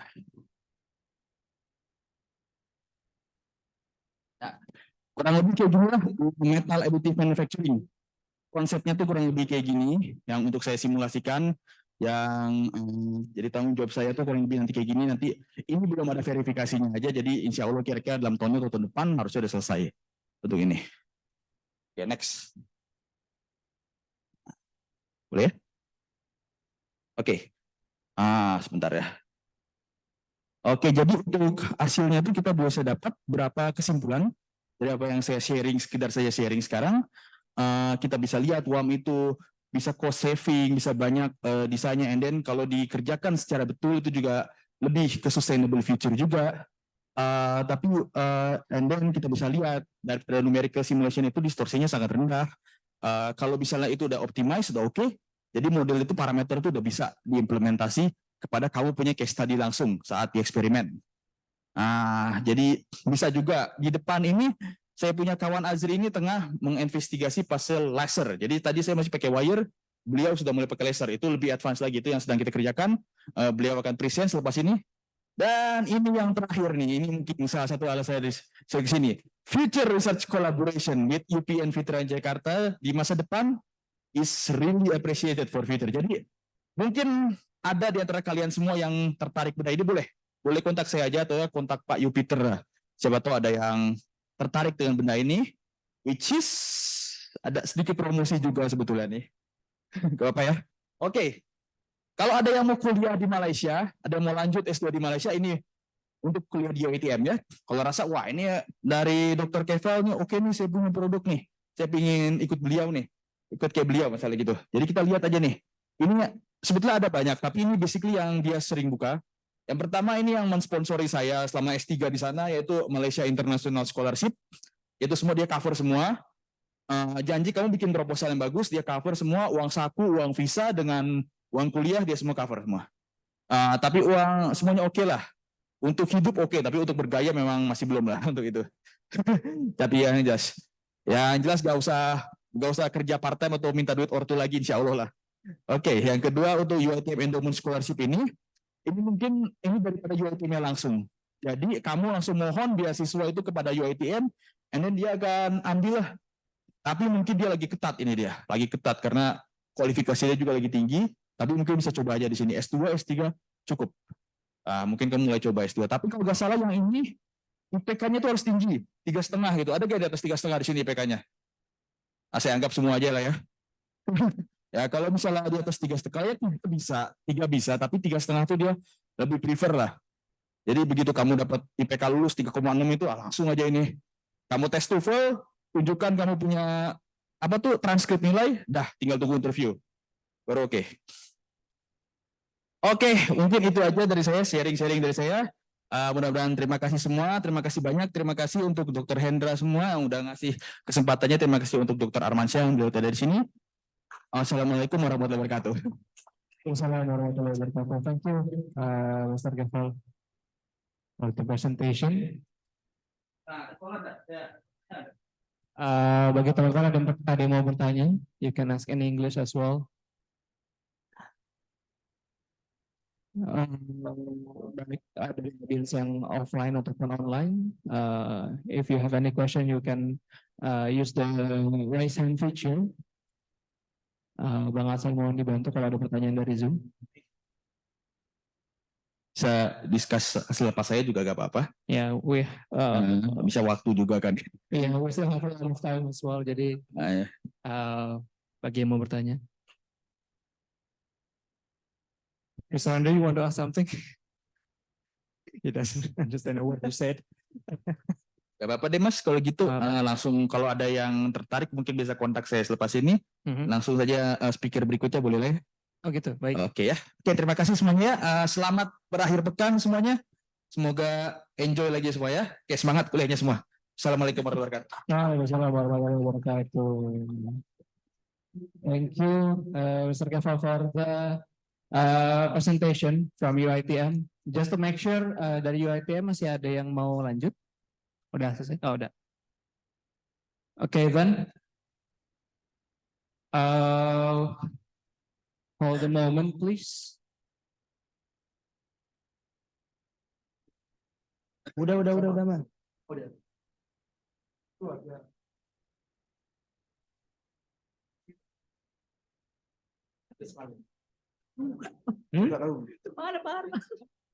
Kalem. Ya. Pak Arman. Aman. Habis ini Pak Arman gimana? Ya, apanya? Berapa lama? Oh,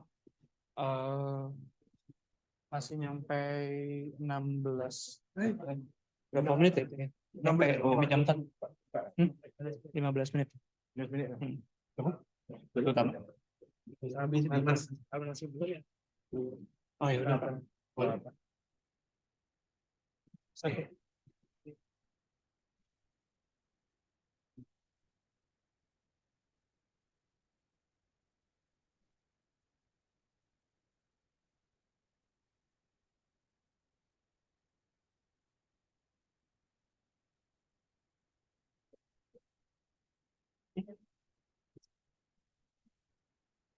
It's has delayed 2 seconds. Maju ini mundur.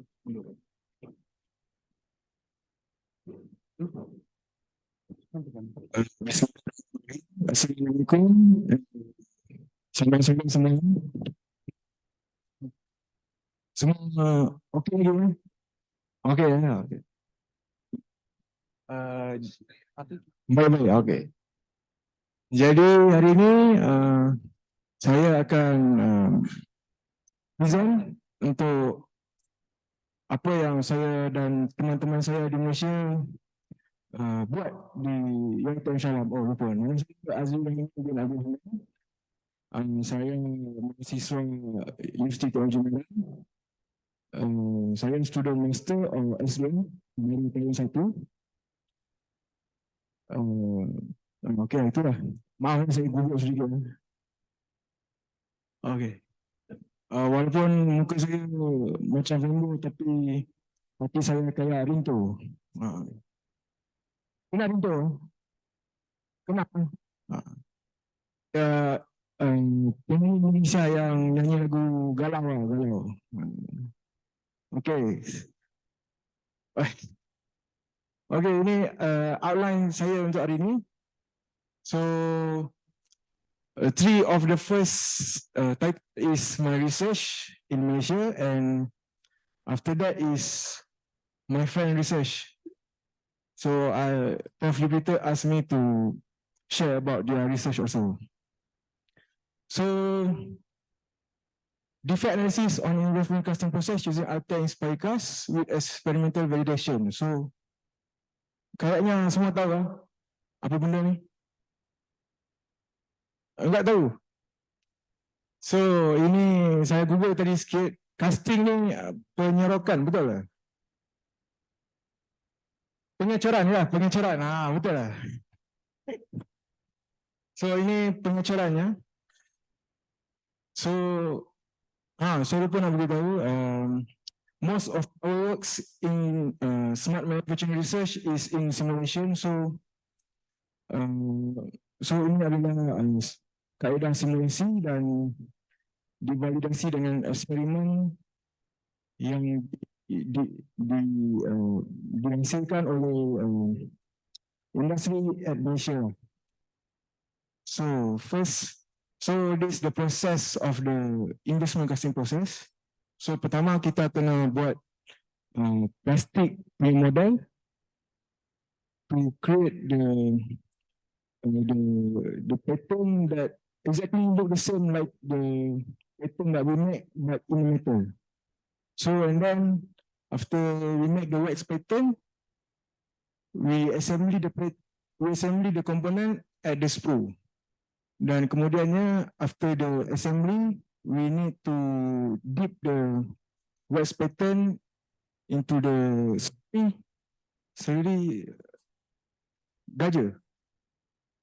slurry coating. Kayak cairan plaster. Tak tahu lah. Tak apa, sekejap lagi ada video nanti saya tunjuk. Okay, and then selepas dip in the slurry, we coat the layer with fine dust. And then kemudiannya kita masukkan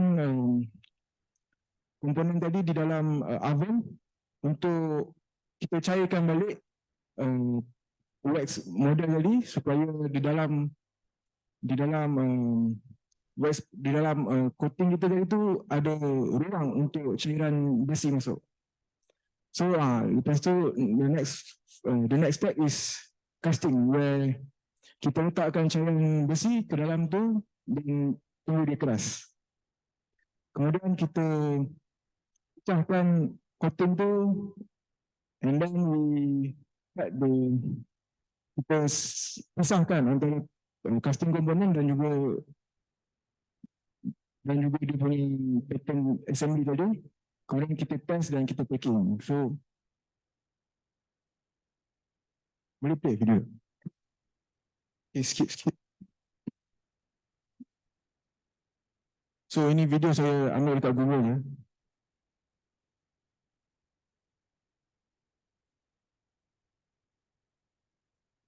So banyak fungsi ya untuk investment casting ni.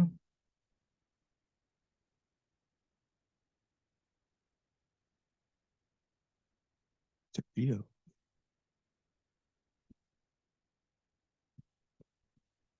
So ini adalah hasil produk-produk investment casting.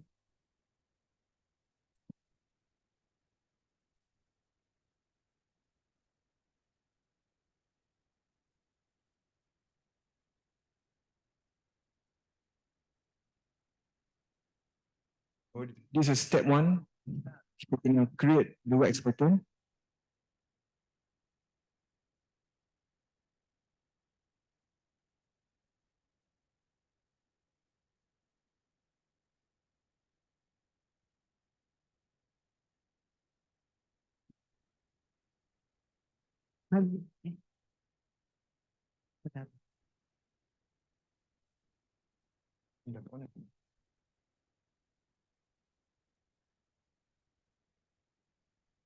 So proses untuk create the wax pattern, we can use either injection molding or 3D printing plastic.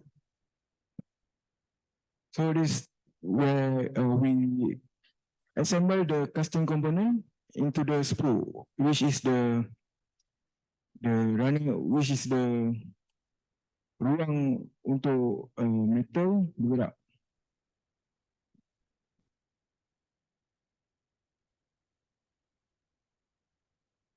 So after the assembly is complete, we make the shell. So this the slurry that I talked about tadi. So kita celup dia, we dip them into the coating until it's dry and hard, and then we coating them again with the fine sand.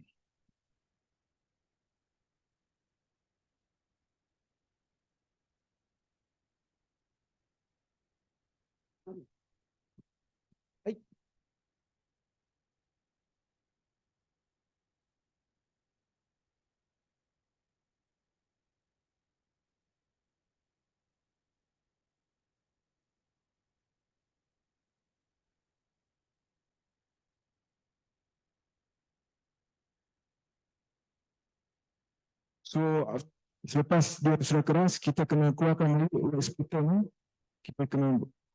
Kita masukkan dia di dalam oven, dan wax pattern will cair, dan the shell bentuk saja. Kemudian baru kita pegang besi tadi, cairan besi ke dalam bekas tu.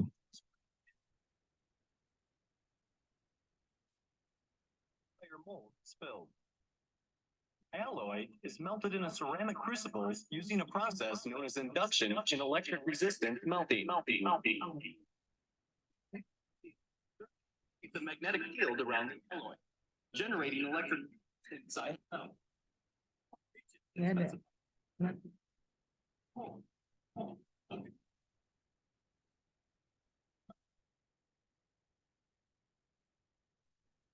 Step 6, shell knockoff.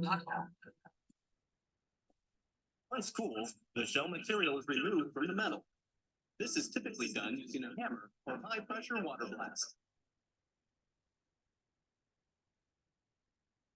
Step 7, cut off. Selepas selesai casting, kita remove the component from the sprue.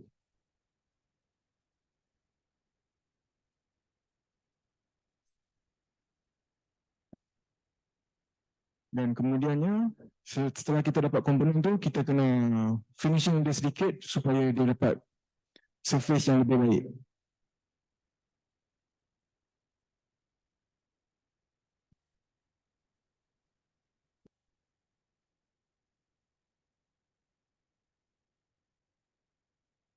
Okey, itu saja.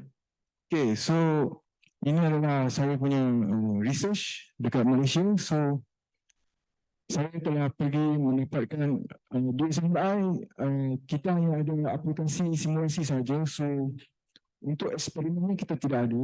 Ini salah satu cara untuk kita validasi kita punya simulasi adalah dengan membuat eksperimen. Jadi disebabkan kita tak ada eksperimen, saya pergi ke industri untuk mencari case study supaya we can replicate the same problem that they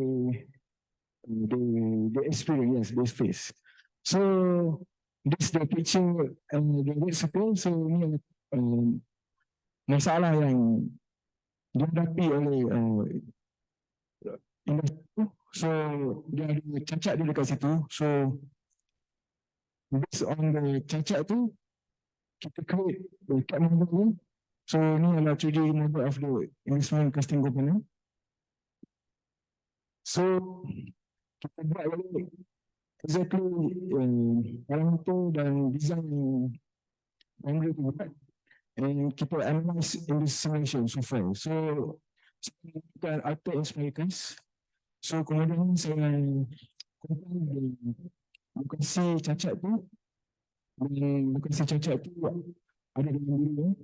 So lokasi dia agak hampir sama.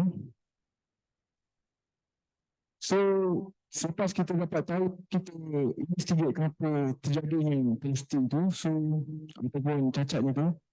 So semasa cairan besi akan ada cairan yang terpisah. Jadi cairan yang terpisah daripada tempat yang keras dia akan shrink dan akan ada void ataupun ruang di dalam besi yang keras tu.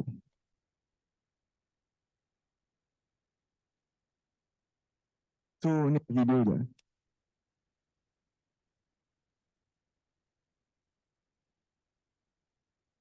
So ni adalah original design yang original custom design yang family buat. Jadi based on this location,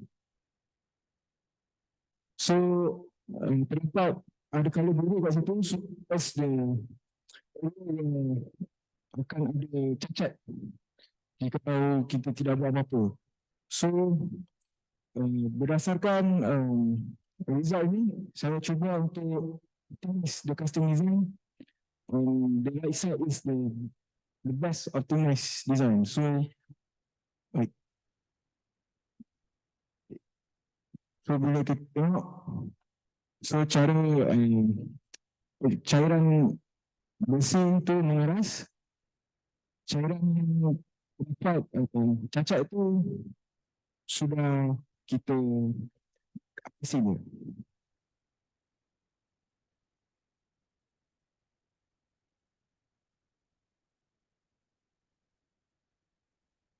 So that this area, so there's compact. Kalau kita bandingkan,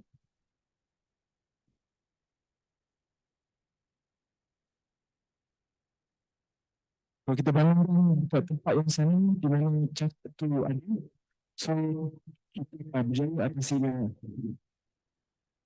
Okay, so this is the result of the posting atau cacat tadi. So the location at the previously with the posting, now we have eliminate. So ini adalah eksperimen ataupun produk mereka buat macam tu. So the share drying, the mold and sanding. Okay, so this research yang saya lakukan juga. So pada masa what if we want to validate the simulation but we don't have the experiment set up? So one of it is kita cari paper yang lain yang sudah publish, compare dia dengan result simulation. So yang gambar yang setup ni adalah eksperimen yang dihasilkan oleh author publication. Saya tanya guru saya, so tugas saya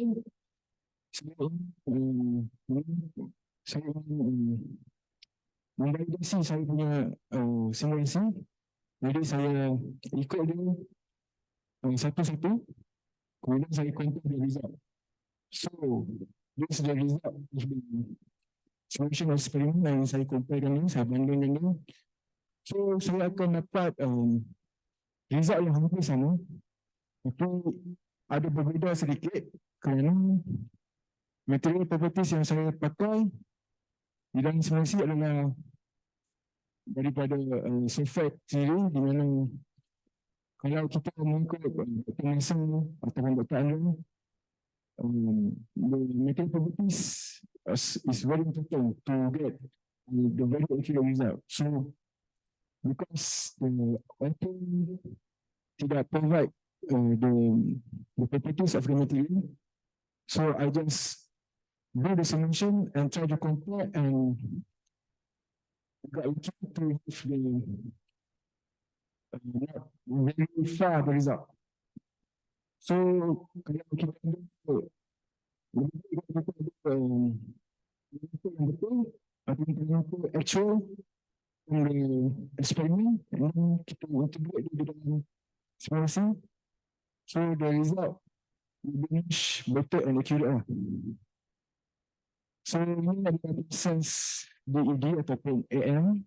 So Dr. André dah bilang tadi. So ini adalah introduction to DED process, execution. So there are three types of DED process. So yang pertama, kita ada proses di mana kita menggunakan laser dan juga wire. Kemudian kita ada proses yang mana kita menggunakan electrobeam dan wire juga. Dan kita ada touch dan juga film material ataupun wire juga. So dalam dekat UiTM, kita menggunakan jenis yang ketiga dan Dr. Keba juga menggunakan proses yang ketiga. Jadi saya menggunakan proses yang pertama di mana kita menggunakan laser dan wire. So dekat UiTM kita tak ada proses yang pertama, jadi itu punca saya menggunakan, itu sebab saya melakukan simulasi ini pertama, kemudian saya compare dia dengan publication, dan after kita belajar apa kita sudah sesuai dengan simulasi, kemudian kita akan cari industri untuk kita finding yang punya problem, mereka punya problem, dan kita investigate bersama-sama. Okay, next. So ini adalah geometrical modeling yang dibuat di dalam simulate welding.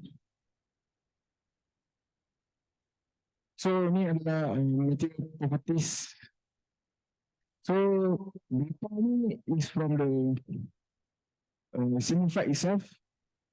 And this is the parameter that we use in the simulation to do the laser DED process.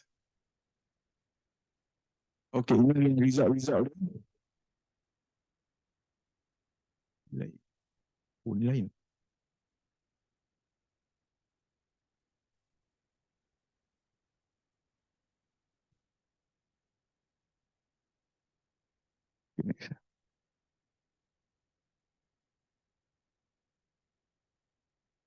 Okey, selesai tadi, kemudian saya juga membuat research untuk laser cladding process.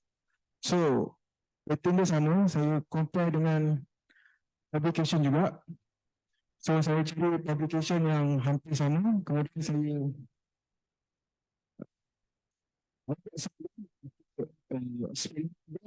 saya just case dia balik dalam aplikasi simulasi ini.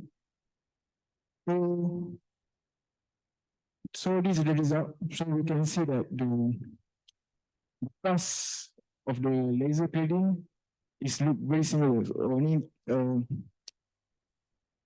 is the result of the distortion ataupun deformasi dia. So bila kita lihat the laser cladding di atas besi akan lingkup ke atas.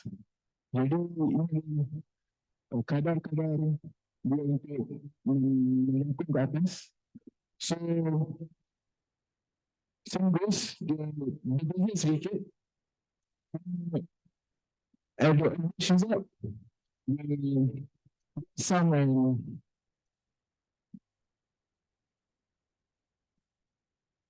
ada berbeza sedikit lah sebabkan macam properties juga di mana kita menggunakan macam properties yang sama di dalam sifat welding dan kita tidak tahu macam yang digunakan oleh application. So ini adalah visualization.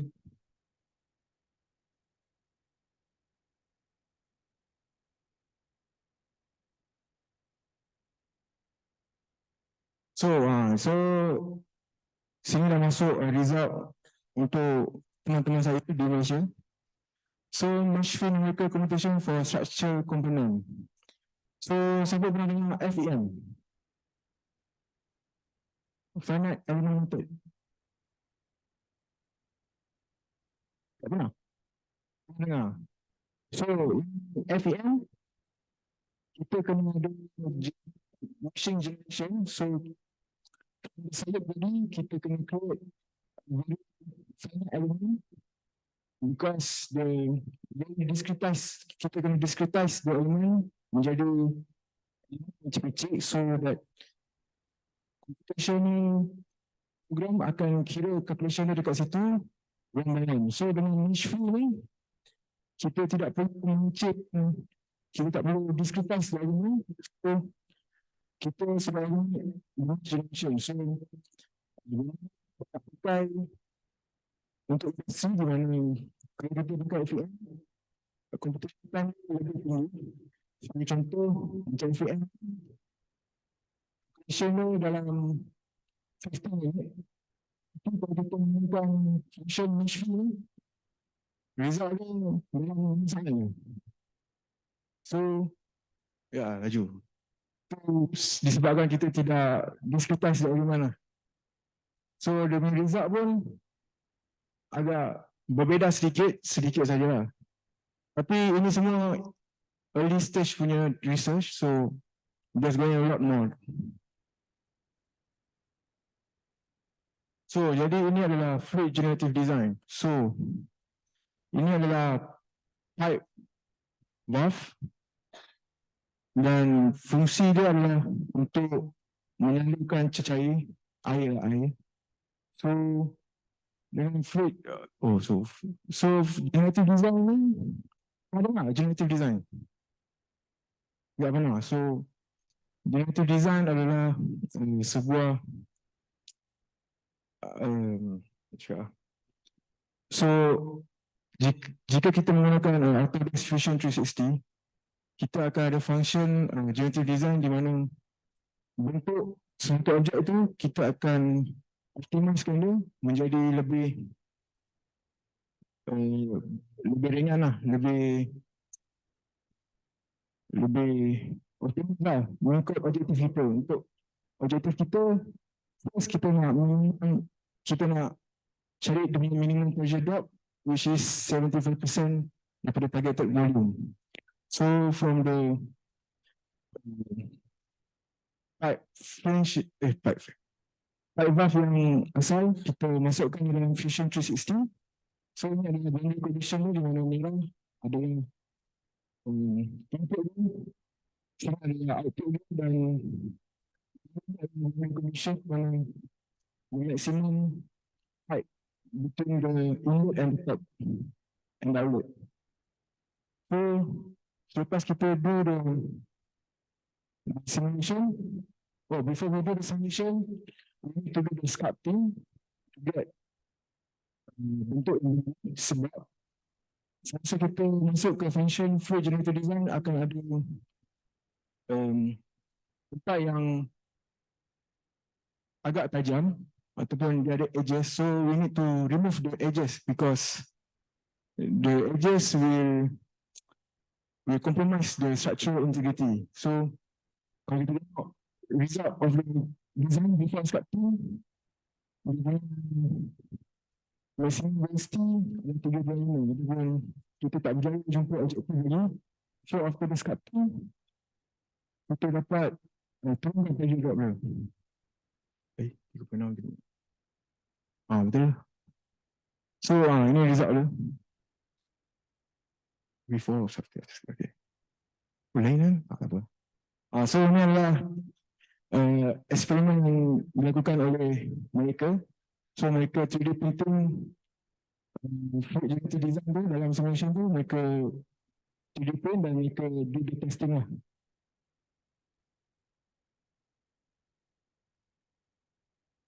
So kemudiannya okay, ini adalah ultra lightweight component with lattice structure for tension dominant. Ini susah sikit ni cara. So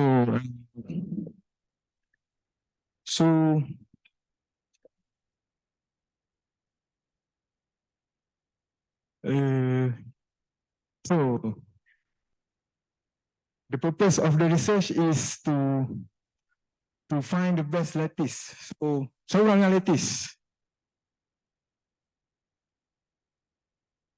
Pernah dengar lattice? Tak pernah? Susah. So I think Dr. Marcel, have you ever heard about lattice? Yes. So this to find the best lattice structure, lattice specimen to do the tensile test, because we want to investigate the lattice structure that have the best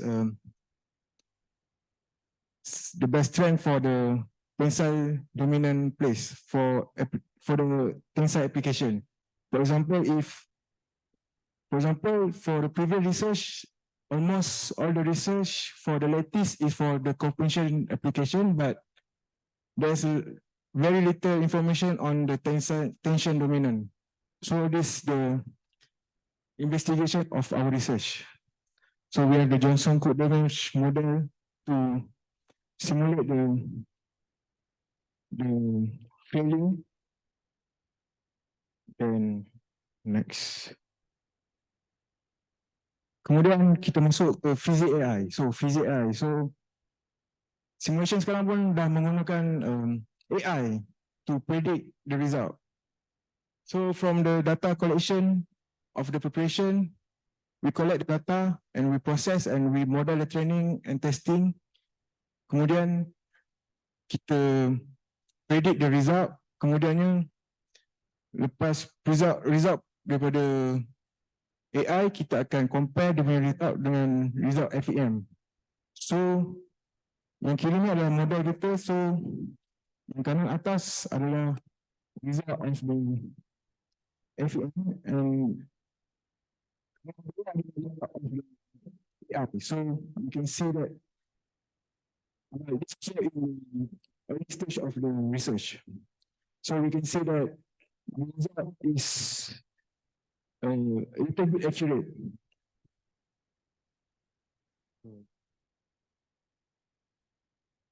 So this is a physics theory. So ini agak susah sikit terangkan. Next. So last slide saya. So this is artificial neural network and finite element method. So dia sama macam physics AI. So kita perlukan image model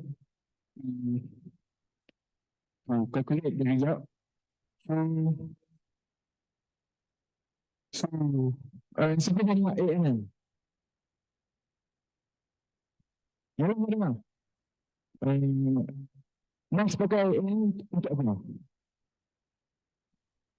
Oh, tak pernah pakai. Oh, okay. Sorry. Maaf. Jelaskan. Dah lupa lah.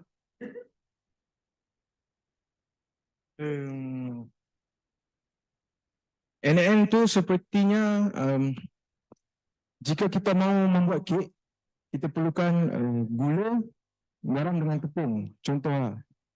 Jadi kita perlukan kadar gula tepung dengan gula yang terbaik. So kita tak tahu, jadi dalam hidup kita perlu NN akan proses dia punya input. So kita ada banyak data gula tepung garam dan di mana dia buat kek yang paling sedap.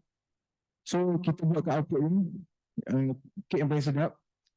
So bila kita serung ni, bila kita ada gula tepung garam, so kita masukkan ni, dia akan boleh predict berapa banyak yang gula tepung yang boleh buat kek yang sedap lah. Itu momentum lah. So untuk kes ni kita nak predict Johnson Cook ni model ni. So from the result experiment yang Johnson Cook, so the grey color adalah Johnson Cook. So beda yang agak sedikit, tapi ada juga berbeza. So tapi kadar strain of NaN, kadar result NaN dengan eksperimen model tu kira sebab eksperimen kali ini dia ada bukan kali orang.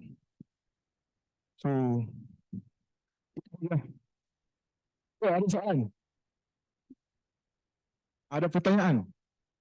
Thank you, participants. If you have your attention, if you have any question, just raise your hand and we'll give the mic to you. And to all the Zoom participants, if you have a question to our speaker, you can use the raise hand feature and we will read or allow you to open your mic. Thank you. Teman-teman ada yang mau bertanya? Mungkin masih pada semangat semuanya? Masih ada. Suara saya kedengar sampai belakang. Okay, good. Ada pertanyaan? Saya tak makan orang. Jangan risau. Pertanyaan mengenai simulasi ke? Any question?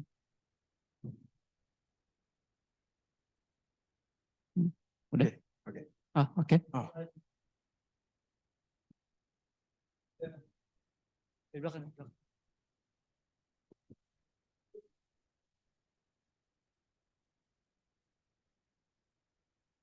Yes. It's not mine, but it's my friends that doing this type of research. Yes, using the artificial neural networks, yeah, and finite element method. Yes. Have you done also the prediction using another method like deep learning or something like that? Yeah. This is a kind of machine learning. Yes. Machine learning method. Yes. What do you think? Have you done it with using another method, or have you compared also, or you just use this ENN method in your research? I just remember that the purpose, the experiment that was done here is the spot welding, parameters of the spot welding. Here. This. Oh no, that's this the result experiment of the tensile test. Tensile test, okay. And then they try to do the theory of the tensile test by using the Johnson-Cook model. Okay. And after that, they trying to do the NN, and the NN from the data of the experiment, they into the coding, and they train and testing the data. And after that, after they get the best algorithm, they trying to put the the exact input parameter of the experiment and they get the output result very accurately. Okay. The accuracy that you done with the method, have you done also the how many percent of the errors of your prediction? Do you how much Based percent? on the knowledge that I know is 99%. 99%. 99%. Okay. But you can ask Prof. Yupiter. Oh, okay. Yes. Because Okay. he said that to me, so I only said that to you. All right. Okay. Okay. Okay. Okay. Okay. Thank you very much. Thank you. Okay, thank you. Is that all? Okay, thank you guys to SMRI for the presentations. Thank you for the SMRI team for the amazing presentations to the speakers as well. Next one, continue our agenda before we continue to our next speakers and that is Pak Arman. And the president di belakangnya kembali lagi saya. Kedengeran berarti yang di belakang suaranya ya? Okay, give a round of applause for all of us. Okay. Okay, so for the next speakers, it will be presented by Assistant Professor Dr. Armansyah, ST, MSc, MSc. Apanya? Boleh Pak? Ya, pakai Zoom-nya boleh. So meanwhile, Pak Arman is setting his presentation.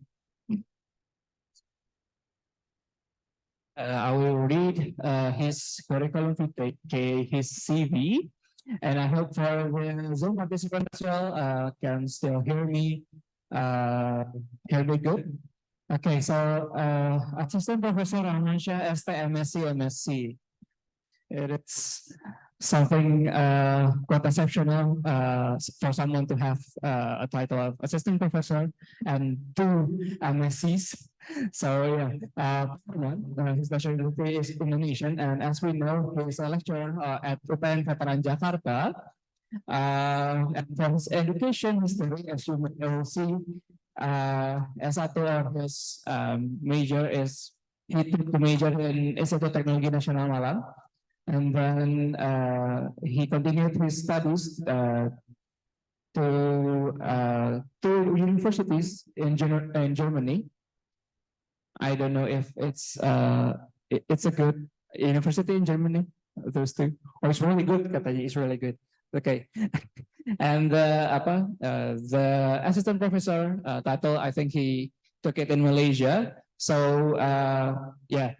As we all know, he is a quite exceptional lecturer at UPN Veteran Jakarta.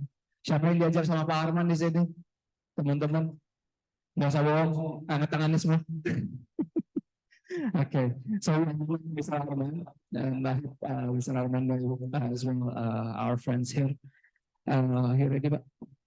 Okay, then, yes, please take the lead, Mr. Arman. Boleh tepuk tangan bicara flash pada ini.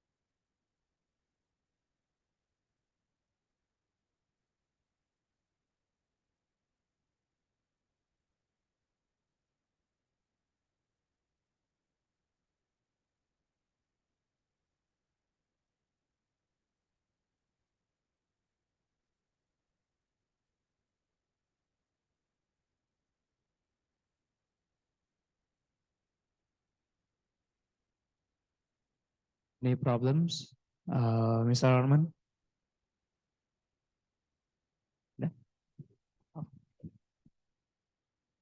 Okay. good evening. Assalamualaikum warahmatullahi wabarakatuh.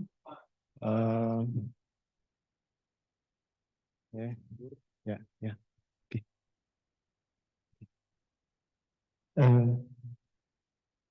Today I would like to give great gratitude to our beloved guest from Germany, Dr. Marcel, Dr. André. We are here based on the university and engineering faculty. We'd like to thank you very much to come here. We are very happy to be here with you, to know you, each other, and to learn from you what you have done with the engineering. And also for beloved friend from Malaysia, from UiTM Malaysia, thank you very much and for coming here. And we are also very happy to know you each other. I already know from the previous years. Okay. But where is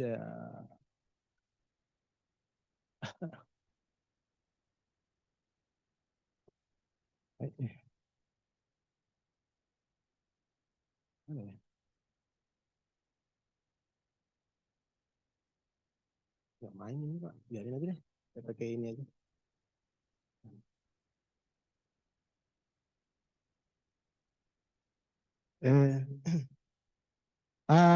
Sorry for the technical problem, but today I would like to present. Maju mundur dulu nih ke atas. Okay. Okay, I would like to start from here.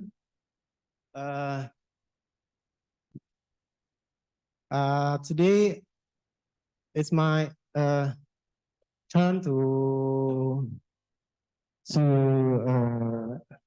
perhaps introduce you in the general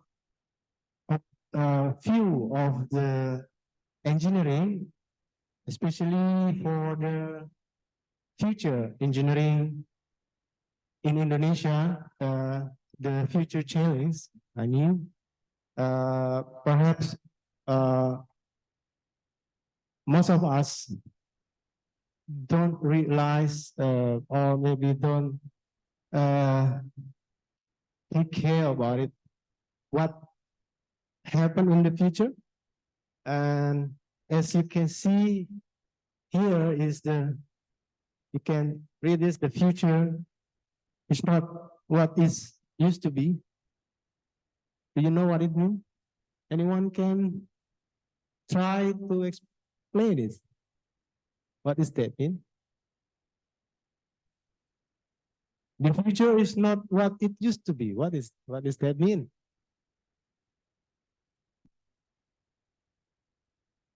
Okay, maybe it's the big question because future, something future.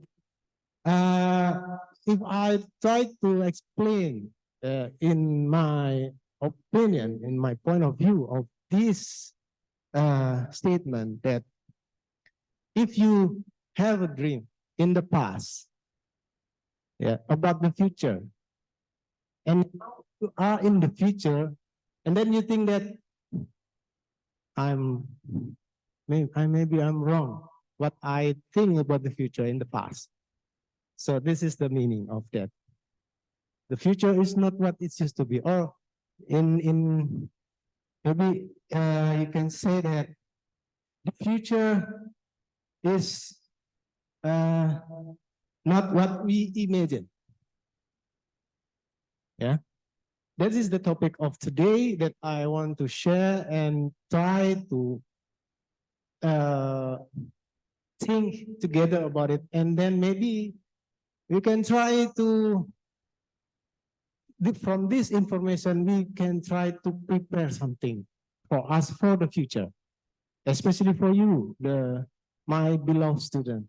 You must have something that you have to prepare for your future. Okay, this is the topic for today, and I also have some. Yeah, I think from not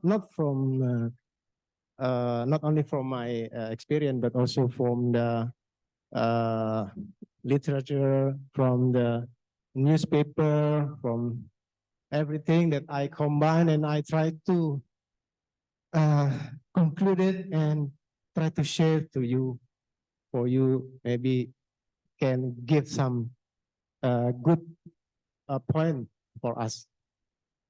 Okay, engineering future challenge, and then in Indonesia, what happened? Okay, so now we try to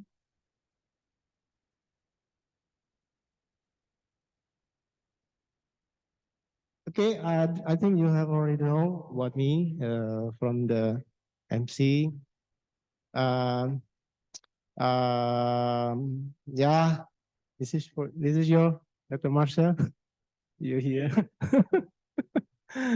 And from the also here, I was there in Chemnitz in 2016. Yeah, for a research project. I'm very happy I got this opportunity.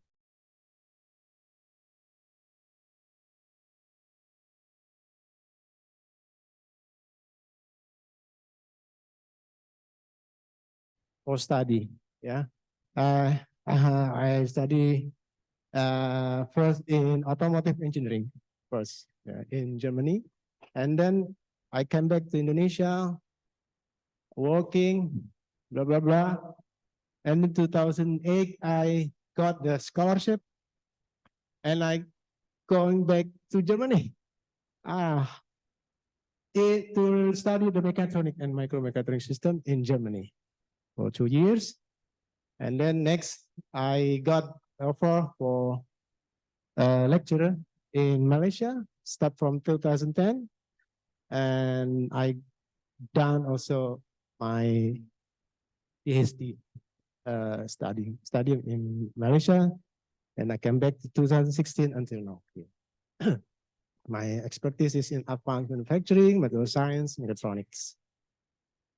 So I hope this can be used to inspire you, or you to have your idea to increase your, or to get your experience outside Indonesia. This world is big. Yeah, you must see other side on the world to get knowledge, to get experience. It's beautiful. So don't miss your time. Yeah. Okay. So next,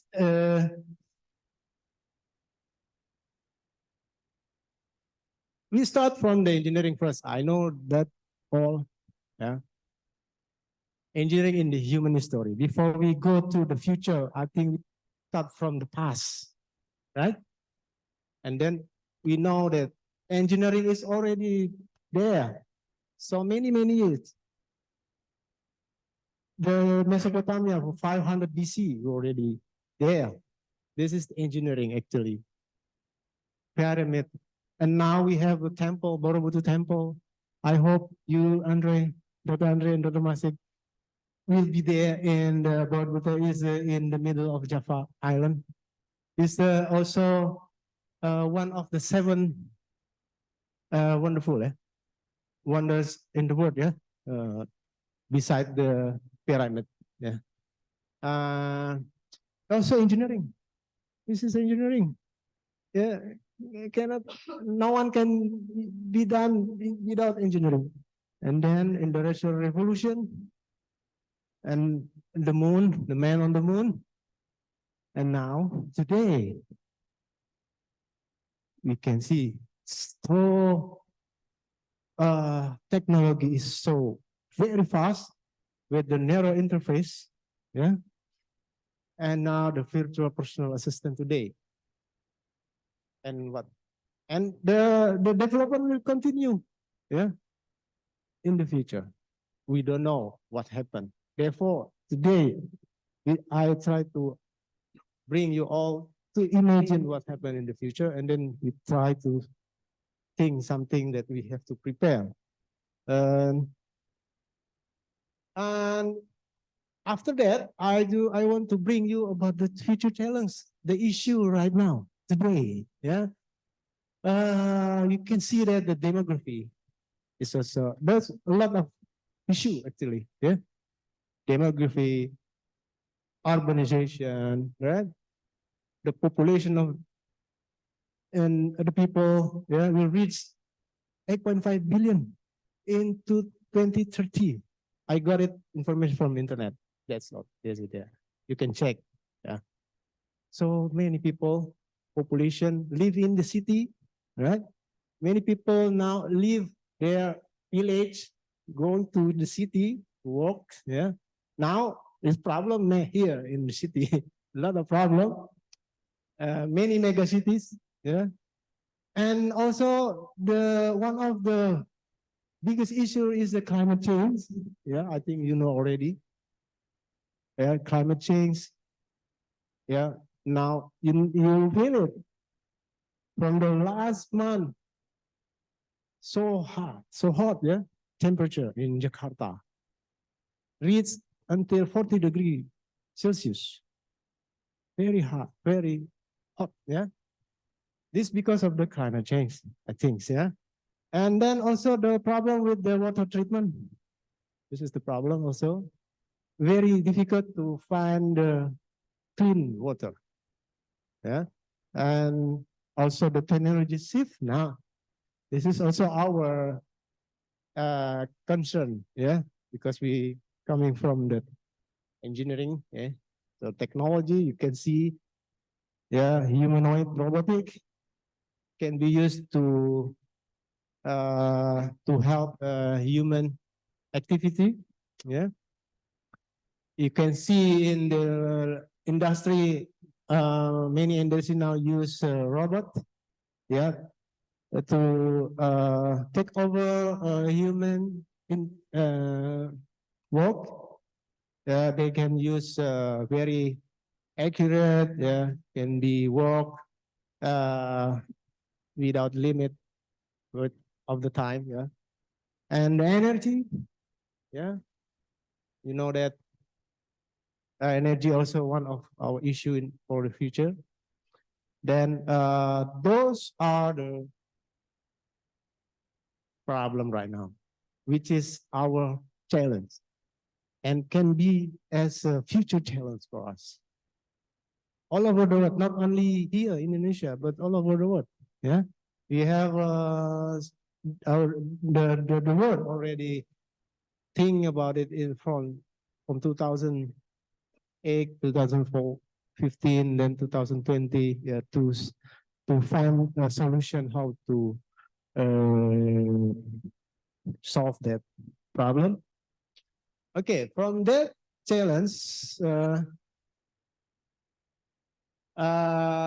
we must know first what is the perspective of engineering. Yeah, before we go further for the solution, we know that the engineering is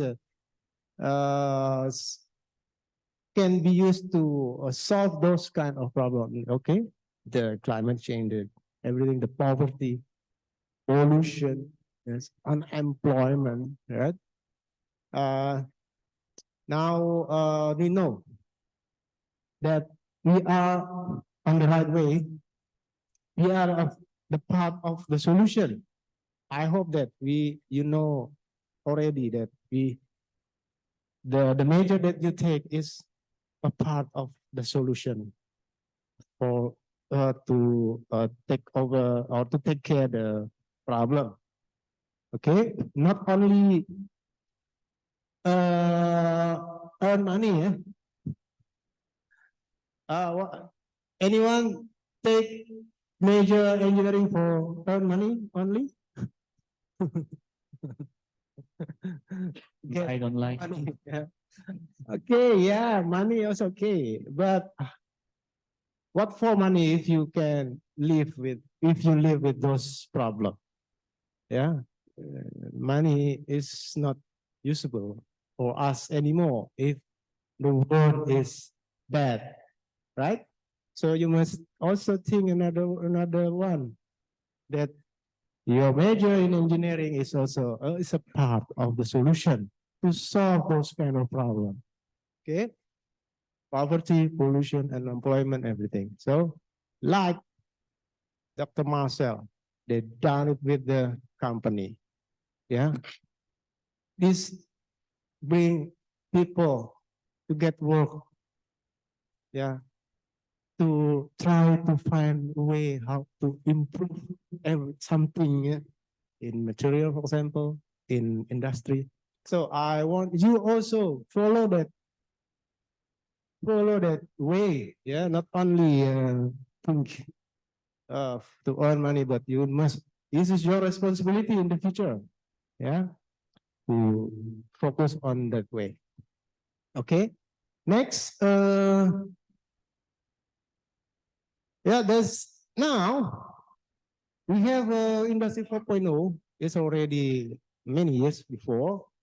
Now, if you can see here, this the Industry 4.0, you can see this consists of a lot of cutting edge technology, right? Smart sensor, big data analytics, multi-level, augmented reality, cloud computing, mobile device, IoT, location detection, advanced human machine interface, authentication, 3D printing that we learned today from Dr. Marcel and Dr. André. It's there. So, which is that what we learn now today is also a part of the development of technology. Yeah, which is now we know that STEM, the science, technology, engineering, and mathematics. Yeah, and also the government of Indonesia already use this and have a platform for the work plan for the industrial technology 4.0. Okay. Now, not only Indonesia actually, and another country also done like this. Okay. So, and then what for? We have to have it. Then we can use it. You can see many new products. Yeah. With engineering. Yeah, over there, agriculture, in the area of agriculture, and area of smartphone, yeah, music, sport, yeah, learning social environment, design, and everything. You can see that STEM or engineering can be used to improve better life, yeah, to produce many product. Okay, this is our challenge. Yeah. So how now I want to show you what is Indonesia first. Okay. Now, if we have already the problem, we know the challenge, we know the issue, then we come back to ourselves, who we are. Yeah. Then we come from this question: what is Indonesia? Yeah. I know you have an answer, but I just want to remind you maybe for three specific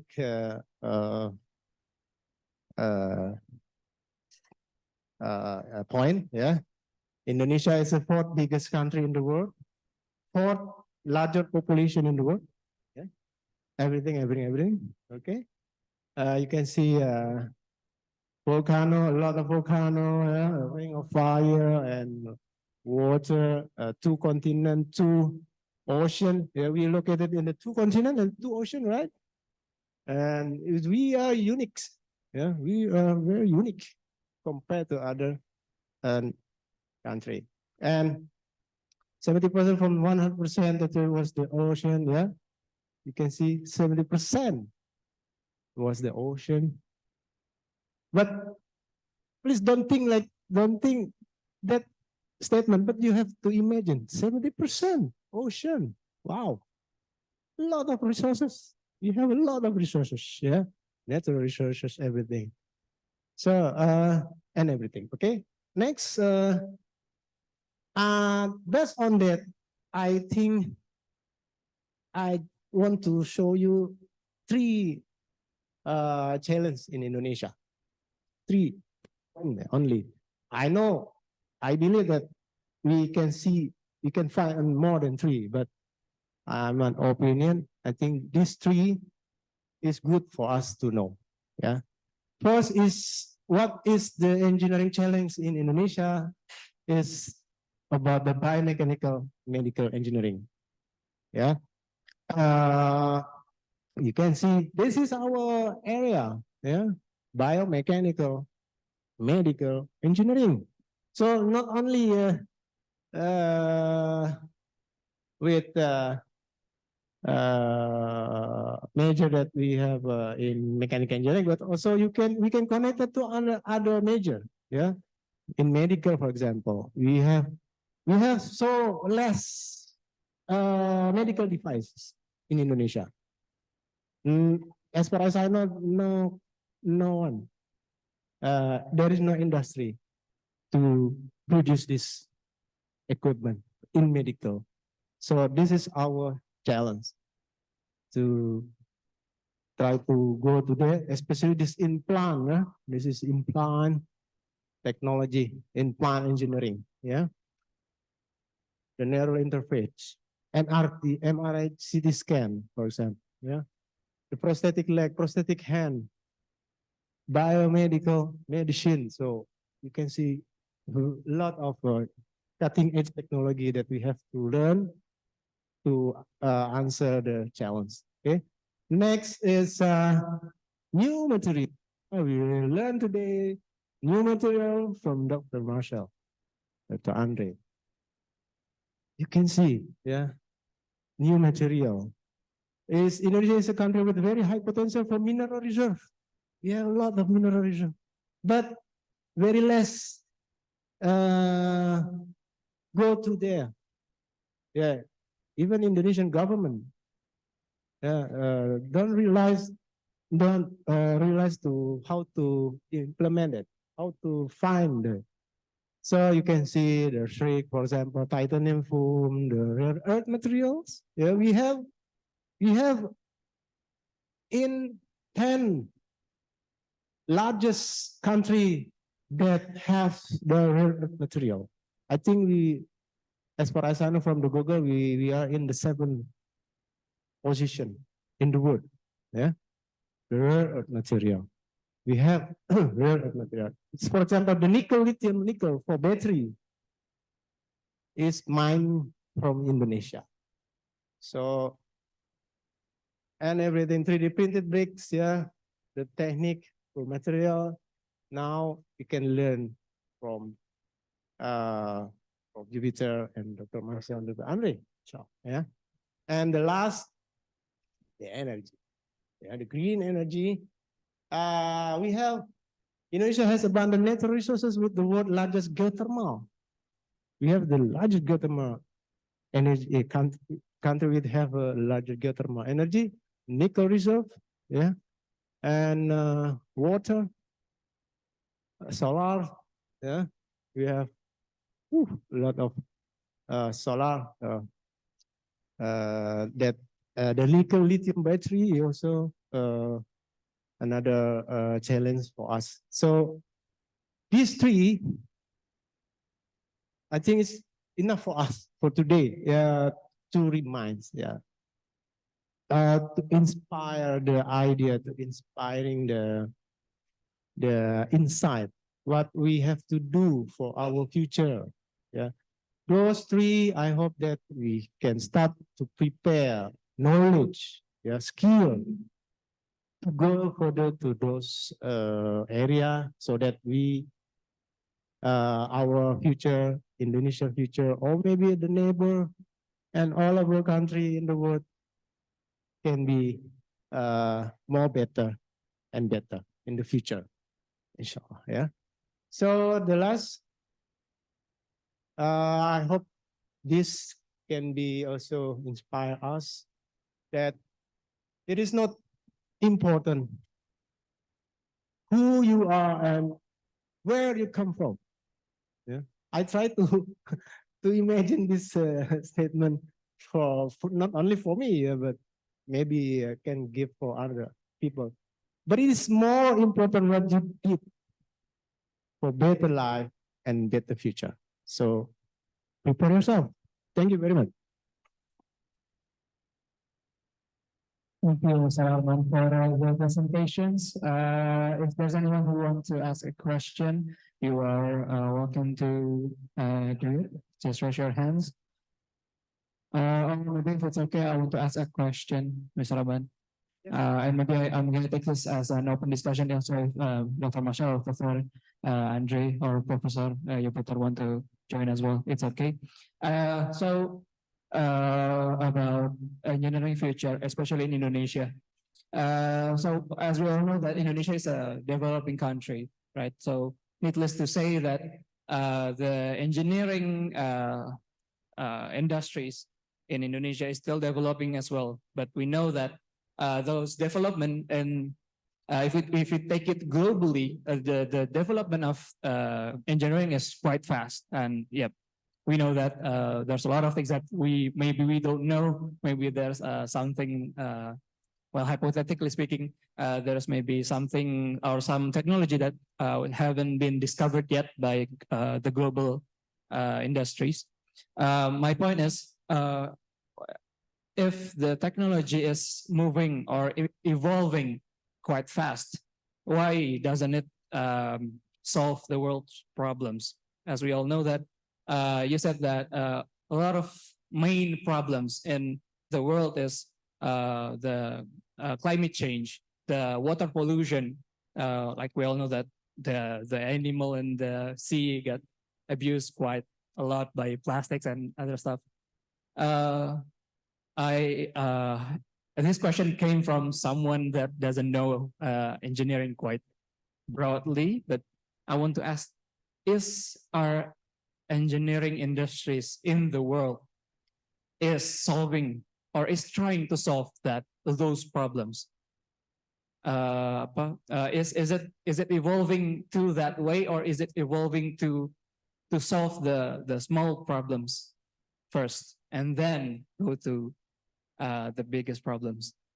And maybe if that question is too hard to answer, my question is when will second question is when will Indonesia will have or catch up with those evolving technologies? Sampai kapan kita di Indonesia bisa mencapai ke tingkat di mana engineeringnya udah se-futuristic itu, Pak? Okay, thank you very much. Thank you very much. Good question. Until now, don't solve that kind of problem. Maybe solve, but not more. Yeah. In the fact that now increase create a lot of problem. So, in my opinion, in the past, many people think that engineering can be used to help human activity only. Yeah. Only, we think only for us, only. Yeah. How we, our food, for everything, only for us. But now we realize that it's not enough only for us. We have to also think for environment, because we live after us, then we live our generation to generation, right? Maybe we miss that. We miss that. Or maybe we don't know that. We don't know, we don't realize that. Therefore, we have to know that. Through in Indonesia, education. Education is very, very important. Yeah. Education can help us, can remind us what is important for us and for our generation to generation. I think there's the problem. How to solve it? We have to spread out the insight of education to many people in Indonesia. Yeah, not only for therefore, we have a fourth largest population in the world. Yeah, the government maybe can take for too many people. Yeah, so we have to help them, the government. Yeah, by reminding your neighbor, your friend, even our parents.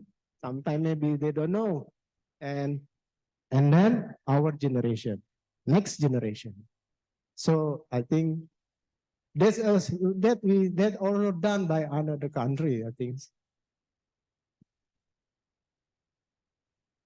Maybe the last point before, because of 5 o'clock, they are going to airport. Yeah, maybe I would like to hear, yeah, from our partners here.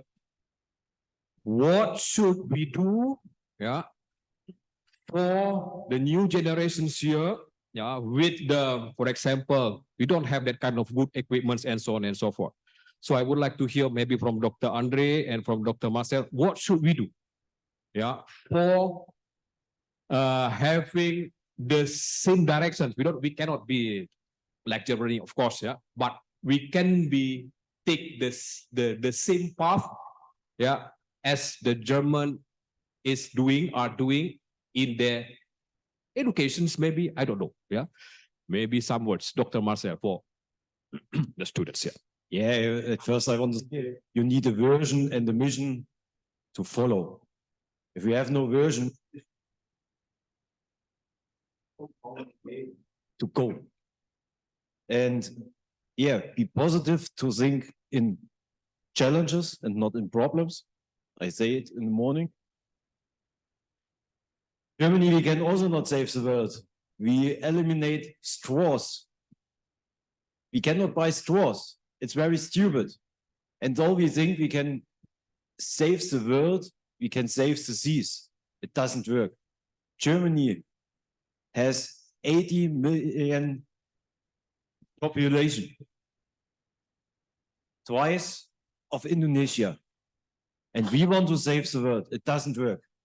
We need you. We need all together to go step by step.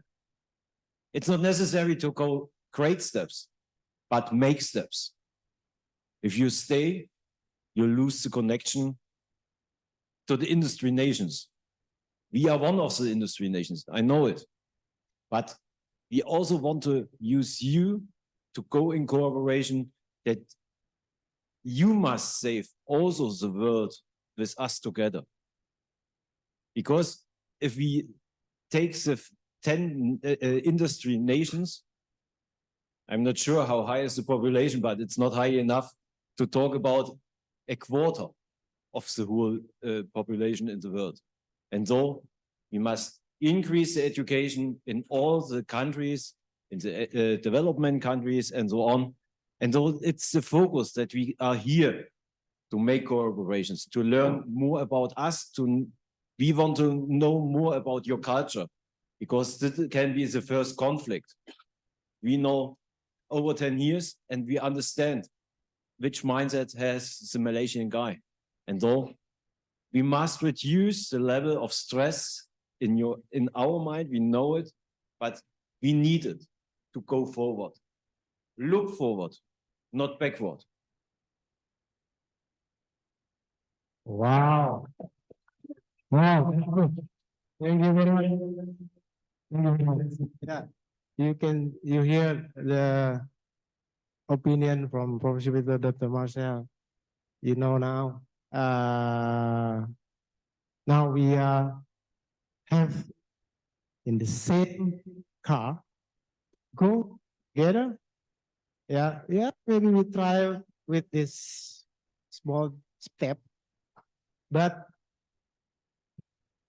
right in that direction to save our home, right?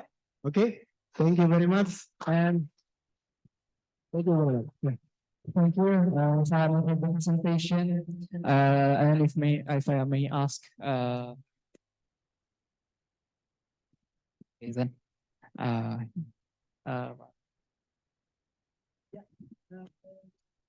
I hope udah selesai foto-foto udah. Pemberian. Oh iya. We must say thank you to Dr. Marcel and Dr. André for coming to Indonesia. Welcome Indonesia. You're always welcome to Indonesia, especially in Jakarta. Thank you for all the presentation and the knowledge. Yes. Du schreibst uns und dann finden wir einen Weg. Ja, in dann- 2 Wochen haben wir auf jeden Fall Informationen. Okay. So? Okay. So while we wait for our delegation to go out from the venue, once again, give a round of applause to Mr. André and Mr. Marcel.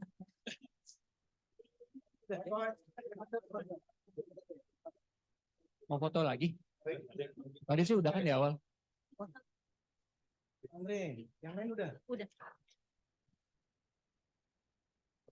So if you want to take a photo together with Mr. Marcel, you can as well do it right now. Tadi kayaknya ada yang bilang silakan gue foto gitu sama karena nggak apa-apa.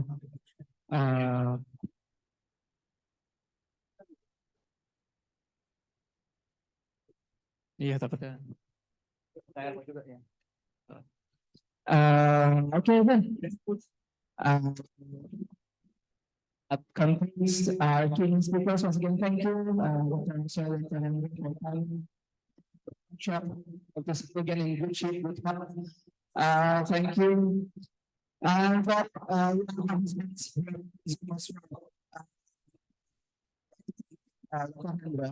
I think he's in outside, but for being for the workshop, and I think we got a lot of useful knowledge from the workshop.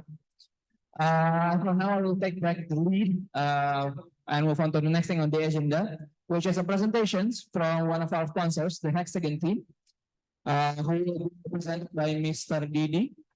So, he come in front of the stage. Thank you. Presentasi saya. Harus pakai laptop saya. Thank you for all the Zoom participants. We have two things to do to our workshop. Jadi bagi teman-teman juga tetap ya gitu ya, tetap berada di tempatnya. Masih ada beberapa agenda lagi yang kita lakukan. Mas Dedi, filming.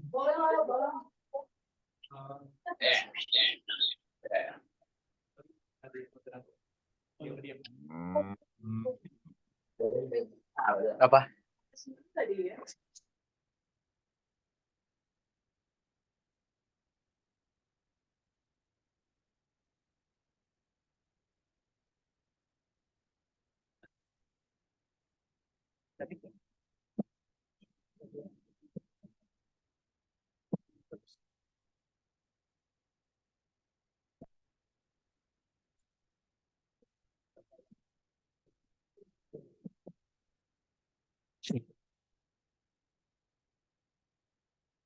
Selamat sore. Selamat sore, dan pagi semuanya. Orang-orang ini udah pergi, kita ngomong bahasa Indonesia aja ya. Tapi kan bahasa Indonesia. Oke. Saya dari Budioso dari Hexagon, industri software. Saya dalam kesempatan ini ingin memperkenalkan tentang teknologi simulasi software. Jadi itu pengganti penuh dari kegiatan di software kita. Ya. Misalkan satu kasus saya di Papua ini kita bikin pelek dengan berbagai macam istilahnya sport gitu. Nah itu ada persyaratannya. Tiap satu model sport yang baru misalkan cuma ada segitiga, gitu. Itu harus tahan terhadap benturan dari arah samping, dari arah vertikal dan seterusnya. Ya. Selama ini mereka kalau mendesain satu pelek baru atau model baru dengan spek tertentu, mereka harus melakukan tes berapa kali.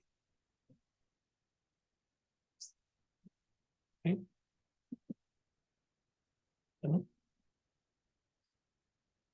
Oke, ya. Nanti dalam paling cepat satu model itu bisa selesai 4-5 bulan. Karena ketika mencoba, ternyata correction. Mencoba ternyata praktik live-nya tidak memenuhi, maka diperbaiki lagi, ya kan? Perkuat lagi dan sebagainya, dan material dan sebagainya. Ya. Jadi yang pertama untuk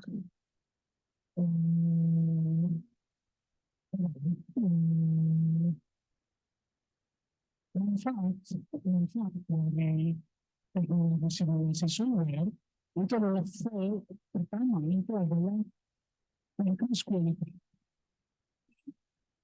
Yang kedua itu adalah cutting cost. Dan yang ketiga itu adalah speed up time.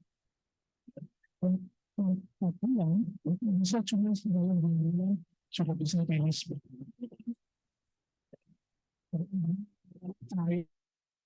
Yang biasanya sampai 10 kali cukup dilakukan 1 kali atau 2 kali. Nah, yang sisanya dilakukan di komputer kita. Dalam waktu yang singkat, 1 jam, 2 jam.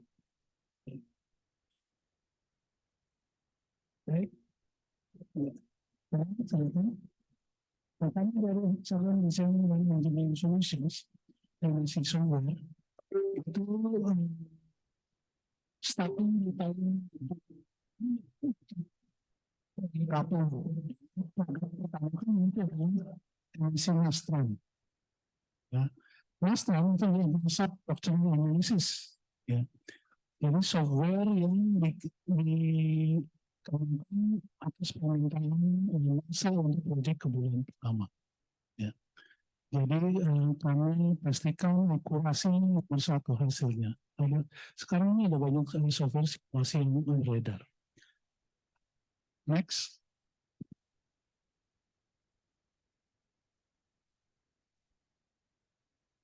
Oke.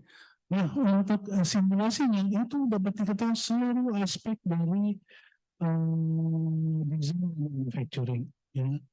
Baik untuk CFD, ya kan, fluid dynamics, akustik, structure, manufacturing, proses manufacturing maksudnya, ya, sampai ke teknologi material yang tadi seharian tadi sudah disampaikan oleh Dr. Marcel dan Dr. André.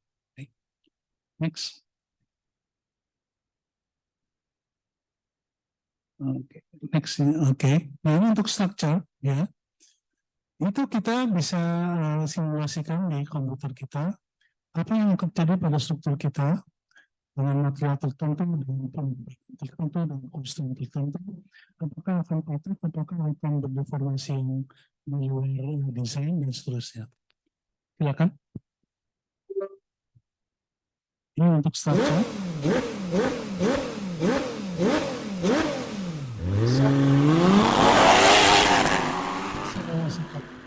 Baik, mesin yang kita ingin hindari, di sini kita cari, gitu ya. Jadi mungkin kalau punya bisnis jualan knalpot racing itu perlu pakai software simulasi akustik ini. Karena software ini dengan geometri exhaust tertentu, material tertentu, dia bisa mensimulasikan warna suara yang dihasilkan, suara yang suara macam-macam. Oke. Next.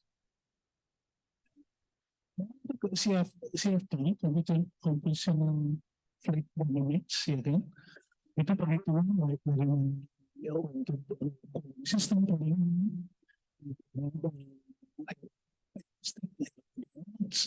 sampai ke aliran udara di satu perkotaan.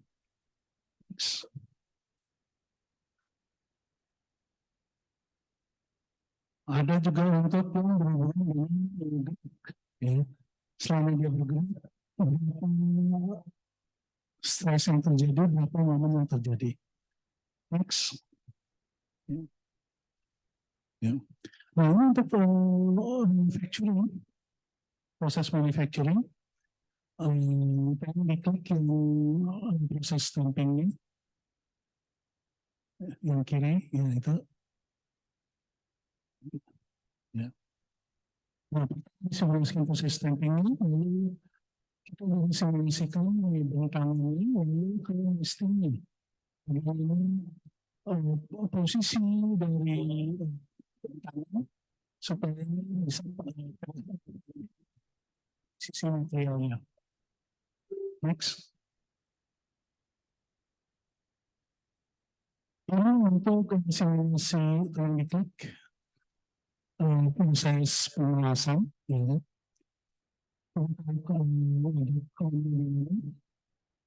Bisa diklik.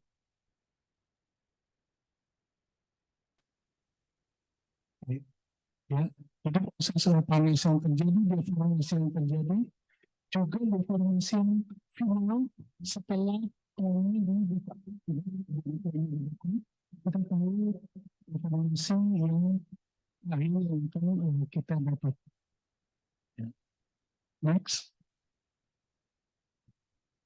Udah.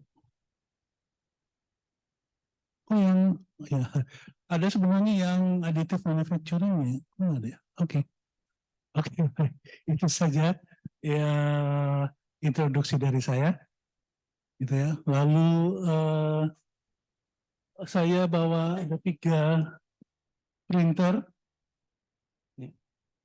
Kan di Ya, mau bagaimana Pak di pemberiannya berarti?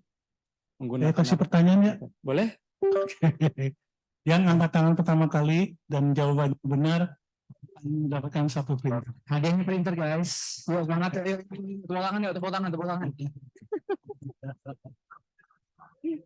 Oke, mari Pak. Pertanyaan pertama,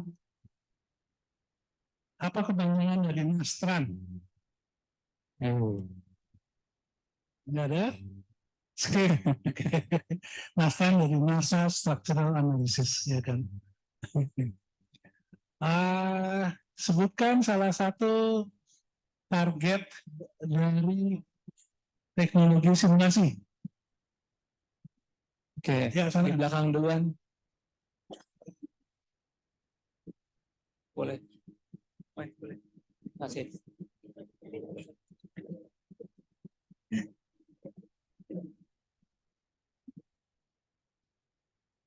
Oke, ya sebut aja nggak apa-apa, ntar diulang lagi di sini.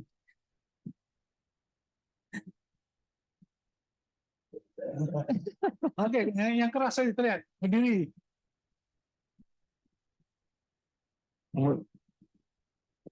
Ini biaya produksi dalam melakukan nasi. Itu. Ya. Oke, satu printer. Oke, satu. Nanti kalau depan yang untuk di datang. Oke. Oke, ada 2 printer. Pertanyaan kedua. Terima kasih. Nggak mempersiapkan apa-apa ya, Pak? Apa ya? Apa ya?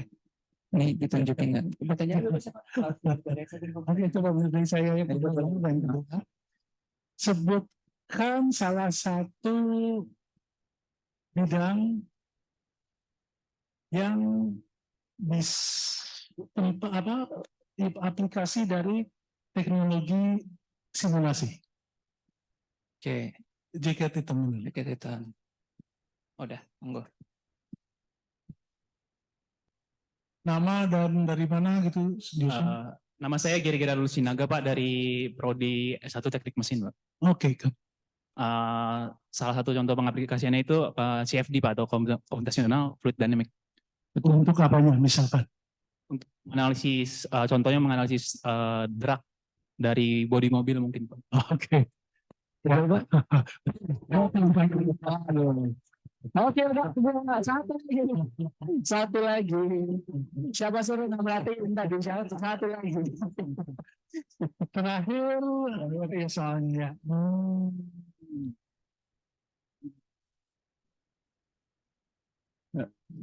Tujuan utama dari simulasi proses welding adalah Ya.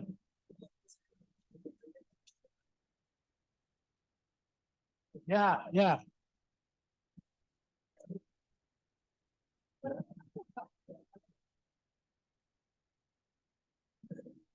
Yo, istighfar dulu, istighfar dulu.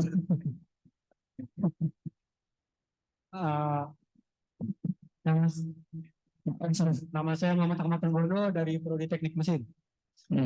Jawabannya tuh untuk memperlihatkan deformasi dari material setelah kena weldingnya, Bang. Enggak? Ya, benar. Tiga pertanyaan saja, terima kasih ya.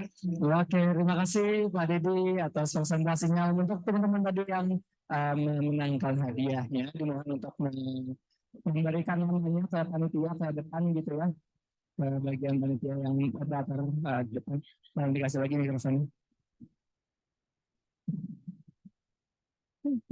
Pegang dulu aja. Oke. Oke, kembali lagi terima kasih untuk Pak Dedi atas presentasinya. Tadi Pak Yupiter di mana? Pak Yupiter tadi di mana? Pak Yupiter katanya. Ya, makanya tadi kata setelah Pak lagi ngantar ke ini bawah ke bawah tadi. Bentar kan masih penutupan. Nanti kan butuh foto-foto doang, gampang Bu. Nyanyi dulu.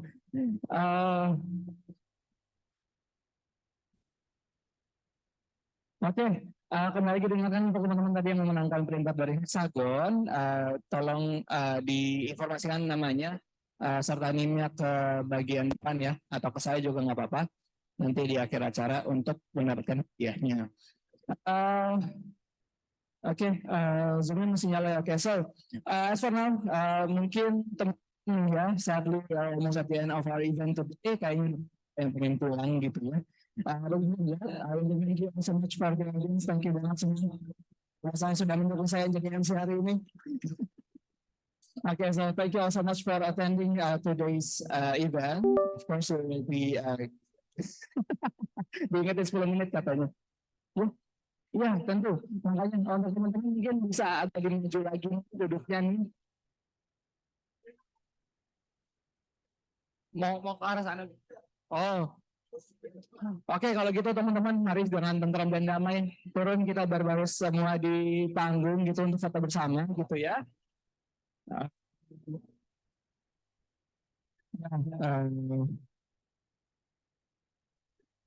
Again, once again, I want to thank you all the participants and all the keynote speakers, especially the Zoom participants. Thank you for coming. Thank you for attending the long event. Terima kasih langsung. Monggo.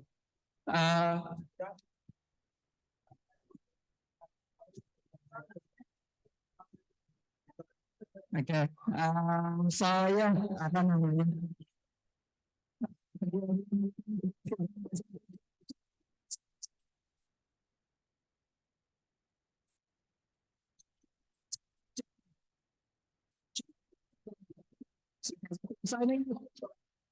Lagi sedang selamat sore berjalan.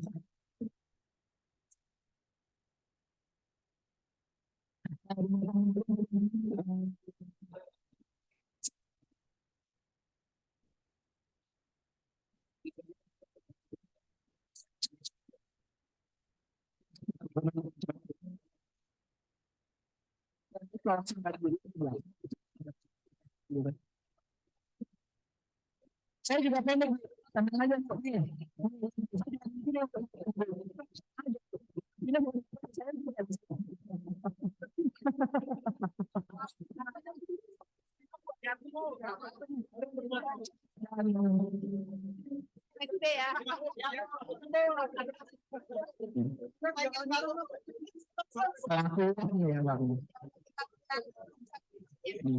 Tinggal keluarin nama dari jurnal aja gue rasanya. Agak di biar nampak itu agak apanya? Biar nampak itu backgroundnya. Di atas bisa nggak Pak? Paling dapat harusnya. Paling yang di bawah agak aja. Bisa, yang paling belakang boleh dong, kursinya digeser aja. Kursinya di belakang aja. Belakangin aja.